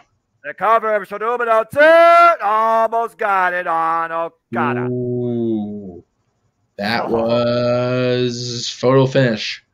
Again, Okada got the win for his team at Dontaku, pinning Ren Narita. Then Shota right now trying to instigate Okada. This is what Kaito Kiyomiya did, and boy, did he regret it. Yeah. Don't. Shota, this may be bold, but I don't think this is wise. Don't instigate the Rainmaker. Oh, man. Oh, wait, got a hook. Oh, got a counter. It's clubbing elbow strikes. Oh, it's the midsection. I mean, if he wants to make it rain, I'm not going to discourage him. I mean, I think they were just waiting for that to happen. Irish whip. Okada, front of the corner. That back again. Explodes out of the corner, though. Catches him. Because midsection. DDT! And immediately turns the match to a standstill. I'm gonna say there was that's one way to halt it. He needs to make a tag though. Seriously, he needs to make a tag to the ace. Yeah, he's taking the pounding. He needs to get out of there. Now Okada, Taz, and Tanahashi, these two former rivals, the dream tag team that came together. And Claudio and Tanahashi now league go squaring off. Here we go. Let's do this. I need these matches to happen in NJPW and AEW sooner rather than later. There is so much. Oh, man. Just paused right there and took John Moxley out of the knee. Oh, my God. Damn, I guess. That left hand broke the jaw of Hiroki Goto twice. That thing's lethal. Shota Umino just got rocked. And God just ran into an uppercut. That's lethal in its own right. Yeah, that's Big true. boot Tanahashi, though, not going down. Claudio. Oh, no. Fuck, God, Dragon Screw leg whip. I hate that. Damn, that move has to suck. I don't like when anybody does the Dragon Screw. It's not okay. Tag to Ishii. Oh, here we go. Give me this. Ishii and Claudio. Yo. Oh, my God. Just walleyed him with that elbow. Hook him up and oh, my. Oh. Oh, no. Wait, Virgo. Oh, my gosh. Oh, man. This vertical suplex by Ishii to Claudio Castagnoli and falls on with a shoulder block, turning John Moxley up and over head first. That just rocked Shota Umino with one shot. The refrigerator refuses to be budged. I love this man. I love this man is wrestling. He just doesn't give a damn, man. He doesn't. It is a Sunday night, and he is giving no fucks. Oh, my goodness. Wow. Oh, what an uppercut. And up on the shoulders. Oh, man. Damn. Definitely driver of sorts. High on the back of the head and neck of Ishii, if he has one. And tag to John Moxley. Oh, boy. Here comes the Vulture to pick the scraps. This is a G1 Climax Classic being revisited. Yeah, I'd say so. Fuck! Clothesline to the corner, clubbing Ishii. And it looks like Ishii's not even affected by these. Just looks like he doesn't budge. Nope. Oh, my!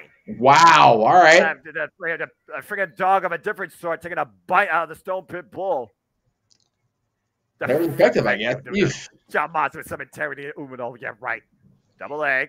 Who are you bullshitting, Kevin Kelly? That figure 4 leg lock. There you go. Technical move. Oh, Okada. And to break it up. Irish whip. Meanwhile, cut the boot. Then pick the leg. And no way. Whoa. From Ishii, there's the boot exchange. Chaos working together here. Ishii and Okada. And John Moxley takes both men down with a clothesline. Damn. Force behind that. That's crazy.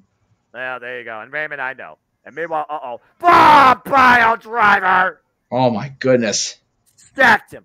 1, 2. No, Tanahashi coming in. The Pile Driver, though, just freaking probably just shrunk Ishii slightly. Slightly shorter than usual. And once again, Anarchy on the outside. Shota Umino and Okada, Claudio and Tanahashi. But we're inside with the two legal men, Tomohiro Ishii and John Moxley. And now, hammering, anvil, elbows, trademark of the Blackpool Combat Club, Death Jitsu Standard. And Umino checking on Ishii. Just got to come in a sliding leg at cover. 2! Oh. Man, and Raymond, I know, but hey, why not? Laying into each other. That's crazy. Sleeper hold. Again, when I saw John Moxley come to New Japan Pro Wrestling, one of the first matches I wanted to see, besides Minoru Suzuki, which we did get later, was definitely him versus the Stone Cold Tomohiro Ishii, because they just don't give a fuck. Mox and Suzuki had a match? Yeah, at the New Beginning in, I think it was in Osaka, 1 year ago. That's great. Uh-oh. Like Oh my! wow. All right. Excuse me. Oh no, we're fine. We'll talk about that later. That's three years ago. Clothesline exchange by these two. Yeah, 3 years ago. Oh my God! Oh Jesus! The friggin' headbutt. Oh wait, turn around. DDT! Oh my God! They cover him already. John Moxley knows that's not enough. Is he still trying to get back up to his feet, Jeff? You see what's happening here. I understand, but God, it's just stop. Is that enough for hook of the leg? Too? Okada breaks it up. It may have been it. Oh, Jesus. John Moxley busted open off that exchange. Moxley's bleeding. Yep, ladies and gentlemen, John Moxley is bleeding. In other news, it's dark outside. There you go. They Shota Umino rocking Okada on the outside. Cloud Castagnoli, though, now hooking up the Stone Pitbull. Up on the shoulder. Is she fighting back, though? Losing his balance, though. Fuck! God, uppercut. Fuck! Got him with a clothesline. Here's the cover. John Moxley. 2! No! Wow. Can this match go on forever? On behalf of Urine Need to Sleep, no. What's his sleep? I'll stop it with you. No. Look, I'm loving this match. This is my favorite. I am too. Just trying to protect our mentality, you know. Yeah, fair enough. My mentality will have a burnout at some point. You're absolutely right. Yes. At least there's no watch along. Oh, no, there is. Take that back. Never mind. Every weekend. Paradigm. Whoop, counter. Look for the Death Rider. Whoop, but the clothesline. Another headbutt. It's a great. John Moxley there. Tanahashi with the sling blade. And the sliding lariat. Damn. Cover hook of the near leg. 2. No. She only gets 2. Oh, my gosh. There must just be one of the hardest heads in the business to make Moxley bleed this early. Yeah, no, right? There's a reason why I think there's a dent in his head. Virgo drop, Brainbuster, counter. Edge Crusher! Is he back up to his feet? Black clothesline!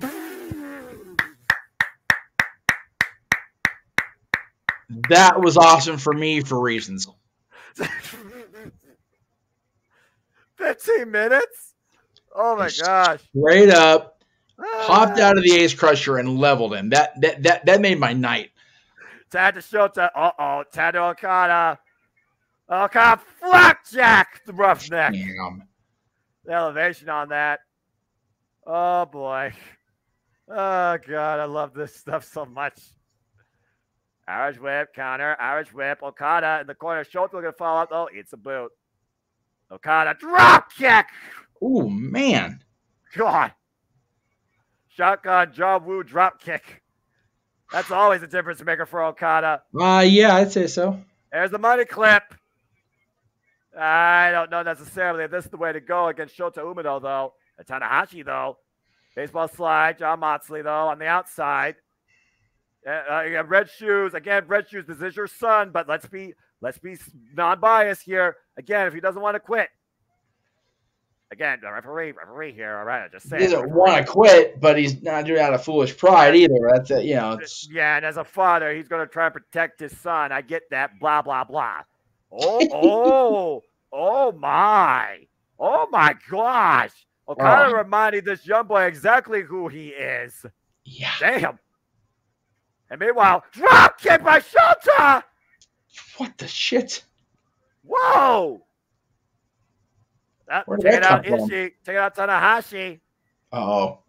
Oh, no. Uh-oh. There we go. We're swinging. Look at this. Oh, my God. Look at this. Oh. Claudia Sweet Okada. Swing him all night. Oh, my goodness. Okay. I've lost count. Put him down, Claudio. Put him down. The pressure's like, hey, anyway. Oh my gosh, it's been a long while since I've seen something like this. And Claudia found her gear. Oh my God. Oh my gosh. That was incredible. And what's this? Looking him up. Claudio Moxley. Triple power bomb. Cover 2. No. If that didn't do it, I don't know what's going to. Figuring out the non-copyright, right? That John Moxley flying off. Tope to Ishii. Damn. This match is incredible. Yeah, it is. We still got a world title match to go. Right?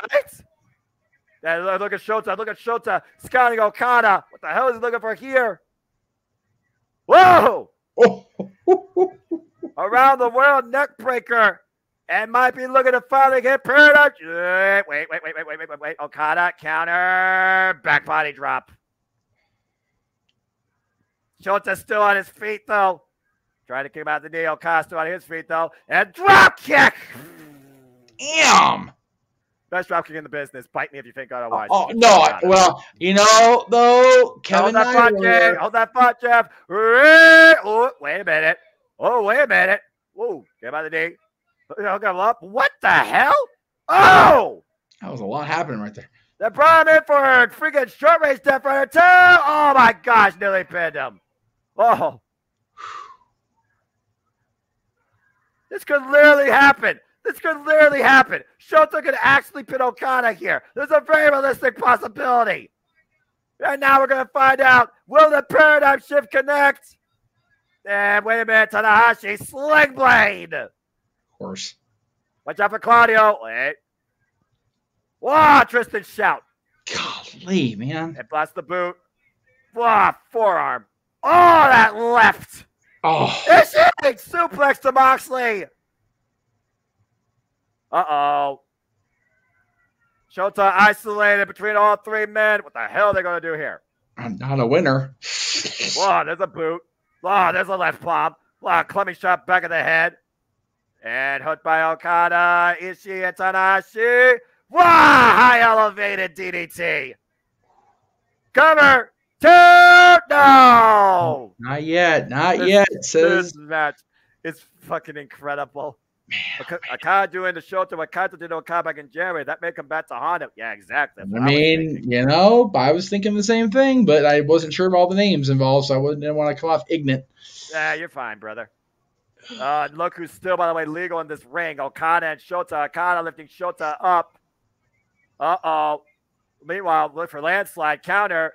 Wow, that strike did not affect the Rainmaker. Nope. I admire the fighting spirit of Shota, but right now he's facing a force he might not be ready for. Okada literally yelling at him to get him harder, young boy. Come on. Oh, boy. Just try and beat Okada. Keyword try. Dude, Jay, he's... Uh-oh. Yeah, no. Whoa, for the spinning Rainmaker counter. Double underhook. Go for it. Okada. Oh. And hooking him up. Here we go. Rainmaker. Cover 2. The champs retain. Right on. And Okada pinned Shota. Holy hell. That was amazing. Damn. Worn out just from hearing you call it. That's a highlight for me. Absolutely. On so many levels. I gotta say this though. Blackpool Combat Club came in with a game plan, and Shota Umino had everything working for him. But at the end of the day, it's hard to stop the rain, and he fell to the Rainmaker tonight. He did. I don't want to make a comparison that'll get me in trouble because Lord knows that's always a thing. But you know, big match John, big match Roman. Do not bet against Okada. Oh, wait a minute. Claudio Castagnoli and John Moxley. I wonder what they're thinking here. Chaos and Destruction to Mayhem.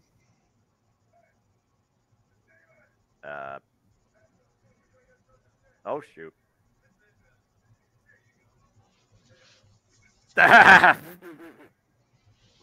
What are they saying there? Oh, I got to.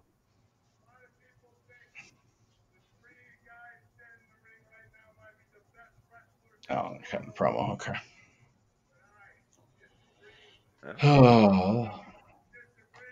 Well, as Moxley's doing that, we don't want to play the audio because we don't want to get in trouble. I can't hear it enough where it's going to ping over, but I'm going to go ahead and do the show now so we can bounce out of here as soon as this is over, get you into bed and get you some rest for church. Wait. Hold on. They're going to the Titantron. Okay. Wait a second. Wait a fucking second. No. Jeff, are you seeing what I'm seeing? I'm not seeing it. Remember my feed cut. Oh, that's right. Oh my God. I don't know if I want to know now. Brian Danielson! Is he there? I think they're calling them out.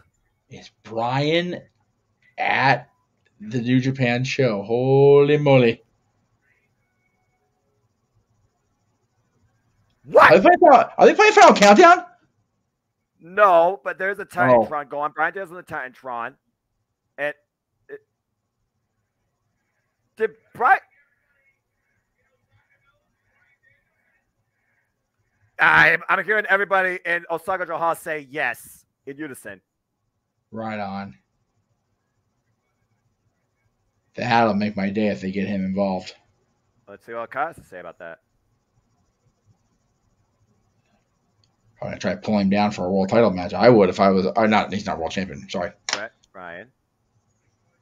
Omaito.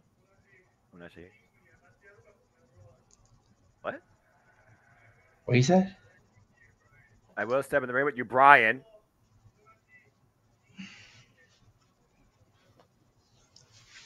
Whatever show they booked that on, we're covering it. Same ring. I don't care where. I can make it rain anywhere. Heard that part. Okay. But now. This door will be open. Wait. Oh, no way. Are you fucking kidding me? Did they just open the forbidden door for Danielson and Okada?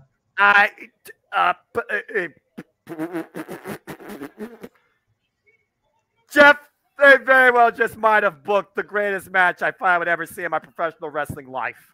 Holy shit. Is this actually going to happen? It has to. Oh my God. What? The American Dragon versus the Rainmaker, possibly at Forbidden Door? Are you fucking kidding me? You Tony Khan and friggin' Sugar Miyashi, you be fools not to book this. Open that damn door and don't close it. Take it off its fucking hinges. Give me this, please. Holy shit.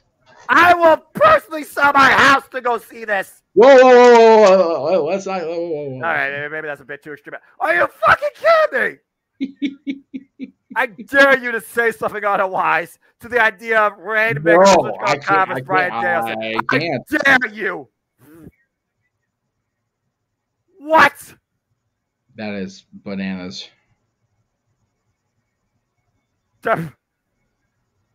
Okay, that's no young boy. That's probably the most professional wrestler of this generation and beyond. Are you fucking kidding me? Holy crap. Well, why sorry. No, you're good, dude. God, I am right there with you. Why we wonder what awaits beyond the other side of that forbidden door. For those that have been tuning in, thank you again. Please like, subscribe, comment, tell a friend. We love covering professional wrestling for you on all fronts, on all companies, of all promotions. And we are here giving you our live watch-along event reaction and coverage to freaking, holy shit, to freaking Dominion. For those that have not been here since the beginning, we got new members of Bullet Club in Dan Maloney, Alex Coughlin, and God, fucking hell, Gabriel Kidd. We've had one title change tonight with the IWGP, or excuse me, two title changes. IWGP Heavyweight and Heavyweight Tag Team Championships. Both Catch 2 and 2 and Bishamon won successfully. And we just had the craziest six-man tag I've seen in a long time with Carl Canelli's NJPW debut. Shota Umino falling short to the Rainmaker, being pinned by Okada. And literally Brian Danielson may have just called out the Rainmaker for Forbidden Door. And with that being said, we are now on our way. Oh, by the way, it's nice to German against Jeff Cobb. Great match. And the rest of Watto fell short against Hiromu. It is now time, oh dear God, for our main event of the evening. Wrestling across UK and Mexico. The returning Yota Tsuji now looks to take the IWGP Heavyweight Championship from Sanada. And Yota Tsuji is the newest member of Los Ingobernables de Japón. Do not think there won't be a title change here based on Dominion's history. Yeah, BCC Barroom, it sounds like that very well might be the case. You think about the Saka in Osaka back in 2012 when the Rainmaker Tsuchika Okada dethroned the ace Hiroshi Tanahashi. You very well might get something of a similar sort here tonight, 11 years later. I'm sorry. No, you're good, man. It's a lot to come down from.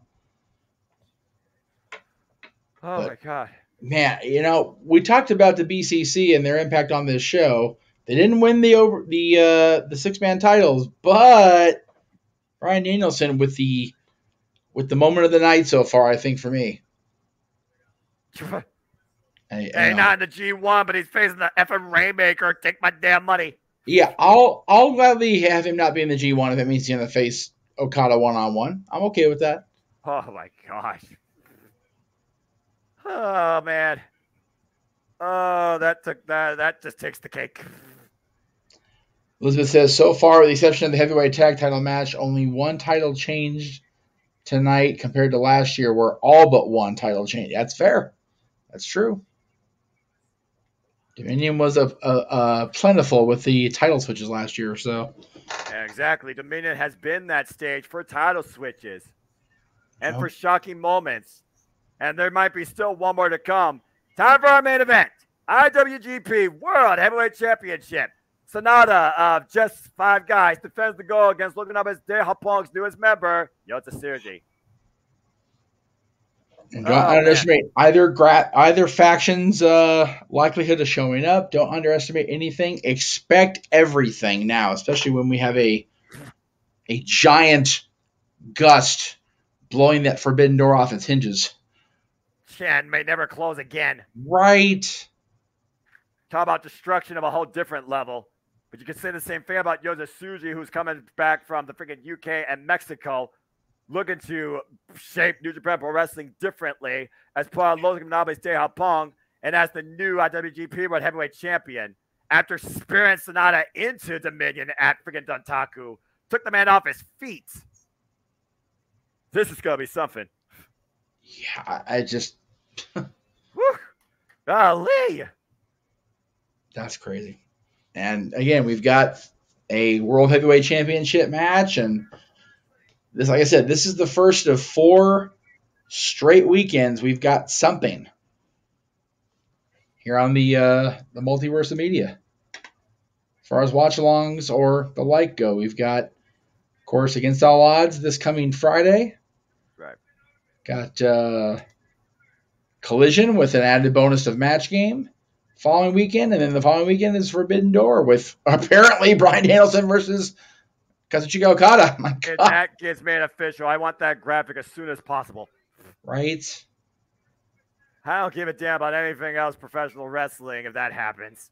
That's the biggest match I could ever hope to see as a fan. Bryan Danielson and Okada, what? Yeah. If you think about the time that both of them were atop their respective companies, Bryan as the WWE champion, Okada as the IWGP champion, that was one of those, man, if it ever happens, and it's happening, it looks very likely that it's going to be a thing on Sunday night, June 25th, the week after Father's Day. Holy. Yota Tsuji, similar appearance to Katsuhiko Nakajima when Nakajima was with Kongo. Now I know at least one reason why Axis is back. Yeah, that's very true. Actually, of course, Axis that reformed and is already feuding with freaking Keno. And apparently Keno and Nakajima are going to renew hostilities one-on-one. That's going to be a freaking clinic as well. Yeah. Oh, boy. All the wrestling. All the professional wrestling. Keyword professional wrestling. Damn it. Yeah. Again, the members of Los Ingobernables de Japón, the Gene Blast now part of the faction. Yota Tsuji, you're going to insert a whole different DNA coming out tonight as IWGP World Heavyweight Champion at the expense of Sanada. And of course, LIJ has been historically known to cause mischief, but also win big and lose big here at Dominion. Tetsuya Naito came in here as champion and lost to Okada. Yep. He also lost to Chris Jericho one time for the IWGP Intercontinental Championship. But he also won it back one year against Kota Ibushi. Timing is everything. You just talked about Nakajima and Keno. Already watched the match earlier on and watched it twice. You won't believe the result. Still talking about this many days later. Oh, there you go. I figured, yeah, because again, that match, you want to talk about a clinic. Yeah. All right. Again, Sonata, the rival of Okada, finally rose to the occasion and finally claimed for the first time ever in his career the IWGP World Heavyweight Champion, the 7th IWGP World Heavyweight Champion since this title's inception when Kota Ibushi merged what he called the strongest and the greatest titles together. Yeah, it was hard to argue with Ibushi at that point. I think that, the Intercontinental title had gained so much momentum, it was on par with the world title. There was no point in having 2 world title level championships. Just make them happen. Yeah, well, that's what Kota Ibushi wanted to achieve when he wanted to change the world in his own vision. Speaking of changing the world in Kota Ibushi, I do wonder where in the world is Kenny Omega? There's been no sign of the cleaner or nothing heard from the Golden Star, particularly since Bloodsport. Yeah. Kenny's been a little busy dealing with fires on the home front. But now you might even have a whole nother fire on the home front. Again, Kazuchika Okada is a friend of Kenny Omega. If both those men are in the same building that same night, I expect something huge to go down. Let's keep in mind, what sounds like Forbidden Door might be right now. Keyword might be. Nothing's official yet. We possibly are going to have Kenny Omega versus Will Ospreay 2 for the IWGP United States Championship. And, I don't know. The fucking Rainmaker Kazuchika Okada taking on Bryan Danielson. If it was any other point in my life that I needed to, or I didn't have to save for a trip in the coming year, I would take that money, get the passport arranged, and go see this show. You and me both. Toronto's not far enough for me to not go, and I got a friend that lives in Toronto. I can crash in and go home the next day. Man. Damn. It's going to be fun calling, but, oh, God, I got to see this type of stuff live at some point. Yeah. But again, knowing it going in is sometimes better. I mean, WrestleMania last year, not so much. Did we ever think we'd have you guys calling a Stone Cold Steve Austin match? Nope. And there it was. But you know that, or you don't know, but it looks very likely that these 2 non-WWE level dream matches, Okada and Danielson and Omega and Ospreay, like Jesus Christ. This is what it means to be a fan of professional wrestling. Right? It does. You're exactly right, my friend. So good. So fun.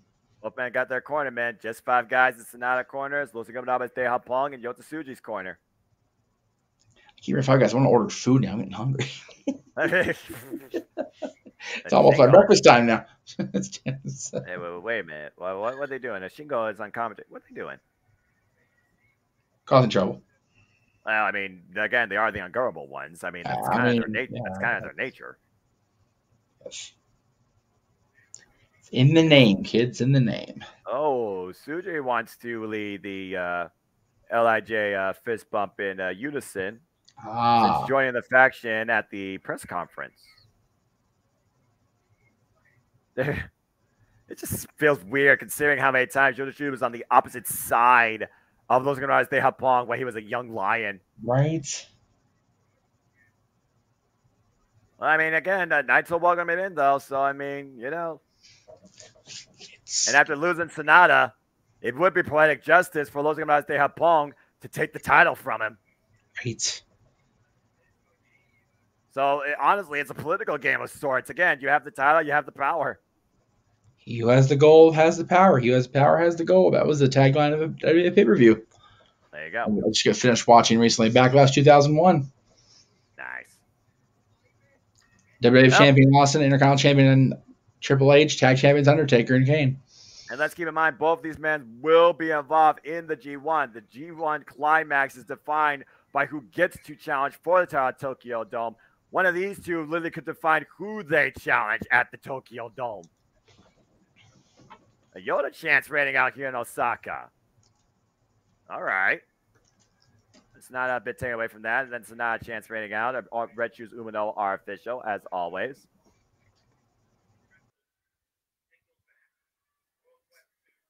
Again, we saw Yoda Tsuji more recently, for those that didn't watch Red Pro or CMLL, at Royal Quest 2.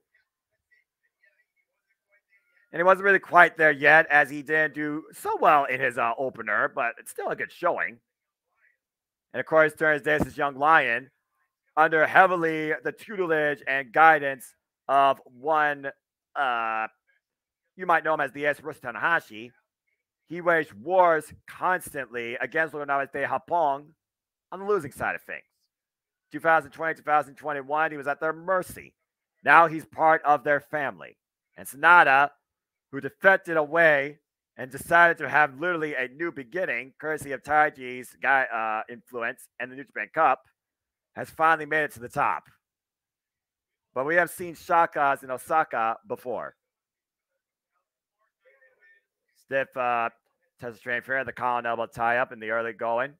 Both these men finally feeling each other out. The surprise factor no longer in Yoda Tsuji's favor after spearing Sanada out of his damn boots and off the mat into the other time zone at Dantaku. After Sanada successfully defended the championship against Hiromu Takahashi. Again, that LIJ, though, they're always about one thing, and that is tranquilo. Oh, just wrenching the side of Sanada's head. Sanada with the body shots. Oh, my God, my voice. I'm going to try and take it easy here while these guys start off slow. Oof! Nice shoulder block. Again, mixed reaction. Typical Los Linares de Japón reception.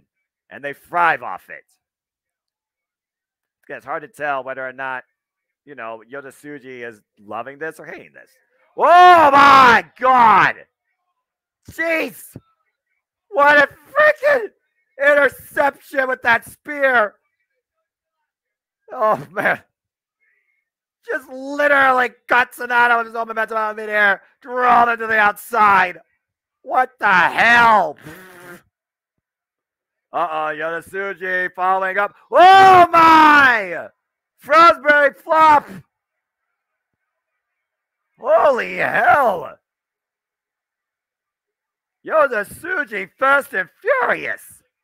Take another look. Incredible float over. Wiping out Sanada. LIJ again. Freaking reactionless. Oh boy.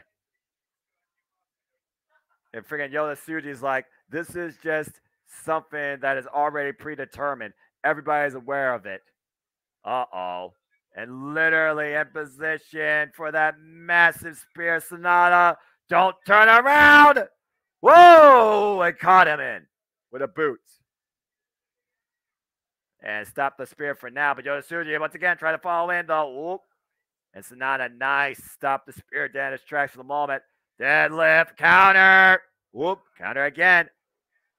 And the hooks are in for Skull End. And we'll see if Yoda Tsuji can survive this. The only offense so far by Sanada in this match.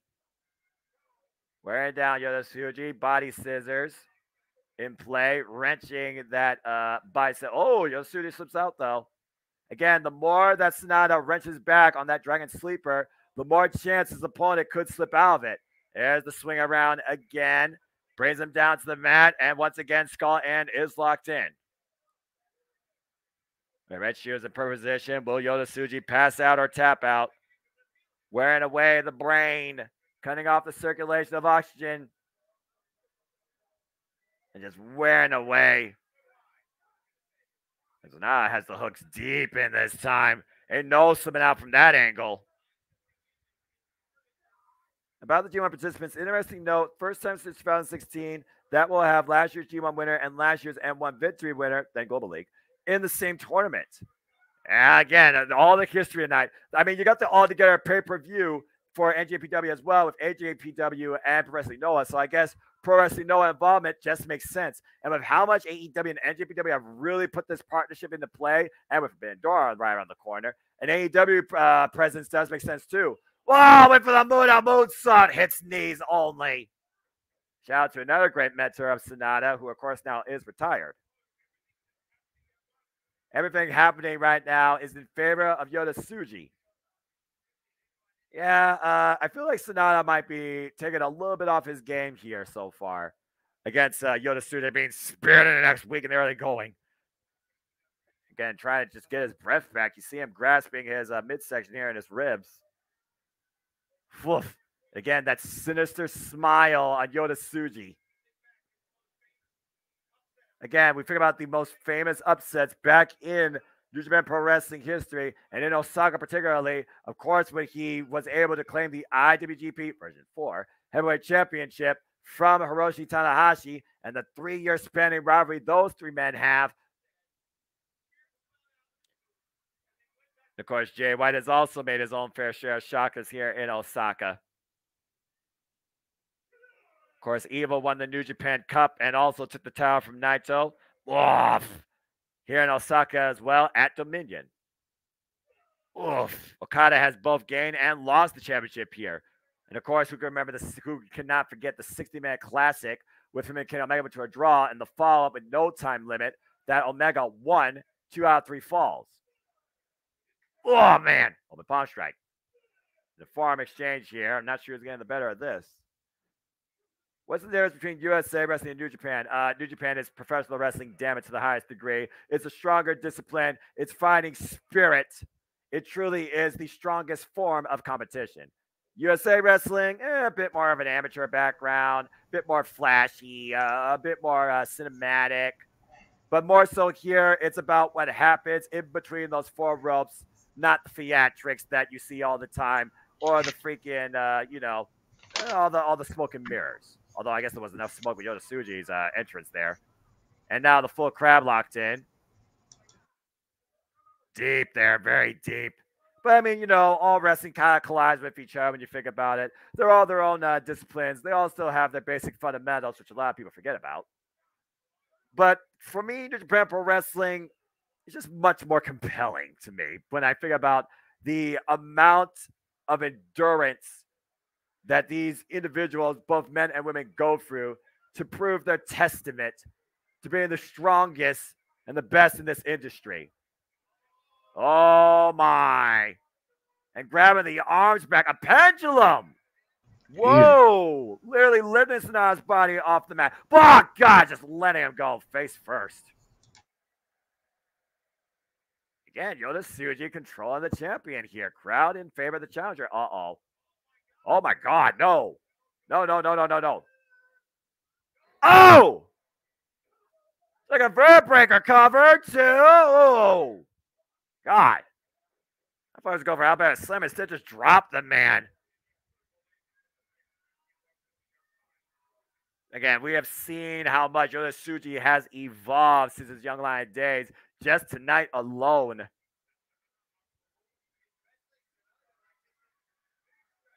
Uh-oh. And what's Yota Tsuji looking for here out of the corner? Up on the second. Now up to the top rope. What the hell? And went for the moonsault. Oh! Took a page from Sonata's playbook and crashed and burned like he did. And the match status standstill. Jeff, do you have a thought? Do you think there's a difference, a realistic difference between USA Wrestling and New Japan Wrestling at its core? Yeah, I was trying to cultivate my answer there. As I had to get a little something in my belly because I was starting to fade there. Still, I am actually. I'm trying to get a little snack. But yeah, the strong style thing is definitely paramount in my mind when it comes to that. And like I mentioned during the Zack Sabre Jr. match, you noticed. For those of you that I don't think Raymond was watching at that point because he just now popped in here recently. Right. But I noticed that they immediately after a match will go to ice the participants' back, like the small. I got that. The small of the back to really make sure they are cared for right away after a match. The style over there is much more physically taxing.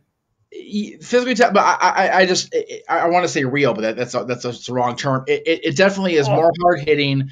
There's more involved in the overall style, the presentation over there, and like you mentioned, a lot of it over here is smoke and mirrors, the way to put it. Theatrics, definitely goes into it. I have said and maintained for years that anybody that says they're not a fan of sports entertainment it can only mean they were watching wrestling before then, because anything post 83 and the Hogan era of WWF has been sports entertainment, one fashion or another.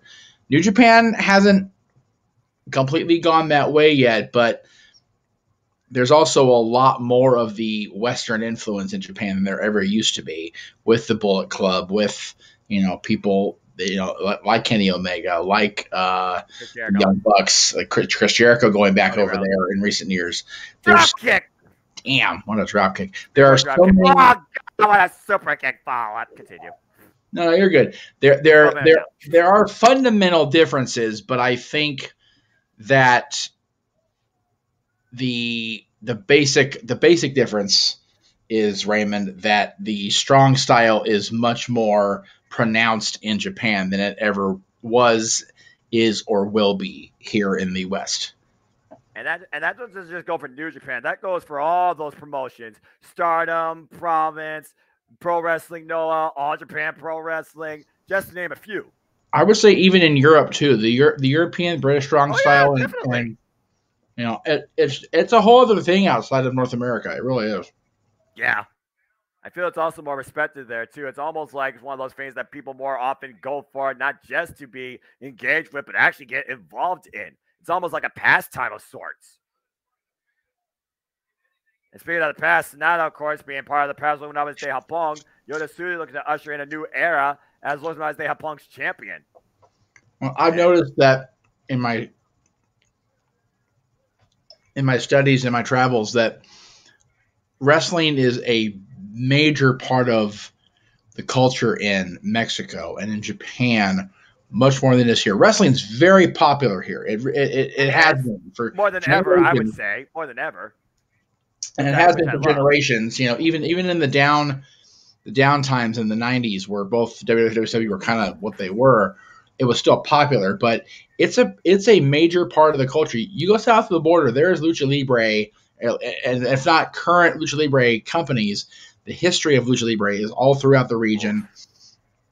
Same in Japan.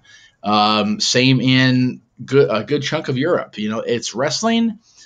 You figure the first, however you want to say the word, but officially recognized world heavyweight champion was European based. He had to beat an American to officially claim the title, but he was the European version of the world champion before, referring to George Hackenschmidt, before he beat Tom Jenkins. And, they had a quote unquote unification battle in 1905. And, but there's much more. I'll say this: there's much more culture involved in the presentation of wrestling outside of the United States and Canada. Yeah, especially with that open palm strike exchange between Yoda Tsuji and Sonata, where I'm pretty sure Sonata popped a couple blood vessels. Backbreaker, face first, curb stop, damn! Oh my God! By Yota Tsuji. And now hooking him up. Oh, wow! Takeover, Falcon Arrow sorts too! No! Man, oh man. I didn't get the Mexican name of that move, but that was a hell of a move by Yoda Tsuji. And again, Yoda Tsuji just smiling maniacally, it seems, taking all of this in and just capitalizing with destructive physical offense. Another open palm strike to the chest. You don't see those type of exchanges here in America. Is this Tsuji's first main event for the world title in this company? Yes, and this is literally his first match back to New Japan Pro Wrestling from Excursion. Oh, there you go. Oh, Lord, what the hell is this? Both men on the top rope here. Yoda Tsuji clubbing elbow strikes.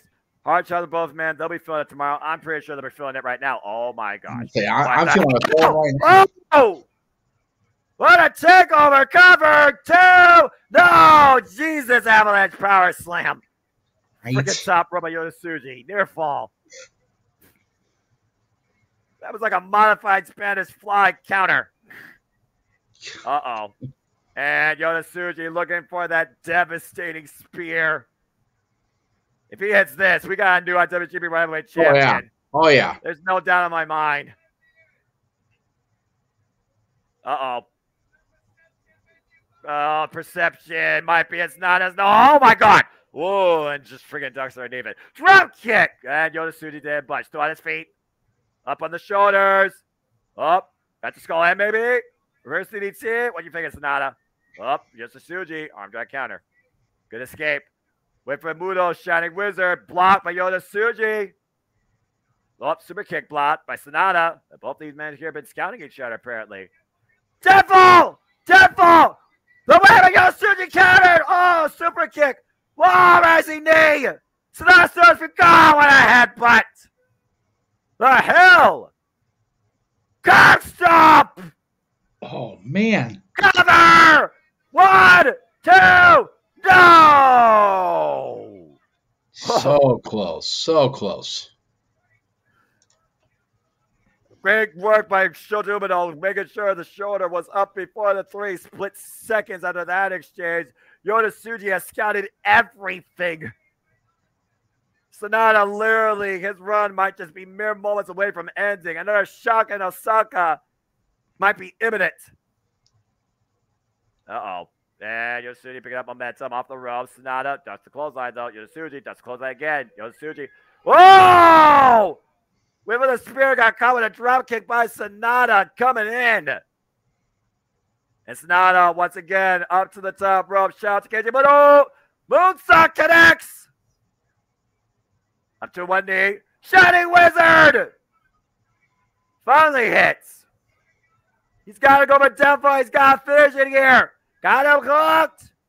Deadfall connects. You got him. Cover. Hey. 1, 2.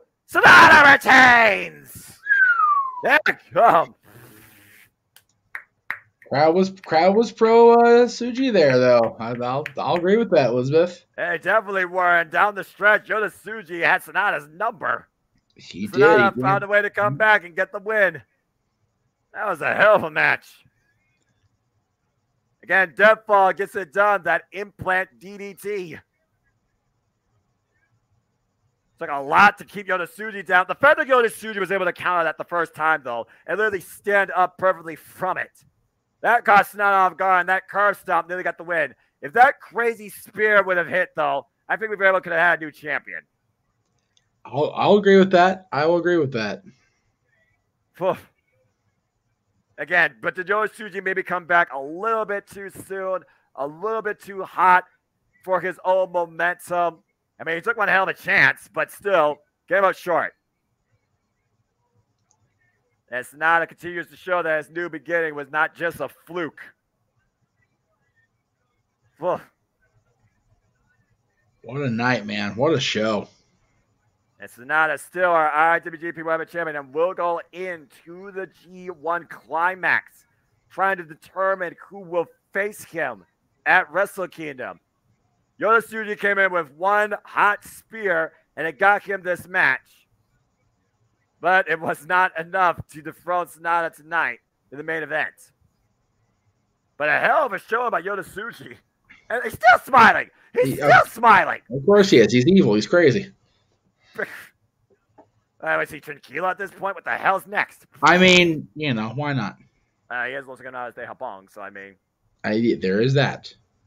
There's nothing for sure about those men or that mentality. No, definitely not. He's telling Tetsuya Natsu making his lead, but he's telling the young lions, take care of Tsuji. Ugh.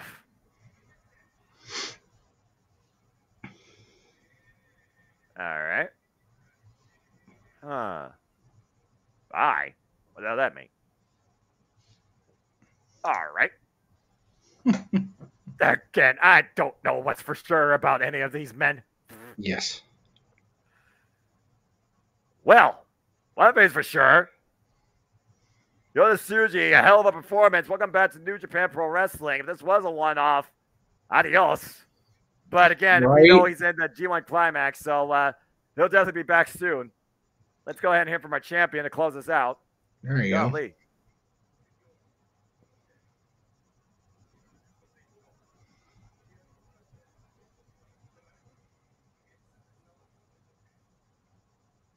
All right. Yeah, get some results. Why with LIJ, then challenge me again. Okay, Sonata, fair enough. And maybe Sonata found his rival.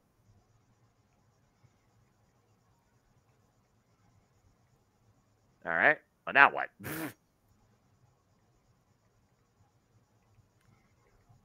Sonata.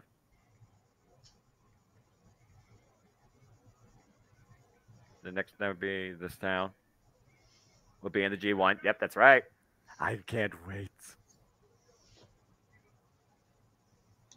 Just G1. I'll be handing in as champion.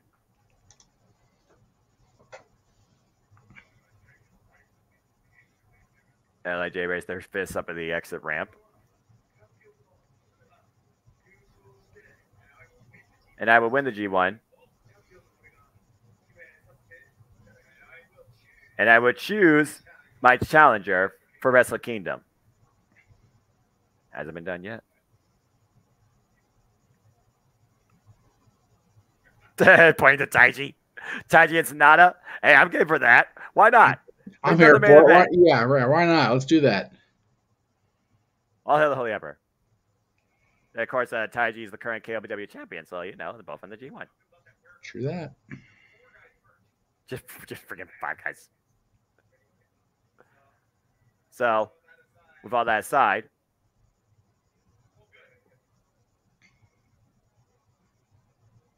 here is. I love this. This is always cool. Look at that site. Ooh.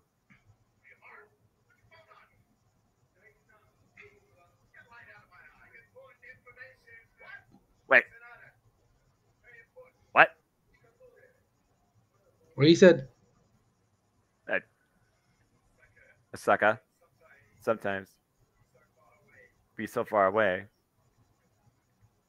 They're killing Barry. Don't put your flashlight on, you know. It's a cool sight. It's the gift that Sonata gives to you that you give to him. So Osaka cool?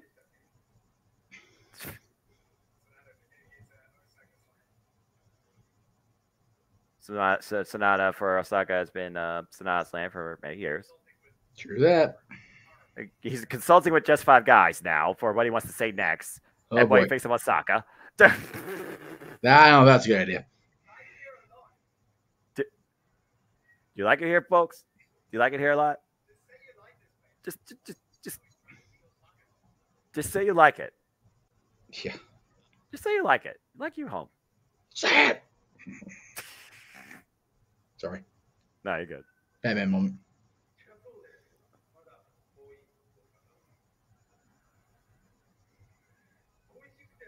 Feel about Osaka. Sometimes.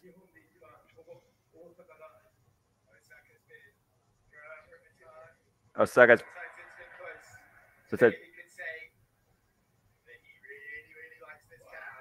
And sometimes Osaka, you've been kind of less favorable. Sometimes you've been okay, but tonight I could really say, Osaka, you've been really cool. Ole Osaka, see you next time. And that about does it here. As once again, folks, still your IWGP World Heavyweight Champion. As just 5 guys closes us out. Deadfall, Sonata. And Sonata stands tall tonight and will go into the G1 to determine his Wrestle Kingdom as the IWGP World Heavyweight Champion. It's a whole new spirit lately in New Japan Pro Wrestling, and it definitely was personified tonight, even if it was of a negative sort with Bullet Club antics. Bullet Club going into literally their next decade, celebrating 10 years. Yoda Tsuji, who definitely gave us something to think about when it comes to what may be different in Los Angeles Day, how Pong New Japan Pro Wrestling. We got our G1 Climax plots. We got a teaser for a homecomer to the Forbidden Door, or a home intruder, whatever the hell you want to call it, between 2 of the best wrestlers of all time. And again, Dominion has definitely set the pace as the gates have been wide open towards the summer for New Japan Pro Wrestling. And David Finlay apparently is building a weapon, and he starts tonight at the expense of the United Empire and Bishamon. We got new junior heavyweight champion, tag team champions, got new heavyweight tag team champions. And the only success for United Empire tonight is Will Ospreay, who has made sure that he now has a guaranteed one-on-one shot for Kenny Omega in the IWGP United States Heavyweight Championship. And what the hell did that wicked smile mean by Yota Tsuji? Right. He knows. And of course, something. Zack Sabre Jr., incredible mental Tekas clinic against Jeff Cobb, and historic NJPW World Television Champion. And again, more Claudio Castagnoli, please. That's 6-man tag. My God. Right. Well, there are no friends truly in the G1, but Sonata knows that he's got just 4 guys. Well, excuse me, just 5 guys at his backside. There's your field, folks. The field of, once again, 4 blocks of 8 impending, 32 participants, including for the first time ever, Pro Wrestling Noah's Kaito Kiyomiya. Well, actually, it may not be first time ever for him. I need to double check that. And definitely first time ever, though. Holy hell. AEW's Eddie Kingston. Right. That's what the one. What the fuck? Yeah, that's crazy. Oh. Just bananas. 7,040 witness history once again in Osaka-Jo Hall live, and to the many of you in and out of this stream that witness our freaking JMN Multiverse of Media live watching the event. We truly thank all of you as Sonata stands proudly at the top of the stage, still IWGP World Heavyweight Champion. It's going to be a hell of a summer, and we are just starting, as it seems like everyone's trying to change everything. Whew. Again, this has been a lot of fun. Jeff, it has been an absolute pleasure covering this with you. I cannot wait to do this again, whether it's Impact, New Japan, AEW, or some combination again soon, man. We did it, man, as they pretty much are filing out of the arena. And again, folks, next time we got coverage, against all odds, me and James Hebert at least, Friday, June 9th, 7 p.m. Eastern Standard Time, headlined by Killer Kelly versus Marshall Slammers at .com match. Blood will be spilled. And, of course, Steve Medwin defends the Impact World Championship against Alex Shelley, and so much more, too, as we are on the road to Slammiversary, where Trinity will look to dethrone the Virtuosa. And following that, AEW Collision will bring you some match game antics, but also CM Punk is back, Second City Saint, and who knows who sets a precipice on AEW Collision. Pro Wrestling's back on Saturday nights weekly, folks. Buckle freaking up. And Noah, on that night, give me 1 second. Ooh.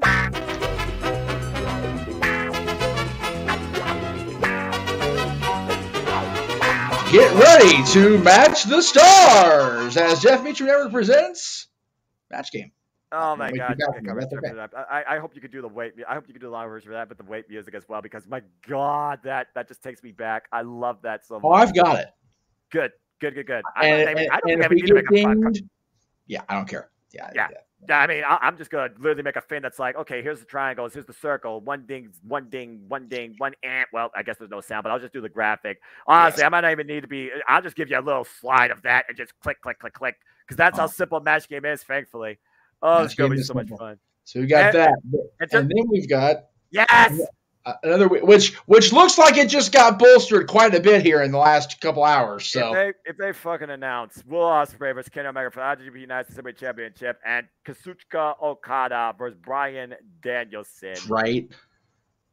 I am so mad I'm not going, but I cannot wait to call that shit. The question will be a week after the holiday here in this country. Who exactly is your daddy? Because man, oh man, that is going to be a hell of a night in Toronto, Ontario, Canada. And as kind of spur of the moment announced, figured out, next year, we're going to the Extreme. We are covering it. It literally hit me. It's been 30 years. I was like, holy shit, it's 30 years. Man, how time flies. It does. But I will try to track down I don't think it's on the network in its entirety, so I'll try to track it down. Fair enough. Hell of a tournament. So, and of course, the aftermath is the story on that, but, we'll get there. We'll tell that story. Yeah. Catch our buddy JJ, Renegades Reviews. Oh, again, no Warzone today because it's just too much stuff. But Benny and June on Monday, Don Juan DeMarco on Wednesday, Nick of Time on Friday. Michael J. Fox film still on Saturday new release this coming week on Renegades Reviews over at the Costume Studios. JJ and I, of course, will be back tomorrow afternoon before Monday Night Raw with our top, speaking of Raw, our top 10 must-see moments in the history of the Monday Night War, not just including those happened on Monday nights. Let's keep that in mind there. Today, actually, the No DQ review is back in its normal Sunday time slot, at least for this week. I was told by Aaron that the No DQ review will be in its normal time slot through the month. But Talk Wrestling is going to move once more back to Thursdays at the end of June because the Money in the Bank predictions will be that Tuesday.